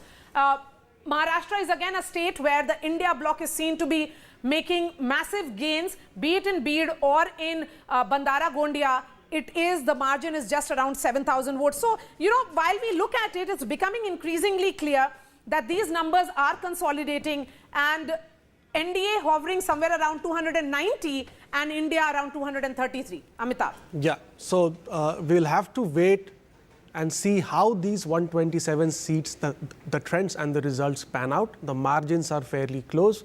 It is still, I think, more than 10 to 12 rounds still left. These could be the deciders, but I think we will have to see how many of these is India leading in and how many NDA leading in, because that's a crucial number. I don't think it should be significantly in favor of anybody at this stage in these 127 close contests. And West Bengal, even in 2019, was a very close election. I mean, 22 seats were decided on a vote margin of less than 10%. And TMC and BJP both had won 11 seats each. So it's, I mean, if you give 5% to one party, they could end up winning most of those 20 seats. And that's what we are seeing in the results also, if you see, or the trends also, if you see, the TMC is gaining by 8 seats and at the cost of BJP, which is trailing in 7. All right, Krishna Hegde of the Shiv Sena will be joining us shortly. On that note, Tanima and I are slipping to a short break. This remains our top focus here on NDTV.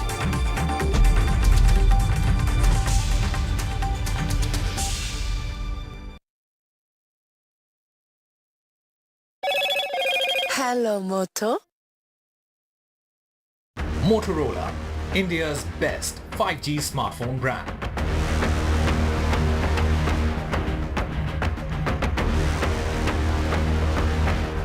Smriti and the BJP falls short of a majority on its own. India bloc defies poll predictions.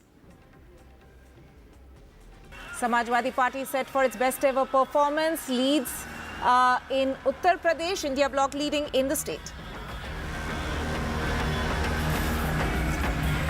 Return of the regional parties as Samajwadi Party, Trinamool Congress, TDP, Uddhav Sena perform. TMC dominates in West Bengal. TDP makes a comeback in Andhra Pradesh.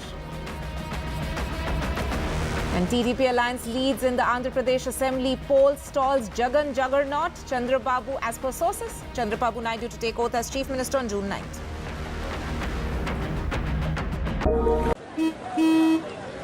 चल हो जा शुरू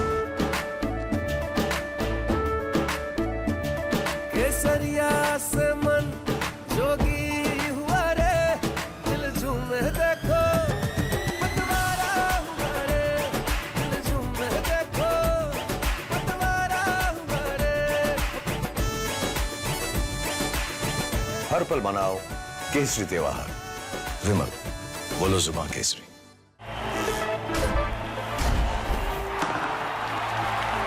पता नहीं cricket का future कैसा होगा पर सीलिंग फैंस का फ्यूचर पता है because it's already here Orient arrow sense with voice command Alexa switch on the fan Orient BLDC fan the future of fans A parent's favorite question to school kids. Result kya raha? An investor's favorite question to a startup. Result kya raha? Everyone's favorite question on a day of a cricket match. Result kya raha? India loves results, but this counting day, don't just know the result, understand it. Catch India's most important result out on June 4 on NDTV 24/7. Watch Result Kya Raha on NDTV. Stay informed and entertained with the new and updated NDTV News app. You can watch all our channels live, listen to podcasts, read breaking and exclusive news from around the world and more. Download the NDTV app today and get access to the best journalism and storytelling on your smartphone or tablet. The NDTV app. News that matters to you. Stay informed and entertained with the new and updated NDTV News app. You can watch all our channels live, listen to podcasts, read breaking and exclusive news from around the world and more. Download the NDTV app today and get access to the best journalism and storytelling on your smartphone or tablet. The NDTV app. News that matters to you. A parent's favorite question to school kids. Result kya raha? An investor's favorite question to a startup. Result kya raha? Everyone's favorite question on a day of a cricket match. Result kya raha?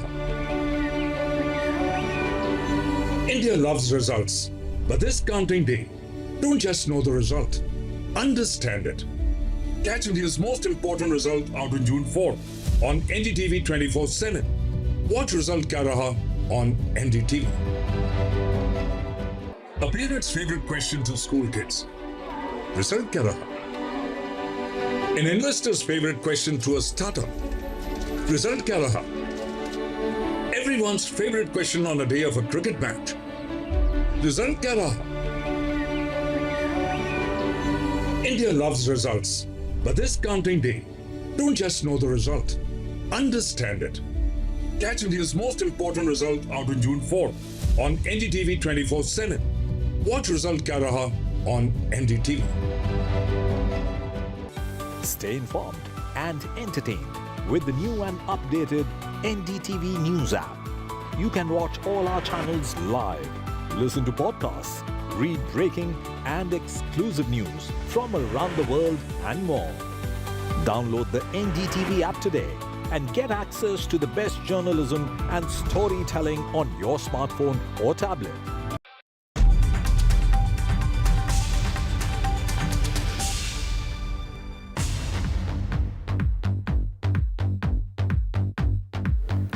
And if we were to look at these numbers that are coming in from multiple states, it's only solidifying and it's converting now into results.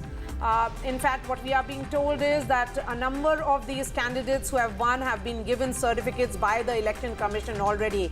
So which means that these numbers are going to be more or less around the same.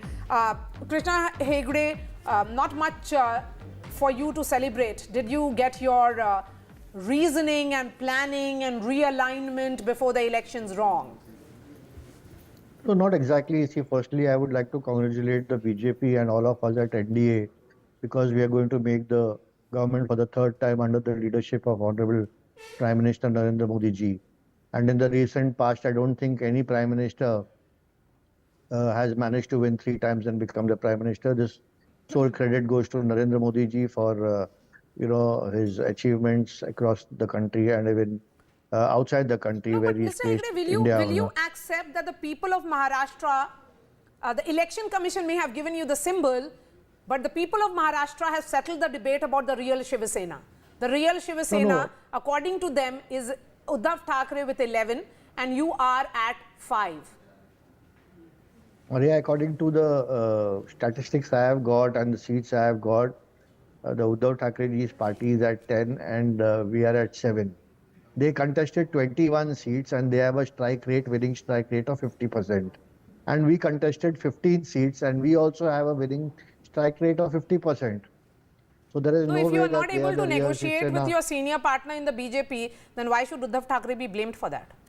No. That's your negotiating power or lack of it. We had 13 MPs when we joined with the BJP. We got 13 seats in the Lok Sabha. So there is no question of negotiation. It is we work together as partners. Our vote share has transferred to BJP and BJP candidates have also won. So we are a Hindu party, BJP is a Hindu party, we share the same ideology and therefore the vote transfer has been very easy between two of us.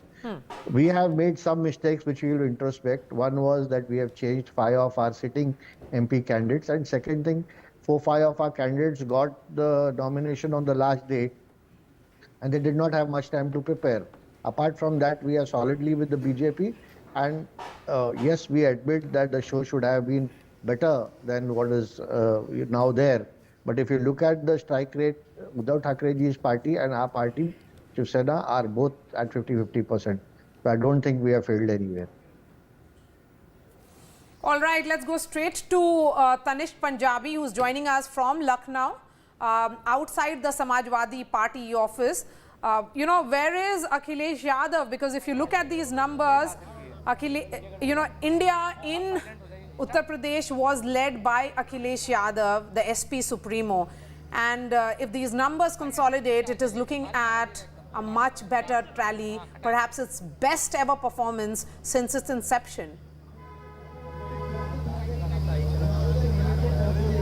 Well, of course, Maria, I'm right now standing outside the Samajwadi Party office and Akhilesh Yadav's house is just 200 to 300 meters away from here, and of course the party workers have gathered here. As you can see, the party workers have gathered here. But yes, it is definitely what we're seeing. If these numbers get converted, if these are the results, if the trends continue to be the result, then of course it is going to be a huge win, not just for Akhilesh Yadav but also for the India bloc here in Uttar Pradesh, because most of the exit polls predicted around 68 seats for the BJP and around 10 to 12 seats for the India bloc. But right now what we are seeing is that the India bloc collectively is crossing the 40 mark. Out of the 80 seats is collectively crossing the 40 mark here in Uttar Pradesh. Now, you know, Akhilesh Yadav's Samajwadi Party, of course, is seeing is leading on many seats. But here, another story is of the Congress, because Reddy in 2019, will resign at 4 p.m. Maria. He is headed to the governor's residence at 4 p.m. where he will resign as the chief minister, and the process of government formation will begin.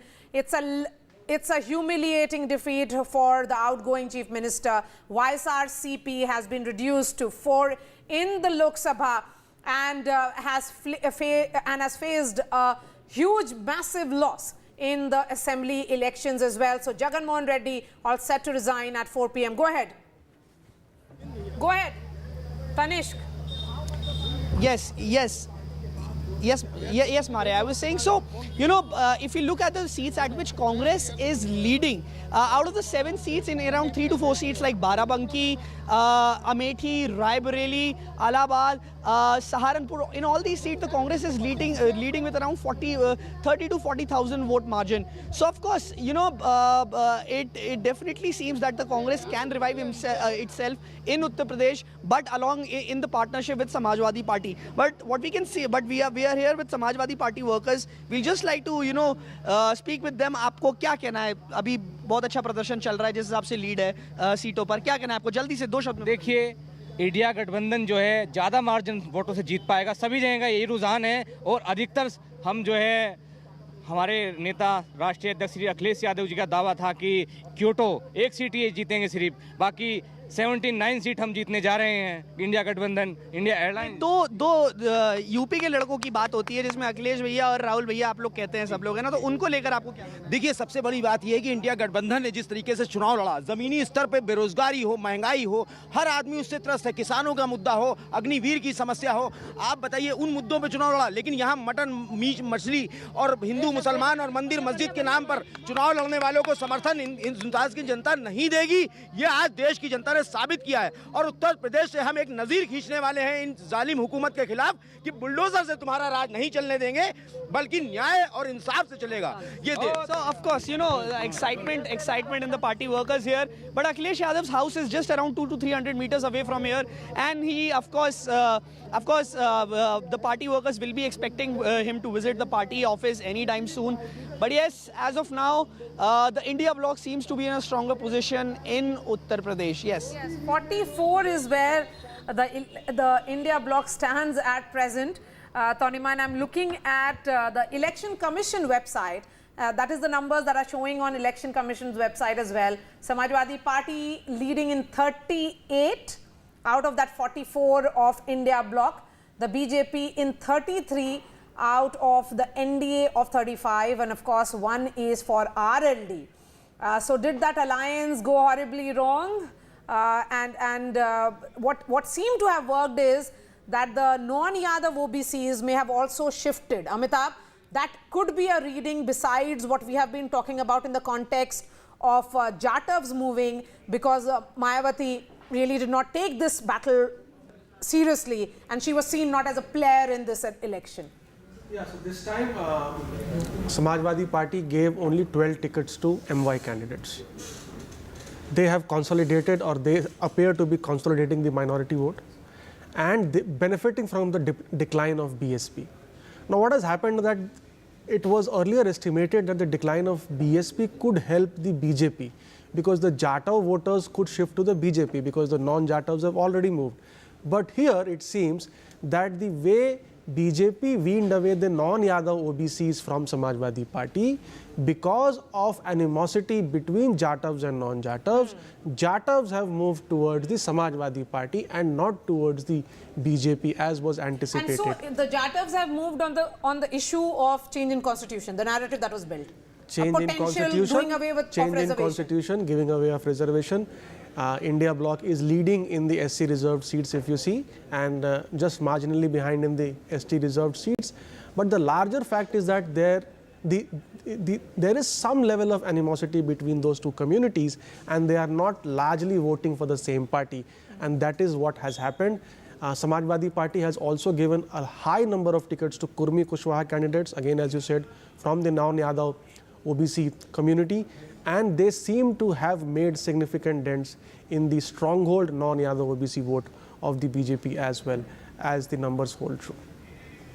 All right, we are slipping into a short break, but the process of government formation and the transition has begun in Andhra Pradesh. Jagan Mohan Reddy will be resigning, and on 4th, Chandrababu Naidu will take oath as the Chief Minister in Amravati. And what sources are also telling us is that Prime Minister Narendra Modi is likely to attend his swearing-in ceremony on 9th.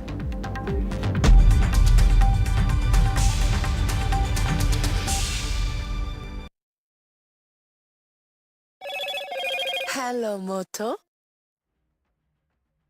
Motorola, India's best 5G smartphone brand.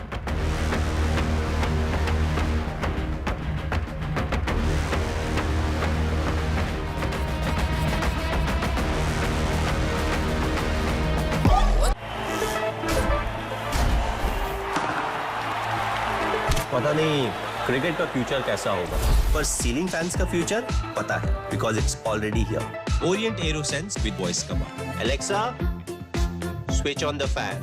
Orient BLDC fan, the future of fans. चल, हो जा शुरू।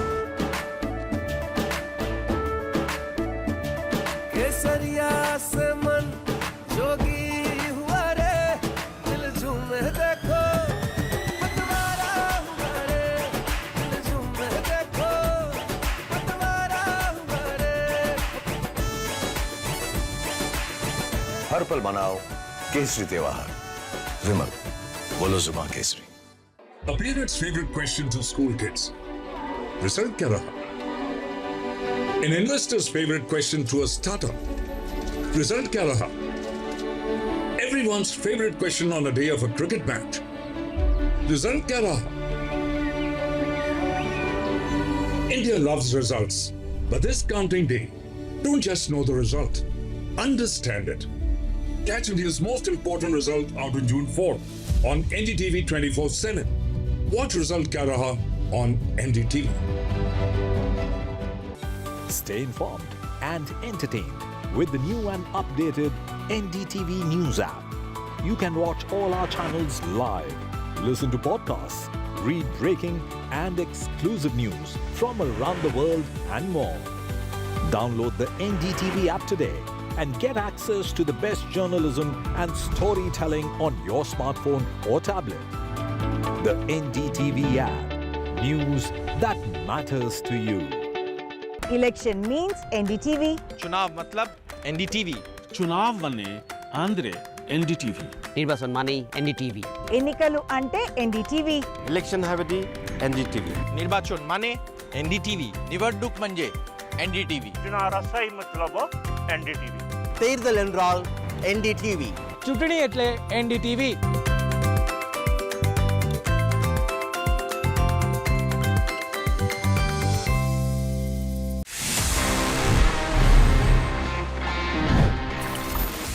This is a Samsung phone और इसमें Android है।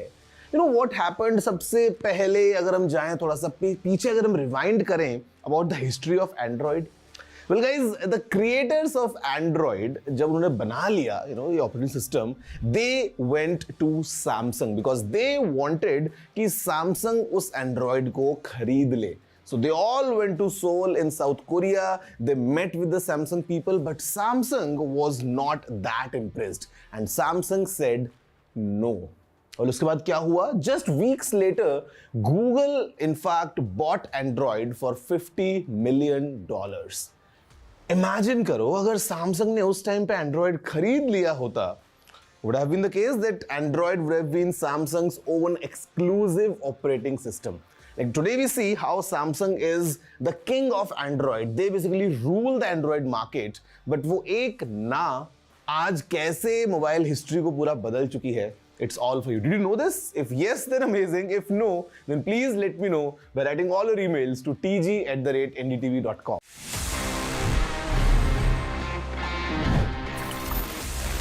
Election means NDTV. चुनाव मतलब NDTV. चुनाव वने आंध्रे NDTV. निर्वाचन माने NDTV.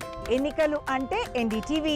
Election हवेदी NDTV. निर्वाचन माने NDTV. निवडणूक म्हणजे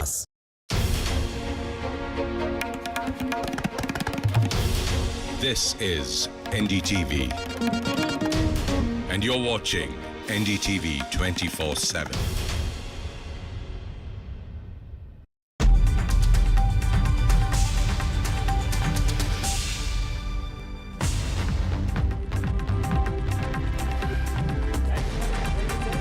India bloc crosses 200 mark. NDA crosses simple majority.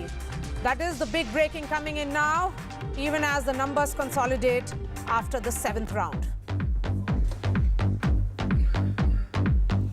Samajwadi Party set for its best ever performance. India bloc rides Akhilesh's wave. And it is the return of the regional parties, the Samajwadi Party, the TMC, the TDP, Uddhav Sena perform well in their respective states. In fact, TMC maintains a huge lead over BJP in West Bengal. TDP makes a comeback in Andhra Pradesh. Chandrababu Naidu to take oath on 9th. Jagan concedes defeat. Prime Minister Modi and Home Minister Amit Shah speak to CBN. And markets slide over 5.5% on back of counting trends so far. Experts say that they were certainly not expecting such an underperformance by the NDA.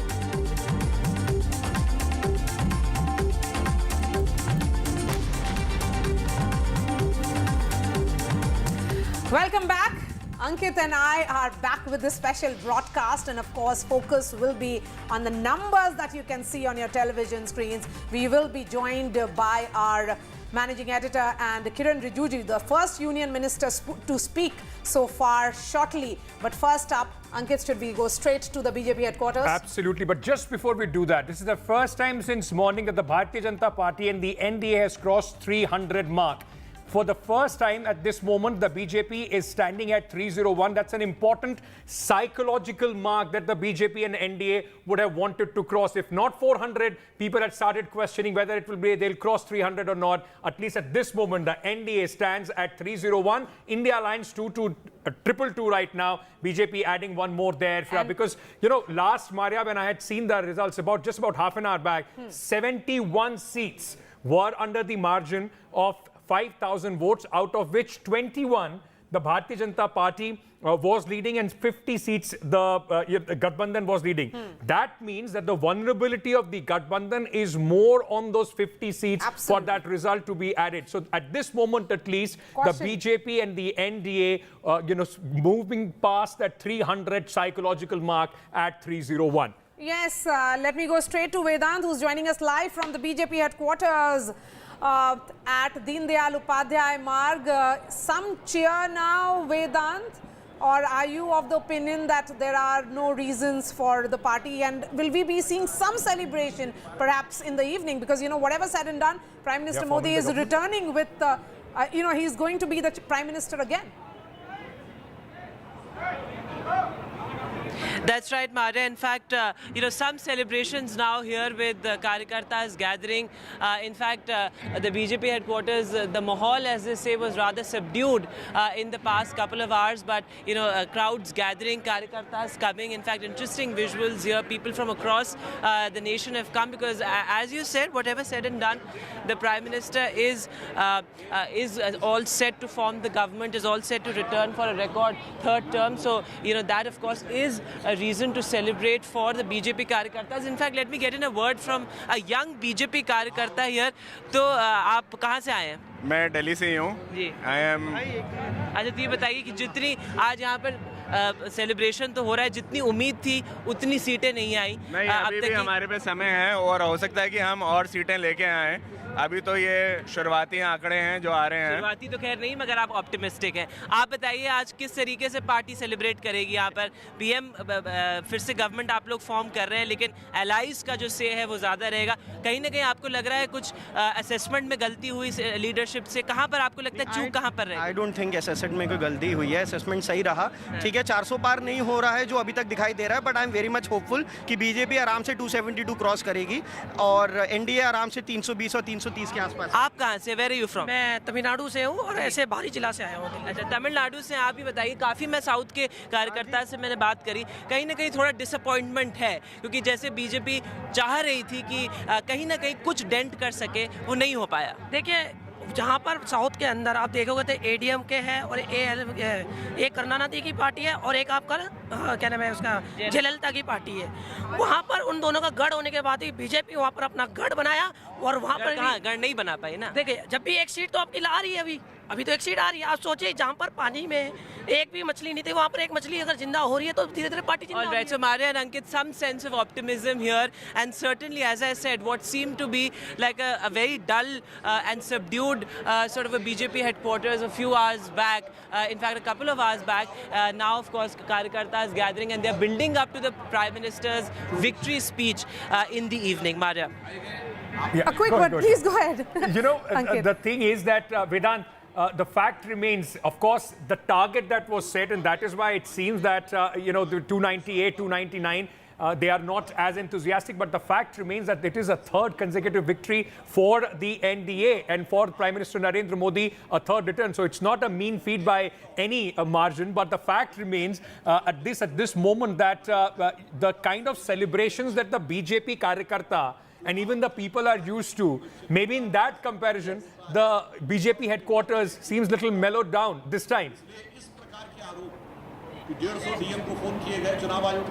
absolutely right, Ankit. In fact, I remember being at the BJP headquarters when the state assembly election, the assembly elections took place in Karnataka, and by this time it was, you know, the celebrations were really sort of high voltage. There were dhols, you know, laddus all the way. But you know, that kind of celebration that we are used to, as you said, is perhaps not something that we're seeing this time around. Nevertheless, of course, you know, the Safa Bandi is happening here. All of them wearing saffron pagdis, so that's interesting. Let me get in a word from the. आप लोग कहाँ से आए हैं? हम लोग दिल्ली से ही हैं, रोहिणी साइड से। दिल्ली में तो 7 सीटें लग रहा है बीजेपी जो है वो जीतेगी, पर यहाँ पर जो माहौल है, जो भाजपा के हेडक्वार्टर्स हम ज़्यादातर देखते हैं, जो आपने उम्मीद करी थी, जो उम्मीद लेकर चले थे, उतना बीजेपी नहीं कर पाई, तो क्या कहीं ना कहीं लगता है कुछ चूक रह गई? देश, देखिए, ये देश 140 करोड़ लोगों का देश है। एक कोने से लगे दूसरे कोने पे पता नहीं लगता कहाँ से कहाँ हिंदुस्तान शुरू होता है। ये जो गिनती चल रही है, पूरा बहुत बड़ा देश है, बहुत बड़ी कॉन्स्टिट्यूंसी होती है, कई राउंड की गिनती है। जैसे वेट एंड वॉच वाली स्थिति है, धीरे धीरे देखेंगे कमल खिल रहा है और सवेरा निकल रहा है। वेट एंड वॉच वाली स्थिति है, और बहुत कंफर्टेबल मेजोरिटी है, अभी 300 के करीब चल रहा है।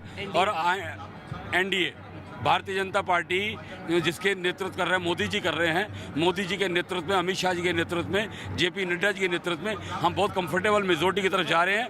ये देश राम का है, ये देश कृष्ण का है। So thank you very much. So optimism here certainly, but some degree of caution as well, Ankit, because I saw all these BJP karyakartas sort of huddling around, watching very cautiously the leads there. But you have the flags out and karyakartas gathering, dhols out as well. In fact, that man holding the Prime Minister's sketch there as well. So interesting visuals that have started, that we are starting to witness here at the BJP headquarters. 272 is the majority mark. And the BJP and NDA is right now at 298. This is a government which is returning to power after 2 terms. Prime Minister Narendra Modi has created history. It's about the swearing in and the process of government formation, which is going to begin any moment now. Right. But there is a great degree of, I would say, silent optimism. Not too much of celebration, which is unlike the party, but because the party is used to massive landslide victories. How is the party reading this? Perhaps Kiren Rijiju, Union Minister, will be joining us shortly with Nikunj to give us more assessment on that. It's also very interesting. Like you've been saying that, of course, the third government, I mean, it's not easy. It's seldom happened after Prime Minister Nehru that, you know, the successive government a third time has come back. The fact also remains that this is possibly the first time that we are seeing that both the alliances, the winning alliance and the losing alliance, their vote share is more than 40%. At this moment, it's BJP and the NDA is at 46%, if I'm not mistaken, and the India alliance is at 42%. And apart from that, it is what a usual Indian election has been. It is going back to the 1998 and post-election, other than the unusual elections that we have seen in 2014, one-sided 2019 kind of an election. Yes, Hilal, what does it speak, tell us about the Indian voter, their psyche? They're basically committed to the idea of democracy. So they are actually, two things are clear in this election. One, that this is not a wave election, this is highly localized, state-wise election. That's why Odisha and Andhra Pradesh are outliers. They come out with a very different sort of a verdict. But at the same time, you see that there was something called one kind of, obviously Mr. Modi is going to form the government. That's more important. Third time, that's also historic. After Jawaharlal Nehru, that's the third time. And very similarly, if you compare 1962 election with this election, you find a lot of similarities. Numbers are going down, percentages of vote share is also going down. We have Kiren Rijiju, Union Minister, joining us. Okay, he'll be joining us in 30 seconds because he's being mic'd up. And he has won with a huge margin, so perhaps he has reasons to celebrate, quite unlike several ministers who have... That's what I was saying. May I add, among the few cabinet ministers who have retained and have won with a big margin. Also Anurag Thakur, who has won Hamirpur, he's increased his margin there as well. Most of the ministers have been struggling. Hilal, please go ahead. Yeah, this is what I was saying, that it's a typical Indian election where people express their vote, their verdict in a variety of different ways. For instance, Karnataka, they look at what has happened in Karnataka. Congress just got the assembly, but at the same time in the Lok Sabha, they are behaving very differently. So Indian voter knows very well the difference between national election and the local election. This election actually underlines that fact very well. And Indian voter also believes in creating opposition. Absolutely. It's a strong message that's coming in from this kind of work. You know, like I said, both the targets which were set by both the opposition and also the NDA. 400 par is not happening and the 295 is also not happening. But the Indian voter has given something to smile to both. These, in fact, groupings. India Alliance and the Congress Party, after the drubbing that they saw in the last 10 years, they are back and the opposition will be a much stronger opposition in the next 5 years. And the opposition space, and as to which party is the fulcrum of opposition unity, it's very clear now. That is also settled. Absolutely. It's very clear now that there are no questions on the Congress party leading the opposition. But, you know, very interesting. And I just, if I can get, Nishtha in on this. Nishtha, this, like we've been talking about the voter patterns, how intelligent the Indian voter is. Look at Uttar Pradesh and contrast it with Bihar. In Uttar Pradesh, it's an election which has been turned on its head. I mean, this is the story of this election, the way Samajwadi Party and the Congress have been able to, and largely on the back of the Samajwadi Party. But you go to a neighboring state of Bihar, there have been gains, but not as significant gains. RJD and, led by Tejasvi Yadav, have been the kind of high decibel campaign that they have, high energy campaign, have not translated into the kind of success that Samajwadi Party has been able to translate in Uttar Pradesh. It is pure arithmetic at work in Bihar because of this tripod political situation there. So when two parties come together, it's very natural that the third party, which is also a very strong party, whichever that party is. So let's call them XYZ. So when X and Y get together, Z has to suffer. It is as clear as that.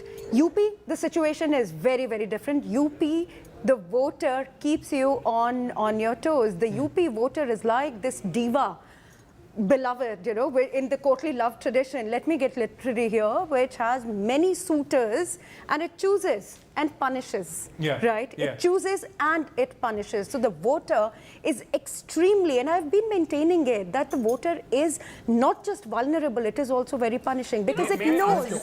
It knows how to do it. Yeah, I'm surprised. How does it change the equations within the NDA? Till yesterday, we were talking about the speculation of a change in the chief ministership, Nitish coming to the center with the kind of numbers that JDU has been able to get. How does it change the situation within the NDA? I'm just trying to understand that here is a state which has, which was not relying too much on the Kurmi 6%, which is Nitish Kumar's, contribution to this alliance. the Modi factor led to Nitish Kumar's gains in assembly elections which happened in 2020.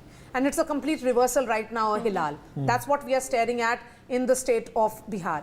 And look at the neighboring state of Uttar Pradesh, where you have a situation in which Akhilesh Yadav Samajwadi Party has come up with its best performance ever.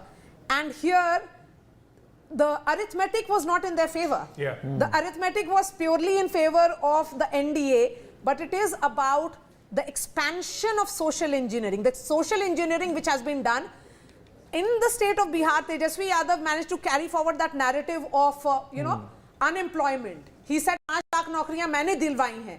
In the other state, it was again the same issue, but then Akhilesh Yadav managed to convince the voters much more. Akhilesh's PDA worked and Tejasvi's BAP did not work on the ground.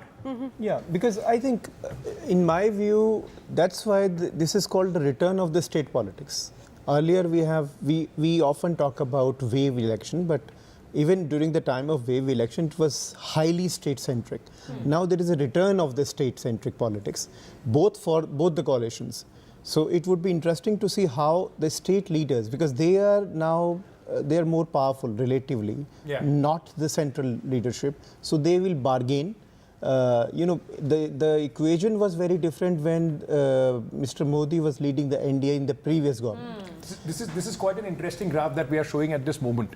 It tells you versus 2019 and 2024. And we were talking about this right from the word go when the election, in fact, the whole process started. That India, and that is why stacks were against them, that you need a massive swing to try and even counter the BJP. The gap was so huge that forget winning, even to be in contention, you need a massive swing. That, a 19% swing, is an unusual swing by all standards, by any psephology. Ankit, let's go straight to Aishwarya, who's joining us from a place where it's a done deal, everything is settled. It's only a matter of 5 days when Chandrababu Naidu takes oath. Where is Mr. Naidu and what about his son?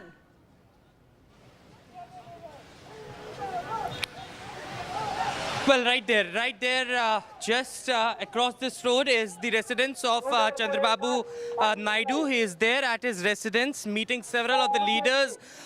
There are multiple cars that are lined up to go inside Chandrababu Naidu's residence to meet him, because he is the man who had one-sided swing the entire elections, whether it is the assembly polls or the Lok Sabha polls this time in Andhra Pradesh. One-sided victory for the NDA. And certainly over here, what we saw earlier is Pawan Kalyan's convoy. Also, Chandrababu Naidu met him and congratulated him. What we know so far is that it would be 9th of June when Chandrababu Naidu will be taking oath as the Chief Minister.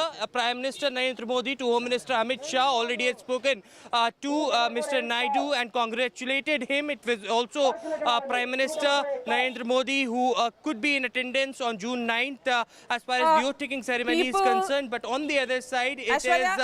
TDP workers have much to celebrate today. If you could just show us around what is really happening at the residence of the incoming Chief Minister. Let me show you these visuals around. As far as the workers are concerned, they are gathered outside Chandrababu Naidu's residence, and there were firecrackers that were bursting all since morning. There you can see MLC's cars and MLA's cars also now coming out from Naidu's residence. It was Pawan Kalyan who met Mr. Chandrababu Naidu a short while back and congratulated them on a victory. This is an NDA victory in the Assembly as well as the Lok Sabha polls. One-sided victory as we speak. Chandrababu Naidu is expected to go to the party headquarters. There are a lot of supporters who are waiting to see him. As far as the leader is concerned, and it would be 4th time that he would be taking oath as the Chief Minister. There you can see also the supporters over here who had been waiting and been celebrating. If there are some supporters, I can go across. How do you see this victory? Super winnowing చాలా హ్యాపీగా feel అవుతున్నాను. TDP రానందుకు చాలా గర్వంగా feel అవుతున్నాను. Oats అన్నీ చాలా ముఖ్యమైనవి అందరివి, అవన్నీ గెలిచినందుకు నేను ఆనందపడుతున్నాను. Thank you so much. Well, there are several other leaders who could be also coming in. As far as as far as YSRCP is concerned, Mr. Jagan Reddy is going to tender his resignation at 4 p.m. He had sought time from the governor itself because as far as the Lok Sabha polls are concerned, they have been reduced to 4. On the other side, in the assembly polls as well, they have gone past the majority mark and assured their victory. Certainly, yellow is all around as far as Chandrababu Naidu's residence and the TDP headquarters are concerned. It is workers from the TDP, from the Bharatiya Janata Party, and also from the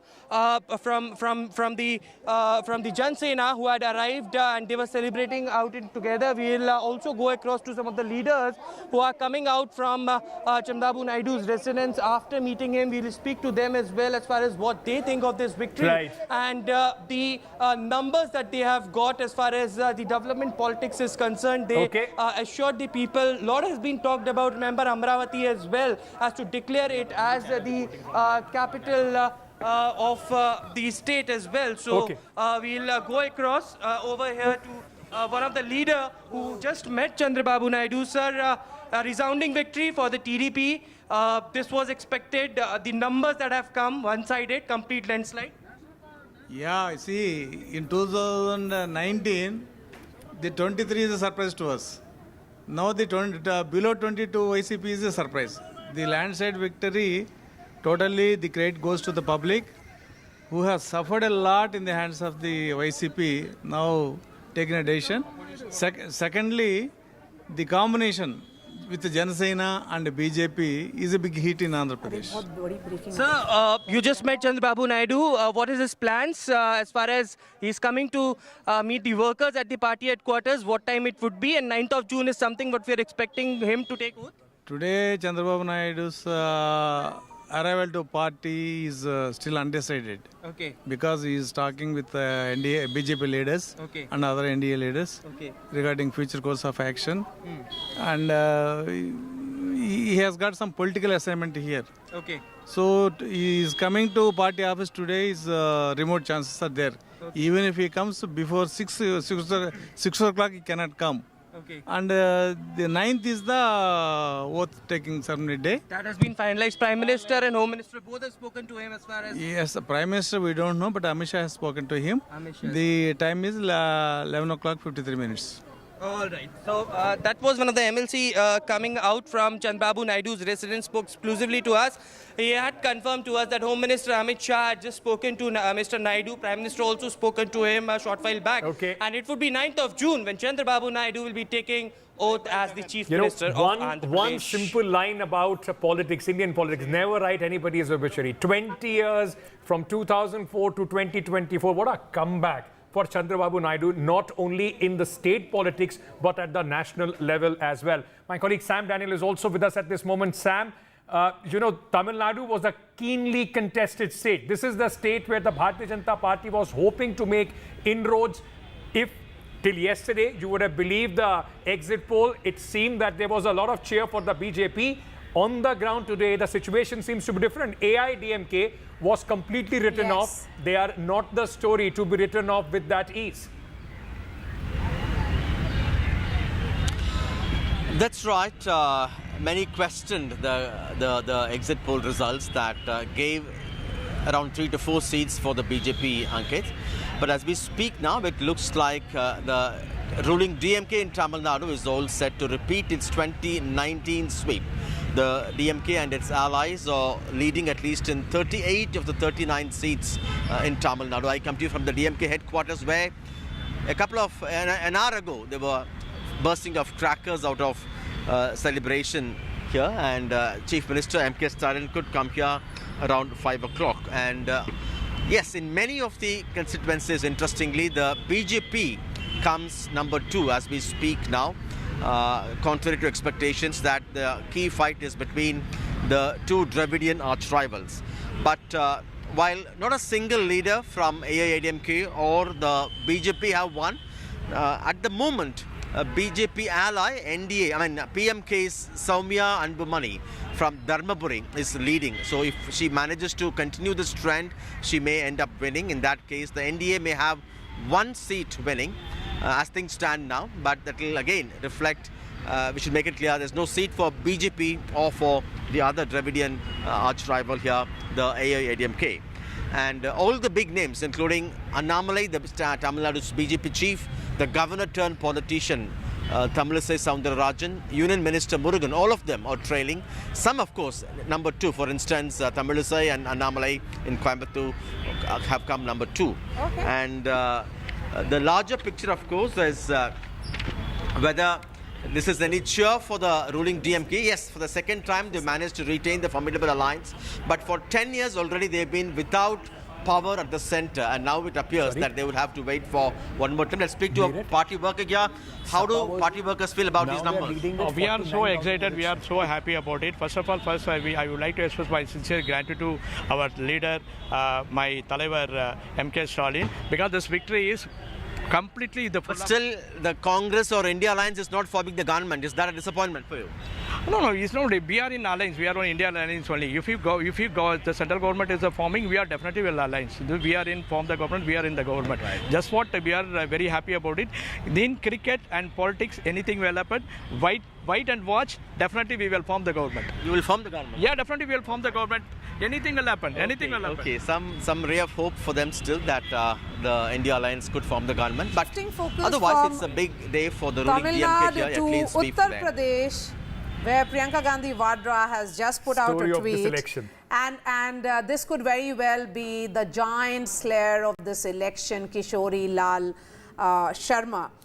She has put out a picture with him, and I would ask the producer to put that on the. Yes, that is the picture with a message. किशोरी भैया, मुझे कोई कभी शक नहीं था. मुझे शुरू से यकीन था कि आप जीतेंगे. आपको और अमेठी के मेरे प्यारे भाइयों और बहनों को हार्दिक बधाई. So that is the message coming from Priyanka Gandhi Vadra.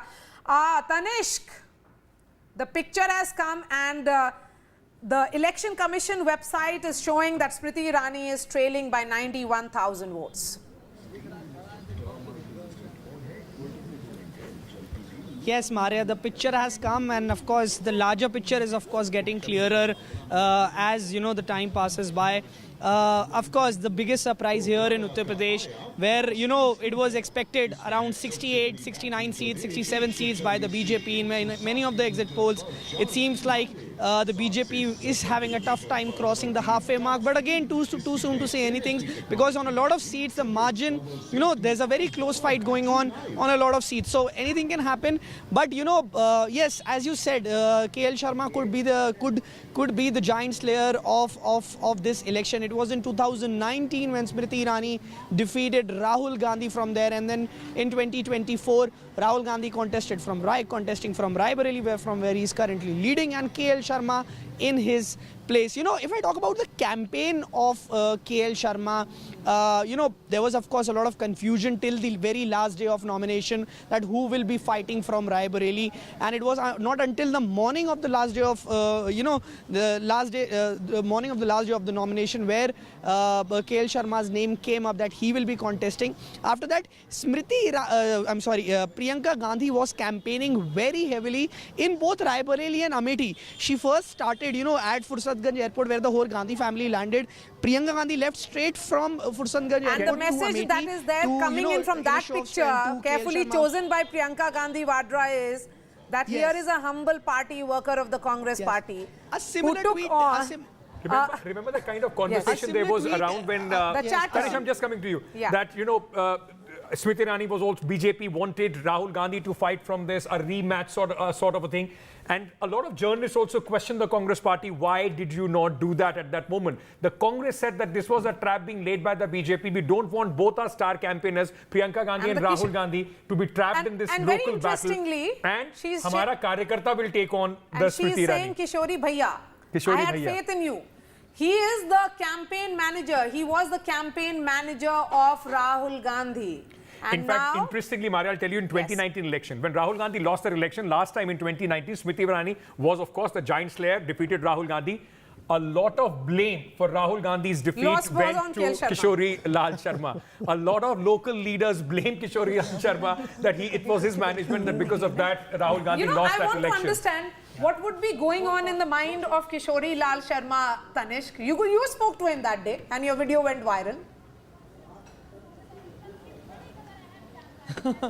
Yes, of course. He seemed like a humble man, and of course he did take pride that he has been connected to the party for a very long time, and he said he always said that he knows Amethi and Rae Bareli better than anybody else. But of course, at the same point of time, he made it very clear that he will take the party affairs in, he will take everything very seriously, which he of course did. Priyanka Gandhi was campaigning very heavily in Amethi and Rae Bareli, and if I would say, well, 60% of her campaigning was in Rae Bareli and the remaining was in Amethi. If we look at the whole 10 to 12 days or 15 days of campaigning that Priyanka Gandhi did before Amethi and Rae Bareli went to polls. So, of course, this credit should be given to KL Sharma as well for winning, if at all he, for winning the seat. But a similar sort of tweet was made by Priyanka Gandhi back then when KL Sharma's name was announced. Then also Priyanka Gandhi referred to Samajwadi Party headquarters in Lucknow. I mean, Samajwadi Party is of course the story as far as this election is concerned. Absolutely. And there are two important parallels that you see. When the Congress came back in 2009 with a thumping majority, they came, with the UPA coming back in the power. It was Andhra Pradesh and Uttar Pradesh. Congress won 21 seats in Uttar Pradesh. And this time when you look at the fortunes of the Congress party, along with Samajwadi, it's turning in Uttar Pradesh. For the Congress or the opposition to do well, the underline is Uttar Pradesh is the state where you have to turn your fortunes. And KL Sharma, just one quick anecdote about him. He's a man from Punjab. In 1984, Rajiv Gandhi, along with 150 volunteers, when he fought in one Amethi, got KL Sharma along with 150 volunteers to be stationed in Amethi for better governance when the Congress was taking over in power. Most of those people, 150 volunteers, have either left politics or have become very big leaders. Many became PCC chief and ministers. KL Sharma, for the last 40 years, man from Punjab, has made Amethi and Rae Bareli his home. And today it has come to fruition. That's what we keep saying, dyed in the wool Congress leader. Yeah. Hilal, the message that is coming in, whatever the criticism, the Congress may have got its Amethi strategy right. And the margin is only increasing. It's now 95,000 votes with which Smriti Irani is trailing. I think it was a very interesting and strategic choice not to contest, not to field Rahul Gandhi from Amethi, rather from Rae Bareli. It worked. But, the larger point about the UP is that UP has got two significances. One is that UP is significant in terms of number of seats. Second is that the political narrative always gets some kind of attraction from UP.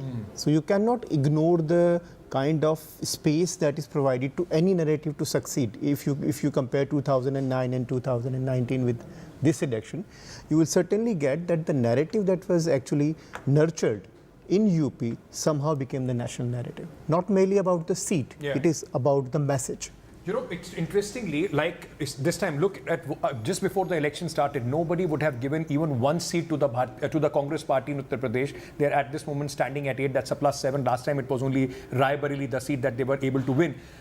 Just staying with UP, because as I said, it's a fascinating story. All right, what we'll do at this moment, I think in just a moment from now, Mr. Rijiju is going to join us. We've been waiting for him.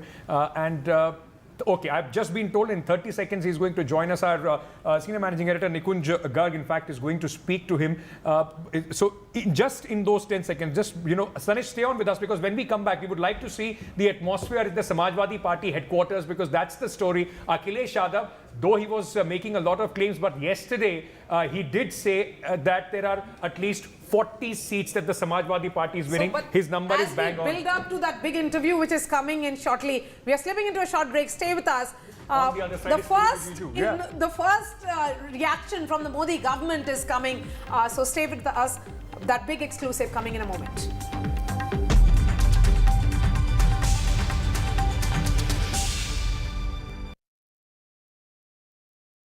Co-present. पता नहीं cricket का future कैसा होगा, पर ceiling fans का future पता है, because it's already here. Orient arrow sense with voice command. Alexa, switch on the fan. Orient BLDC fan, the future of fans. चल, हो जा शुरू। केसरिया से मन जोगी हुआ रे, दिल झूमे देखो पतवारा हुआ रे, दिल झूमे देखो पतवारा हुआ रे। हर पल मनाओ केसरी त्योहार। विमल, बोलो जुबान Kesari. A parent's favorite question to school kids. Result क्या रहा? An investor's favorite question to a startup. Result क्या रहा? Everyone's favorite question on a day of a cricket match. Result क्या रहा? India loves results, but this counting day, don't just know the result, understand it. Catch India's most important result out on June 4 on NDTV 24/7. Watch Result Kya Raha on NDTV. Stay informed and entertained with the new and updated NDTV News app. You can watch all our channels live, listen to podcasts, read breaking and exclusive news from around the world and more. Download the NDTV app today and get access to the best journalism and storytelling on your smartphone or tablet. The NDTV app. News that matters to you. A parent's favorite question to school kids. Result kya raha? An investor's favorite question to a startup. Result kya raha? Everyone's favorite question on a day of a cricket match. Result kya raha? India loves results, but this counting day, don't just know the result, understand it. Catch India's most important result out on June 4 on NDTV 24/7. Watch Result Kya Raha on NDTV. Stay informed and entertained with the new and updated NDTV News app. You can watch all our channels live, listen to podcasts, read breaking and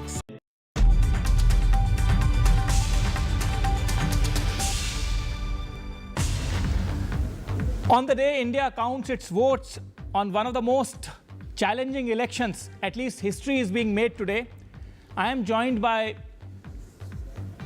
at least one union minister who's leading by a huge margin. Mr. Rijiju, welcome to NDTV.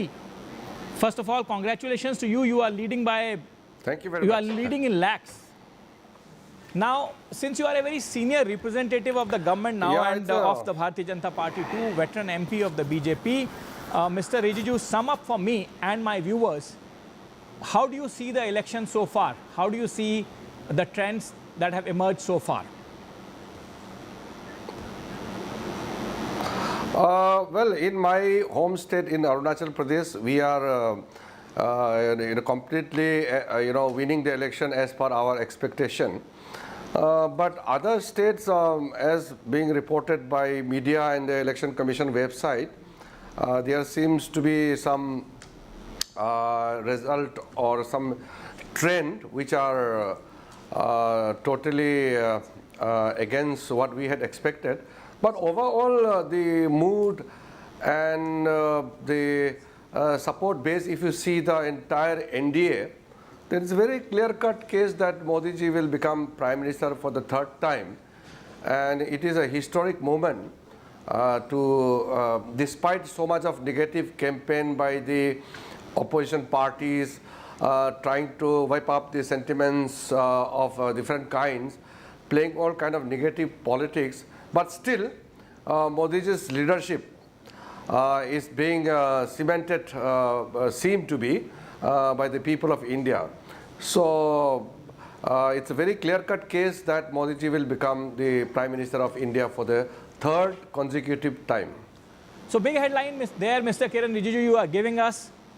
You are the first union minister who has come out and openly said that Mr. Narendra Modi is becoming the Prime Minister of India for the third consecutive time again. As I said, history being made there. First time again, after Pandit Jawaharlal Nehru's multiple terms, this would be the epoch-making elections. However, Mr. Rijiju, many neutral observers would say that this is at best, and I choose my words carefully here, at best, a mixed bag of a result for you, your party, as in not for you individually, you are scoring a thumping majority, but for your party and the NDA. Would you agree with that summation, Mr. Rijiju?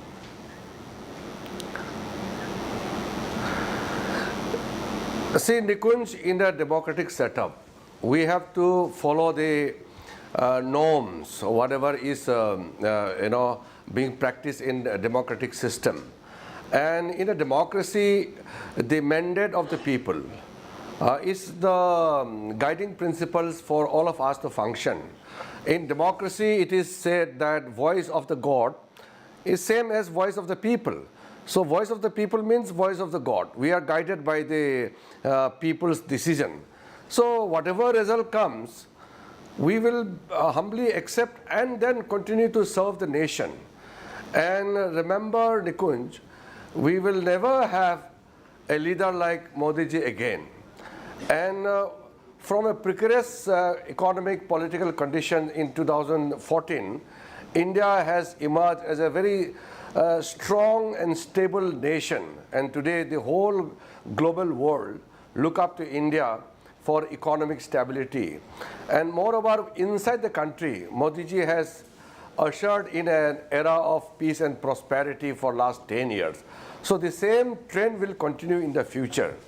I am absolutely clear and confident that in Modi ji's third term, India will achieve many more milestones, because in the last 6 decades of Congress and their allies' rule in India, they reduced India to a poor nation.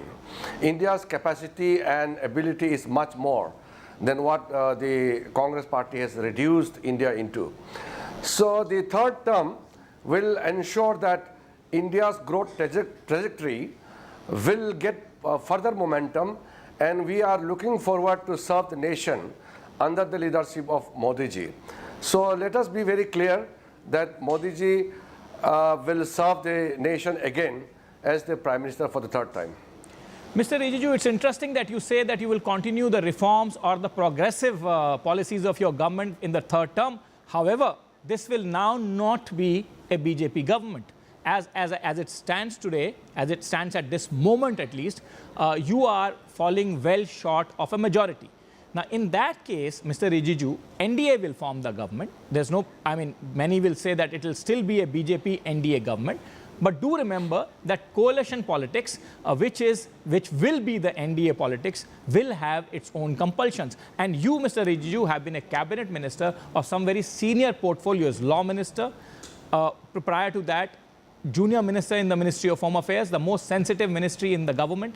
Then now you still hold 2 portfolios concurrently.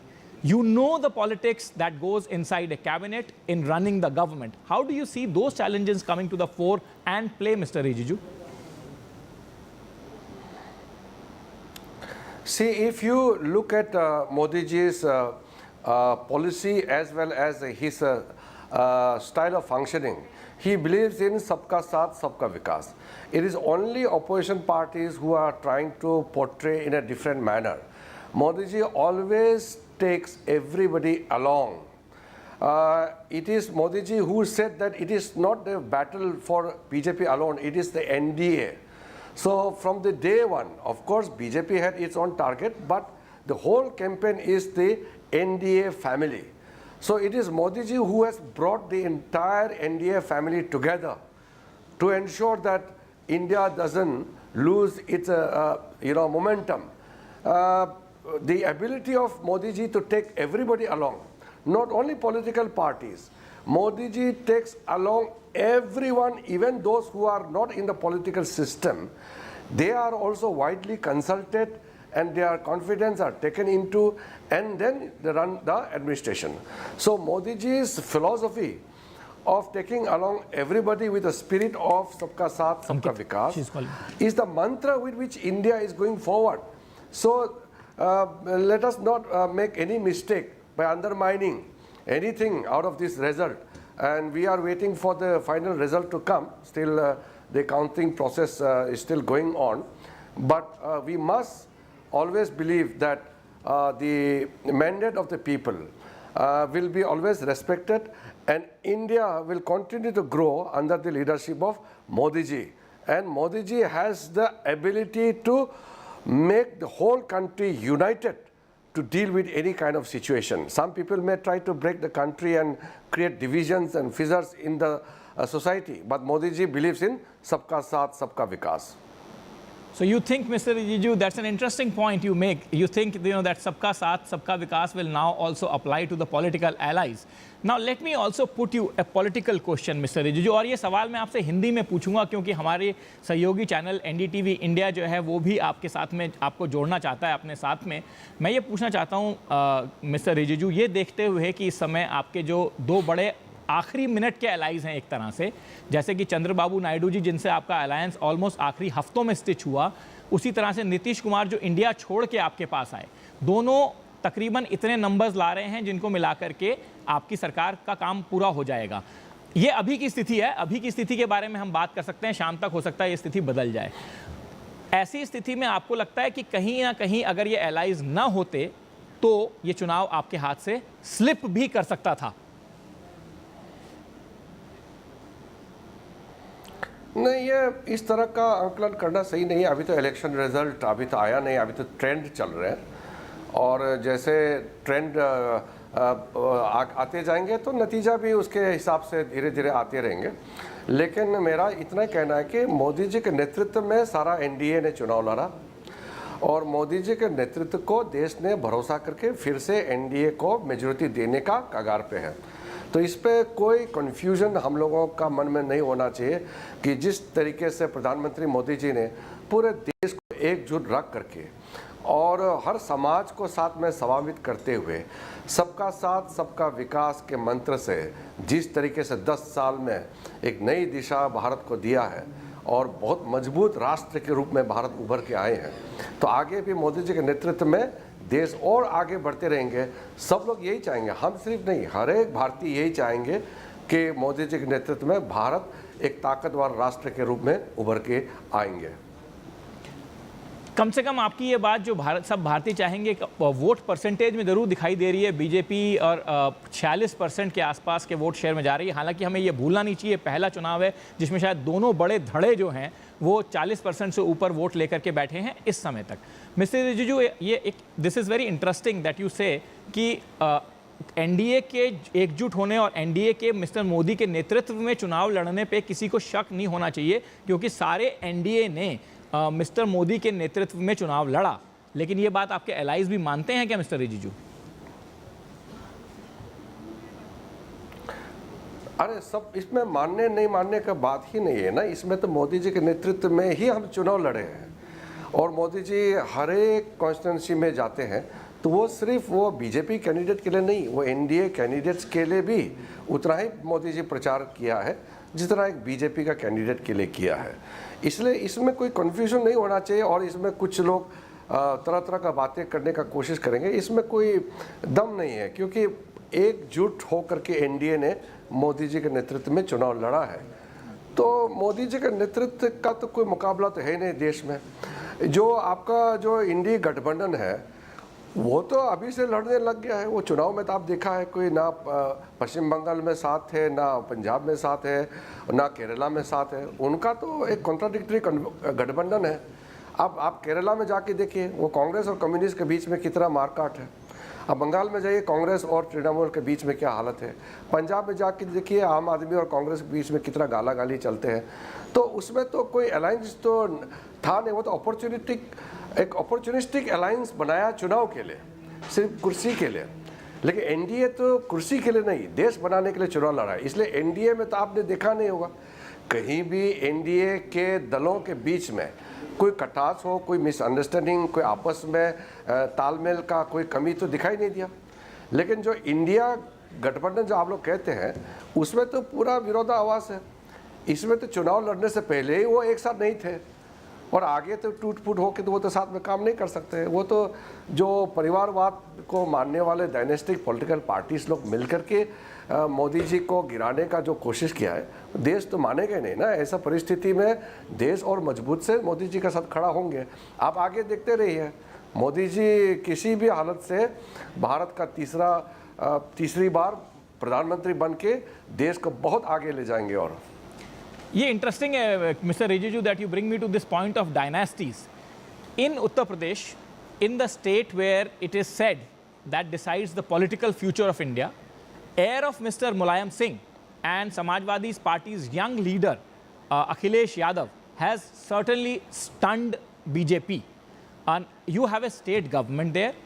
BJP was banking on Ram Temple as well to put wind in its sails. What has gone wrong, Mr. Rijiju? Many people will say that, the Uttar Pradesh results are completely diametrically opposite to what you people were expecting all along. No, it is difficult to analyze the result right now because it is only the election trend which are coming. Let the result come and party leadership will look into all the things, because election is not one time. Election is a continuous process. We have municipal election, panchayat elections, then Lok Sabha, Vidhan Sabha. So in India, we have a vibrant democracy which keeps on having different kind of elections, and it gives different result at different time. But what I'm saying is the fundamental point where NDA has gone to this election with a complete, understanding as a team, whereas the India Alliance, they just formed a group without any kind of understanding or any kind of similarities. They are opportunistic parties coming together for the sake of occupying the power. So there's a huge difference between NDA and the India Alliance. You can't compare. I won't even call India Alliance as a proper formal alliance, because they are fighting each other before election, now and the future also. They are fighting amongst each other, and NDA expanded at the last moment. We saw probably the largest number of parties joining NDA before the NDA finally took its latest shape. But Mr. Rijiju, an alliance will remain an alliance, and one will have to keep in mind that the alliances perform quite differently from what a single party or single party majority government performs. However, my question to you is slightly different. My question to you, Mr. Rijiju, is that many people, including the pollsters, had written off the regional parties. In the Northeast also, Sikkim saw the massive mandate for a regional party. In the entire country also, we are almost seeing the resurgence of regional parties, be it Andhra, be it Uttar Pradesh, be it some other North Indian states even put together. Do you think that India is now going back to a coalition era? Many neutral observers are saying that this is the return of coalition era. Do you agree with that summation, Mr. Rijiju, or would you have differing views on that? Nikunj, as I had said earlier, before the final result is out, it is difficult for me or for anybody to make a political analysis of the ongoing election result. In a way, different states have different sentiments and different compositions and different political formations. So in some areas, the regional parties are strong. In many areas, national parties are strong. But one thing is very clear, that BJP is today the only pan-India national party. Congress is, reduced to a very, insignificant party in many of the states and union territories. So if you see that it's only because of Modi ji's leadership that the party has grown, from north and western centric party to pan-India party now. So I'm very proud as a member of Bharatiya Janata Party that today we have a party and a prime minister under whose leadership the country is standing unitedly and also marching ahead as a proud nation. So let us not mix up about the leadership and some of the regional parties winning some of the seats in the some pockets of our country. But overall, you can ask anybody. It is across the country where people believe that Modi ji is the only national leader today who can fulfill the aspiration of the people of India. Mr. Rijiju, before I let you go, I know you are a busy man today. You will have to not only track the results of your own constituency, but entire Northeast and then some of your cabinet colleagues as well. Before I let you go, let me ask you one question. One question that is in the mind, or rather topmost in the minds of many, and one question that some people are trying to answer on their own. Do you think this entire slogan of Ab ki baar 400 par somehow was taken into a zone which made it as if there is something completely negative aligned to it, and that boomeranged on your party, Mr. Rijiju? No, this kind of assessment and this kind of observation may not be true, because the winning and losing of elections are because of many reasons. Many things can be attributed to election victory as well as election loss. But because the expectation was so high, so people may think that, okay, the NDA has not crossed 400. But NDA is winning the election. That is a big thing. In politics, in Hindi also, you have heard saying, no, jo jita wo Sikandar. So winning election as a as a true Democrat, as a person, as a citizen of this country, we believe in fighting the election in the true spirit of democracy, and we will go by the mandate of the people. So let us not go into deep analysis of the election right now, because most of the seats are still showing the trend. It's not the final result yet. So let us wait for some more time. Very much, Mr. Rijiju. Mr. Rijiju says, "Jo jeeta wahi Sikandar," and he says, "Let's wait for a final word on the elections, which will crystallize." Thank you very much, as always, Mr. Rijiju. Kind and nice of you to join NDTV. Thank you. Thank you.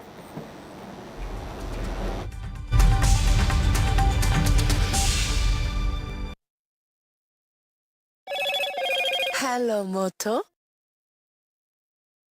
Motorola, India's best 5G smartphone brand.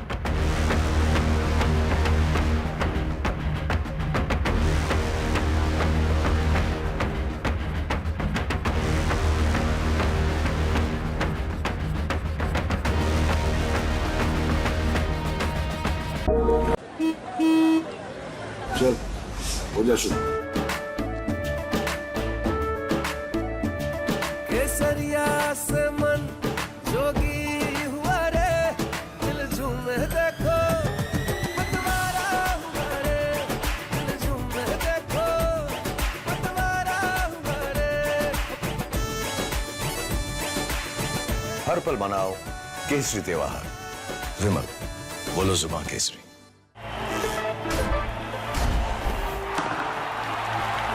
पता नहीं cricket का future कैसा होगा, पर ceiling fans का future पता है, because it's already here. Orient arrow sense with voice command. Alexa, switch on the fan. Orient BLDC fan, the future of fans.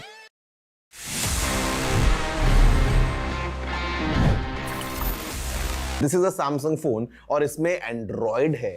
You know what happened, सबसे पहले अगर हम जाएं थोड़ा सा पीछे, अगर हम रिवाइंड करें about the history of Android. Well guys, the creators of Android जब उन्होंने बना लिया ये operating system, they went to Samsung because they wanted कि सैमसंग उस एंड्रॉयड को खरीद ले। So they all went to Seoul in South Korea. They met with the Samsung people, but Samsung was not that impressed, and Samsung said no. और उसके बाद क्या हुआ? Just weeks later, Google in fact bought Android for $50 million. Imagine करो अगर Samsung ने उस time पे Android खरीद लिया होता, would have been the case that Android would have been Samsung's own exclusive operating system. Like today we see how Samsung is the king of Android. They basically rule the Android market. But वो एक ना आज कैसे mobile history को पूरा बदल चुकी है? It's all for you. Did you know this? If yes, then amazing. If no, then please let me know by writing all your emails to tg@ndtv.com.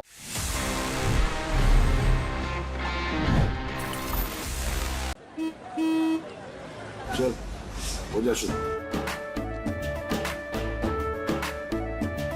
केसरिया से मन जोगी हुआ रे दिल झूमे देखो पतवारा हुआ रे दिल झूमे देखो पतवारा हुआ रे हर पल मनाओ केसरी त्योहार विमल बोलो जुबान केसरी Election means NDTV. चुनाव मतलब NDTV. चुनाव वने आंध्रे NDTV. निर्वाचन माने NDTV. ఎన్నికలు అంటే NDTV. Election havedi NDTV. निर्वाचन माने NDTV. निवडणूक म्हणजे NDTV. चुनाव रसाई मतलब NDTV. तेरदल एनराल NDTV. ચૂંટણી એટલે NDTV.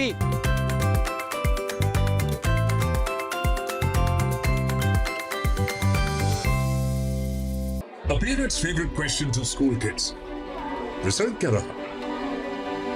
An investor's favorite question to a startup. Result kya raha? Everyone's favorite question on a day of a cricket match. Result kya raha? India loves results, but this counting day, don't just know the result. Understand it. Catch India's most important result out on June 4th on NDTV 24/7. Watch Result Kya Raha on NDTV.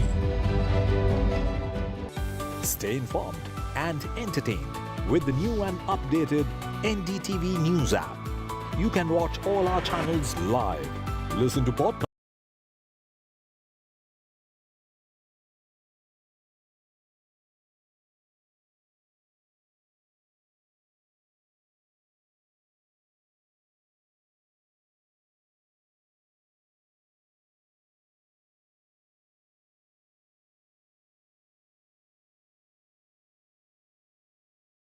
A parent's favorite question to school kids. Me and Veera here bringing you all the very latest as counting of votes is still taking place, but the numbers have been rather surprising, Veera, with, we've been on this for a few hours now, but 239 is the BJP alone, 294 is the NDA. Well, it's fascinating. It's going to go down to the wire, but let's take us through the headlines first, Gargi, before we discuss the numbers. All right, let's take a look at the headlines. And the NDA scores a simple majority. We're a few hours into the counting, and that simple majority remains. The India bloc, though, crosses the 200 mark at 231.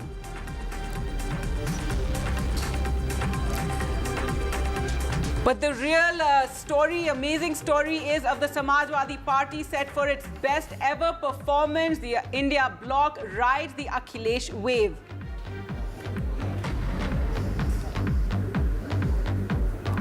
And this election has meant the return of the regional parties with the Samajwadi Party, the TMC, TDP, Uddhav Sena performing. The Trinamool Congress maintains that lead in West Bengal, and phone lines are now being worked from Delhi.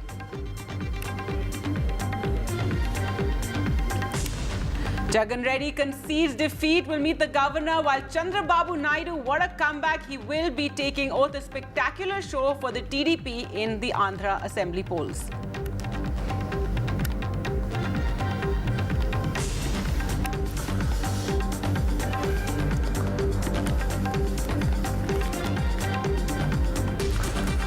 Well, so all those fascinating results coming in, those numbers, Gargi, is going to take this down to the wire. 239 at the moment in terms of leads for the BJP, down 64. 99 for the Congress, up 47. Congress not able to get past the 100 mark. So I think the takeaway is that the BJP is still the single largest party by a mile, but well below Definitely. 272. And with the NDA, of course, at numbers at 293. And we just had Kiran Rijiju speaking to us, the first reaction from the Modi government on these results, and he did say, "Jo jeeta wahi Sikandar."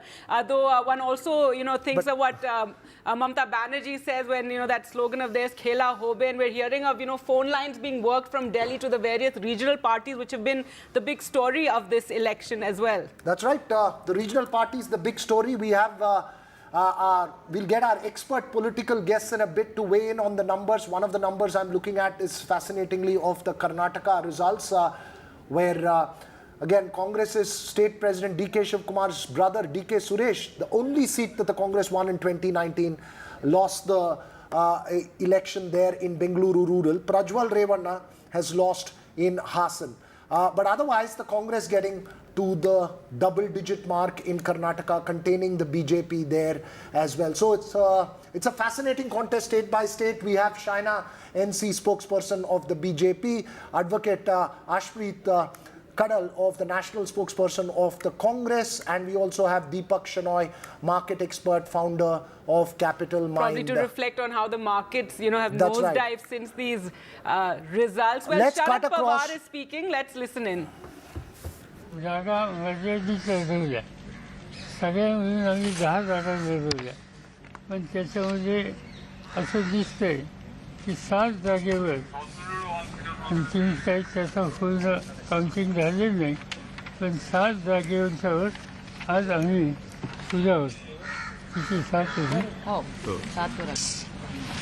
7 जागेंच्यावर आज आम्ही तुझ्या आहोत याचा अर्थ 10 जागा निवडून 7 मध्ये विजय मिळण्याच्या संबंधीचं चित्र याचा अर्थ स्ट्रायकिंग रेट हा राष्ट्रवादी काँग्रेसचा या निवडणुकीमध्ये निश्चितपणाने झालेला आहे.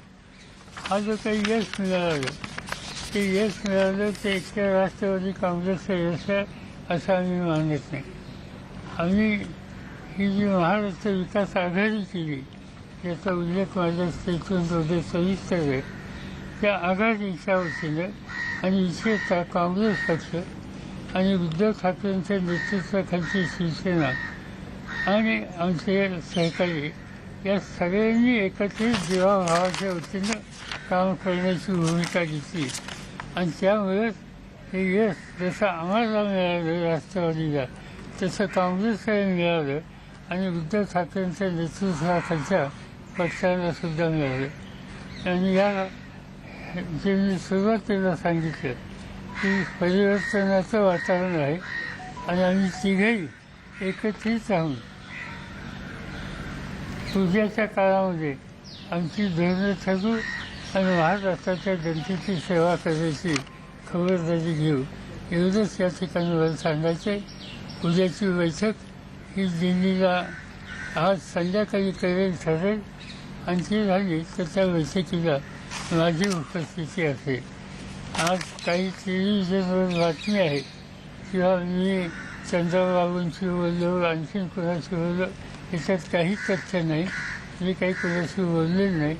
बोलणं माझं झालं असेल तर ते काँग्रेस अध्यक्ष आणि काँग्रेस नेतृत्व यांच्याशी झालं, बाकी कुणाच्या संबंधित नाही. या चर्चा करणं इतरांशी याबद्दलचं धोरण हे राष्ट्रीय पातळीवरचे आमचे सगळे सहकारी आहेत त्यांच्याशी विचारविनिमय करून केलं जाईल. सर, सगळे म्हणतात की तुमचं वय झालं आहे. या ठिकाणी हे सिद्ध झालं आहे की टायगर बुडावा तो क्या हुआ लेकिन जिंदा आहे. सर हिंदीमध्ये प्लीज ब्रीफ कराल सगळं. सर मराठी एकदम होते मराठी झाल्यावर हिंदी घेऊ. मदत तुम्हाला पुढच्या कालावधीमध्ये मिळेल असं वाटतं का? नितीश कुमार यांची मदत तुम्हाला पुढे मिळेल असं वाटतं? माहिती नाही. माझं काही त्यांच्याशी बोलणं झालं नाही. एका राज्याचे प्रमुख आहेत आणि त्यामुळे त्याची माहिती असल्याशिवाय त्याचं मी कमेंट करणं योग्य नाही. माझा त्यांचा सुसंवाद आत्ता झालेला संबंध आहेत पण आत्ता बोलणं झालेलं नाही. सर, बारामतीची जी जागा होती त्यावर नाटकी टक्कर होईल असं म्हटलं जात होतं, मात्र निकाल तुमच्या बाजूने लागलेला आहे, त्याच्याबद्दल काय सांगाल? याचा उमेदवाराविषयी तुम्ही अधिक सभा घेतलेल्या आहेत, तुम्ही फिरलेला आहात. निर्णय काय असा की माझं स्वतःचं असेसमेंट त्या मतदारसंघाचं असेल की याच्यापेक्षा वेगळा निकाल लागेल असं मला कधी वाटलं नाही. एक आणि बारामती हा जो विधानसभेचा मतदारसंघ आहे त्याच्यात माझा स्वतःचा गेले 60 वर्षाचा असोसिएशन आहे. माझी सुरुवातच तिथनं झालेली होती आणि कशा करू न करू तिथला सामान्य माणूस जो आहे, नागरिक जो आहे, त्याची मानसिकता काही मला ठाऊक आहे. आम्ही जावं अथवा न जावं तो योग्यच निर्णय घेतो आणि घेईल याची खात्री आम्हाला होते. आणि मला वाटतं आता किती सत्य 18वी राऊंड चालू आहे ना आता. 16वी राऊंड पब्लिश झाली. पब्लिश 16वी झाली. किती झालं त्याच्या आधी बारामती विधानसभेत कसं मतदान झालं? 10व्या राऊंडला 22,000 होता. आता 35,000च्या पुढे लीड असेल बारामती विधानसभा. एका विधानसभेमध्ये 35,000च्या पुढे आत्ता लीड असेल आणि बाकीच्या मतदारसंघाचं तुमच्याकडे सगळं असेल. हो, म्हणजे बाकीमध्ये पण लीड आहे.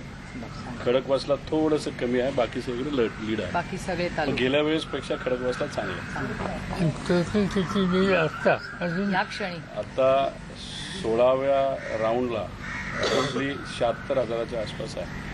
आणि अजून 3-4 राऊंड अजून 6 ते 7 राऊंड बाकी अच्छा, आहे. 6 ते 7. आज आजचा निकाल लागला आहे.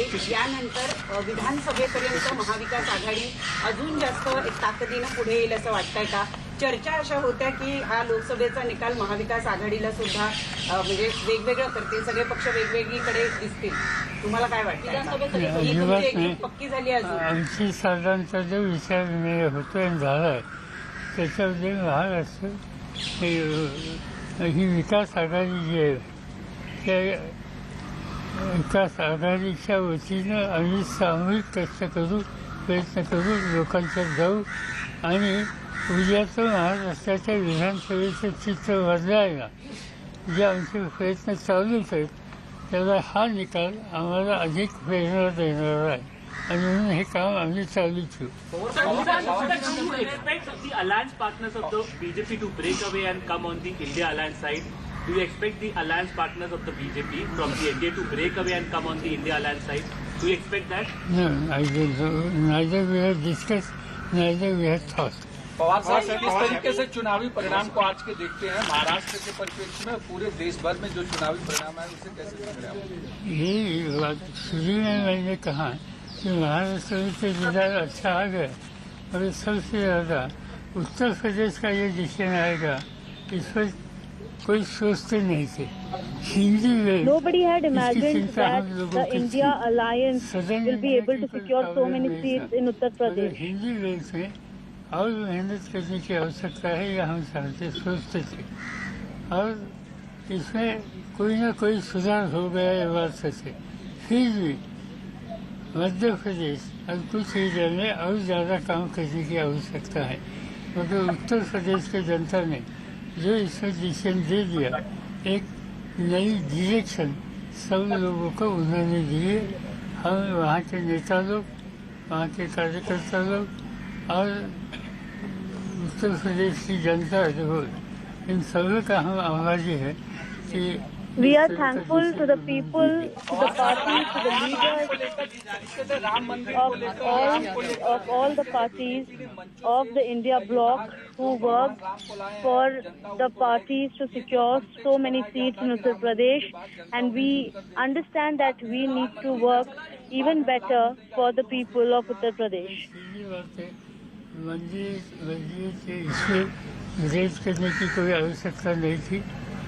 जिनको आम जनता के बारे में कॉन्फिडेंस नहीं ऐसे लोग उस लाइन पर जाते थे. उन्होंने कोशिश की और जनता ने इसका स्वीकार नहीं किया. यहाँ तक इस कैंपेन में आपने हमने लोगों ने देखा The people decided the result of this election, and we, the India leaders, need not worry about what will be the final decision of the people of India who have voted for us in our favor for this win that we will get. दो भैंस आपने रखी है इनमें से एक भैंस को लेके जाएंगे, इस तरह के छेड़ या गलत चीज़ें हाईएस्ट पोजीशन देश के लिए जिम्मेदारी करते हैं, इन लोगों ने की थी। ये बात बिल्कुल अच्छी नहीं थी, मगर हमारा विश्वास था कि आम जनता इस तरह के कैंपेन, इस तरह की लाइन, इस तरह का प्रोपेगेंडा इसका स्वीकार कभी नहीं करेंगे।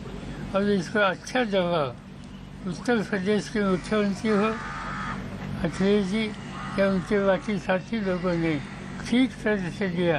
और जो कुछ The बातें opposite कही alliance गई said इसका that people स्वीकार were not नहीं किया confident है। in us, but it is the निर्णय people who जो आ themselves रहा है, answered, इससे साफ be हो it in our state or for Akhilesh ji and his Samajwadi Party in Uttar Pradesh. BJP has not crossed majority by their own. How you react to this, and particularly the fight of Bharatiya? We should know about overall your. It's so early. We have to wait for another day or two. Then correct picture will come. When we will sit in Delhi and discuss with our colleagues, then I will be able to tell what exactly it is. Well, our take on the BJP not securing the majority this time, solely for that, there will be a meeting that will be called of our party as well as the other sister parties, and we'll sit together and then decide upon the final figures that have come out. दो लोगों के साथ हो गई, खड़गे साहब and Sitaram Yechury, और वो अन्य साथियों के साथ बातचीत करेंगे और फिर हमें संदेशा देंगे कि दिल्ली में मिलना है या नहीं। हो सकता है कि कल मिलने की स्थिति पैदा हो सकती है। We'll also sit and discuss with Congress chief Mallikarjun Kharge about the distribution of power ahead. The BJP has done the work of breaking parties and alliances. Election इस वोटिंग में लोगों ने दी है और हमें खुशी है कि ये गलत रास्ते पर एक राजनीति जो जिम्मेदार राजनीति उस रास्ते से जा रही थी, उनको जो कोई सबक सिखाने की आवश्यकता थी, वो सबक आम जनता ने सिखाए।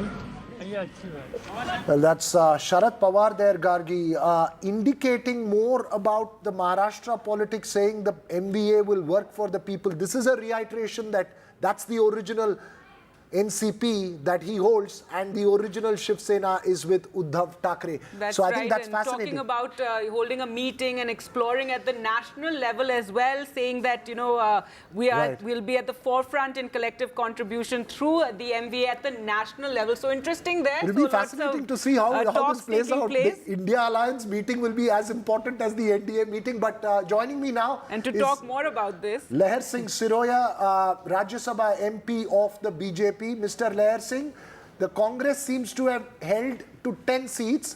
It's the best performance of the Congress from 2004.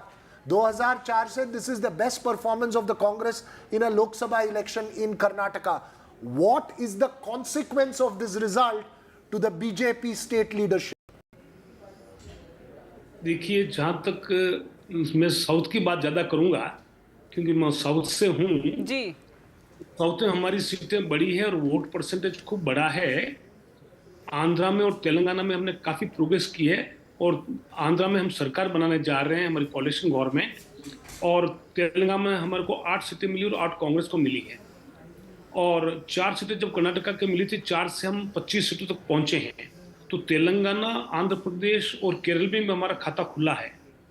तो अब हम साउथ इंडिया की, पूरे साउथ इंडिया की पार्टी हो गए हैं। तमिलनाडु में हमारा वोट परसेंटेज 8 से बढ़कर 17% हो गया है।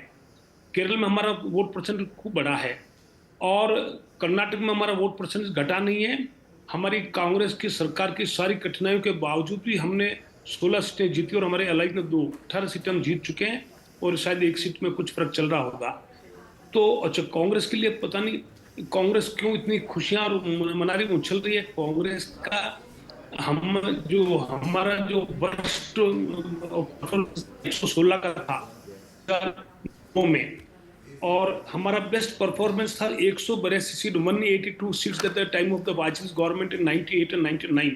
182 में होकर के पूरे देश खुशियां मना रहा था। तो आज तो हम 245 के आसपास हम बीजेपी है और हमारा प्री पोल अलायंस जो है वो 295 सीट के आसपास बता रहा है, जो 1-2 सीट आगे पीछे हो सकता है। निसंदेह हमारा जो नुकसान हुआ है, जो हमारे को काउ बेल्ट की पार्टी कहा जाता है, उस काउ बेल्ट में राजस्थान और मध्य प्रदेश में, उत्तर प्रदेश में हमारा बहुत नुकसान हुआ। मैं मानता हूं इसके लिए पार्टी चिंता करेगी और क्यों हुआ ऐसा सोचेगी। Lahar Singh ji Gargi, I think the question sir, आपको स्टेट लीडरशिप बदलाव लेकर आया था, Vijendra was made state president, उन पर Yediyurappa was given a free hand in terms of deciding the tickets as well. उन पर क्या नतीजा हो सकता है, ये रिजल्ट क्या वो स्टेट कुछ रीथिंकिंग होगी जो आपकी जो लीडरशिप है स्टेट में? कर्नाटका की बात कर रहे हैं हम। हाँ, लेकिन मैं क्यों साउथ तो पहले साउथ की बात कर लिया, कर्नाटका पे आऊंगा मैं। कर्नाटका में जो है इस ऐसे स्थिति में जब पूरा देश में इस तरह का माहौल हो गया, फिर भी हमने हमारी सीटें बरकरार रखी, 18 सीटें बरकरार रखी हमने, और कांग्रेस की सरकार के बावजूद हम 18 सीटें मेंटेन कर पाए। और डीके सुरेश को जो हमने हराया है, जो डीके कुमार का भाई है, तो हमारी सबसे बड़ी जीत है। हम हर जगह हमारा आधार बढ़ रहा है और बेलगाम की सीट हम जीते हैं। आपको मालूम है, वहाँ भी डीके कुमार के जो लक्ष्मी हेब्बालकर उनका जो मिनिस्टर है, उनका बेटा वहाँ खड़ा हुआ था, तो वहाँ भी उन्होंने खूब ताकत लगाई थी। ओके, मेरा आखिरी सवाल आपसे, जेडीएस के साथ अलायंस जाती रहेगी या will you rethink on that? What is your sense? I know you don't have a decision making this one, but I'm just asking you, आपका prediction क्या है? नहीं, इस मामले में मैं डिसीजन मेकिंग भी आ सकता हूं कि जेडीएस के साथ हमारा कंटिन्यू रहेगा और शानदार तरीके से रहेगा, और ये जेडीएस के साथ हमारा अलायंस हम अगल बगल के स्टेट में भी किसी न किसी रूप में ले जाएंगे, और केरला और तमिलनाडु में भी हम इनके साथ मिलकर के आगे बढ़ेंगे। और हमारे जो विजेंद्र के जो जहाँ तक सवाल है हमारे अध्यक्ष का, मैं समझता हूँ कि अध्यक्ष के हाथ मजबूत हुए हैं और अध्यक्ष ने इस ऐसी विपरीत परिस्थितियों में बहुत अच्छा परफॉर्मेंस किया है। तो मैं नहीं समझता कि इसका इन पर कोई नेगेटिव इफेक्ट आएगा, बल्कि पॉजिटिव इफेक्ट आएगा। और कर्नाटका और आंध्र और तेलंगाना हम मिलकर और साउथ में और ज्यादा नंबर से आगे जीतेंगे, और साउथ इंडिया की पार्टी हम बनेंगे इक्वली जिस तरह से नॉर्थ इंडिया में है।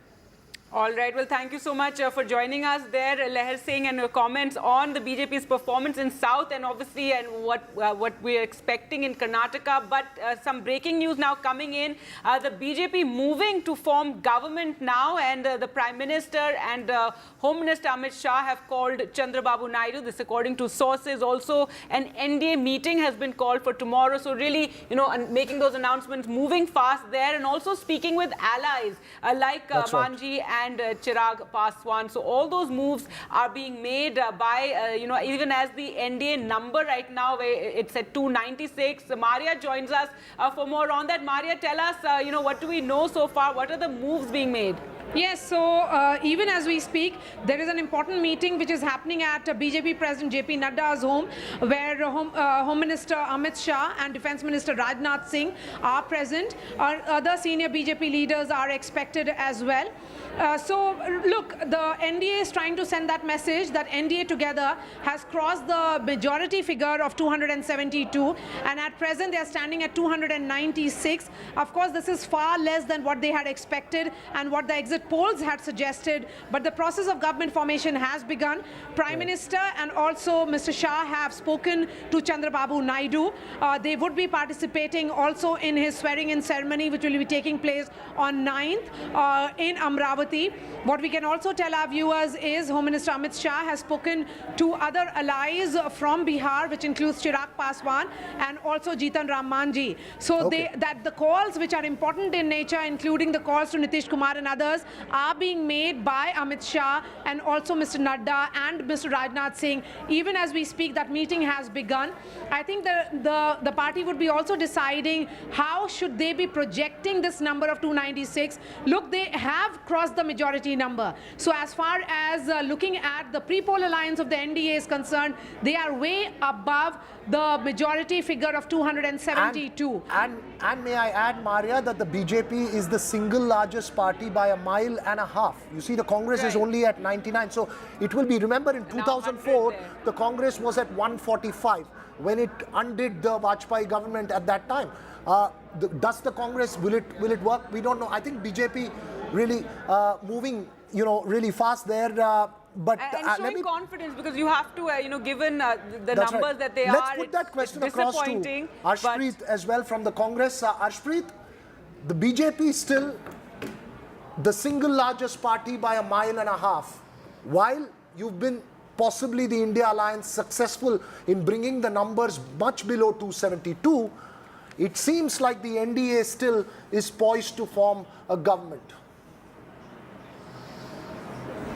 Well, see, I want to start by thanking Mr. Nitin Gadkari, by thanking Mr. Rajnath Singh, Mr. Shivraj Chauhan, Ms. Vasundhara Raje, Mr. Khattar, Mr. Yogi Adityanath especially, for all these leaders made it possible that the Bharatiya Janata Party's graph went so low.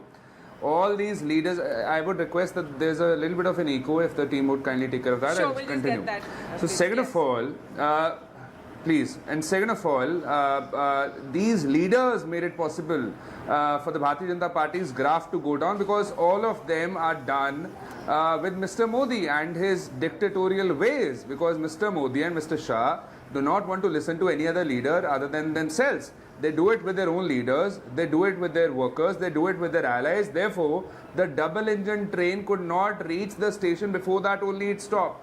And the reason behind that is JJP left them one ally, AIADMK left them, Samta Party left them, SAD left them, SAD Suyuk left them, others left them, people that had been given tickets left them. The only reason was Mr. Modi, Mr. Shah and the dictatorial ways. And second of all, the exit polls. Let's just get one. Yeah. You know, you say about allies who left them, would you have been better, much better in terms of numbers had you given convener post to Nitish Kumar for the India Alliance and got Chandrababu Naidu on the Congress's side? See, as far as Mr. Nitish Kumar is concerned, I think it's good that he left the India Alliance and went to the NDA because he was a liability anyway. If he can shift so much, if he can change his ideology overnight, and that too so often, you know, it's even sooner than people change clothes. So he'll prove out to be a liability for the Bharatiya Janata Party. You'll see that very soon. And third, one thing is for clear that exit polls cannot be trusted. All the exit polls have been proven out to be wrong. This happened in 2004 as well, when the exit polls, the opinion polls, the surveys suggested that the Congress party would be losing the election. We did win the election, we did form the government, and back then also we had lost Rajasthan, Chhattisgarh and MP. Despite that, within a few months we had made a comeback. Number three is that the people, when they went to vote this time, they had a couple of questions in their head for the Bharatiya Janata Party. Where is our 15 lakh? Where are the 2 crore jobs that you promised us? Where is the doubling of farmers' income? Where is the inflation reduction of diesel, Let's petrol, put that dal, question to Geeta Bhatt here in studio with us. And, you know, and Arshpreet, you know, you're talking about the exit polls, and I think that is one of the big stories of how, what the exit polls had predicted and what the numbers have actually come. But Geeta Bhatt, your response to, you know, what happened, while of course the BJP going on to form this historic, you know, third term and lead the government here, but still the story in UP and you know, and the fact that it's not even seen so far for the NDA yet. Well, you know, one thing is clear that even if you look at the north side of India, BJP in itself was already at its peak, you know, and in terms of the numbers. So, and with the anti-incumbency being 2 terms already there, you know, sometimes some seats, I think it was expected that it may lose a few seats, but whether it will be able to gain that much if you go down south or towards the east. Right, Geeta. And they have been able to do well over there. Okay, I just ask you quickly, as you make this point, would you concede then that the Ram temple did not work, A, especially in Uttar Pradesh, and B, that there was resentment and the breaking of governments in Maharashtra, breaking of the Shiv Sena, breaking of the NCP led to enormous emotional resentment, which coupled with agrarian distress to rout you in Maharashtra, and in Uttar Pradesh, the Ram Mandir issue did not work. Would you believe these two? See, Ram Mandir issue, I think it was always meant to be a non-political issue. You know, it was the opposition which always tried to make it into a political issue. But it was talked about in rallies and spoken about as well. Definitely, it was something because it was an issue which was very close to the Bharatiya Janata Party as the only political party which actually stood and put it in manifesto, you know, as an agenda.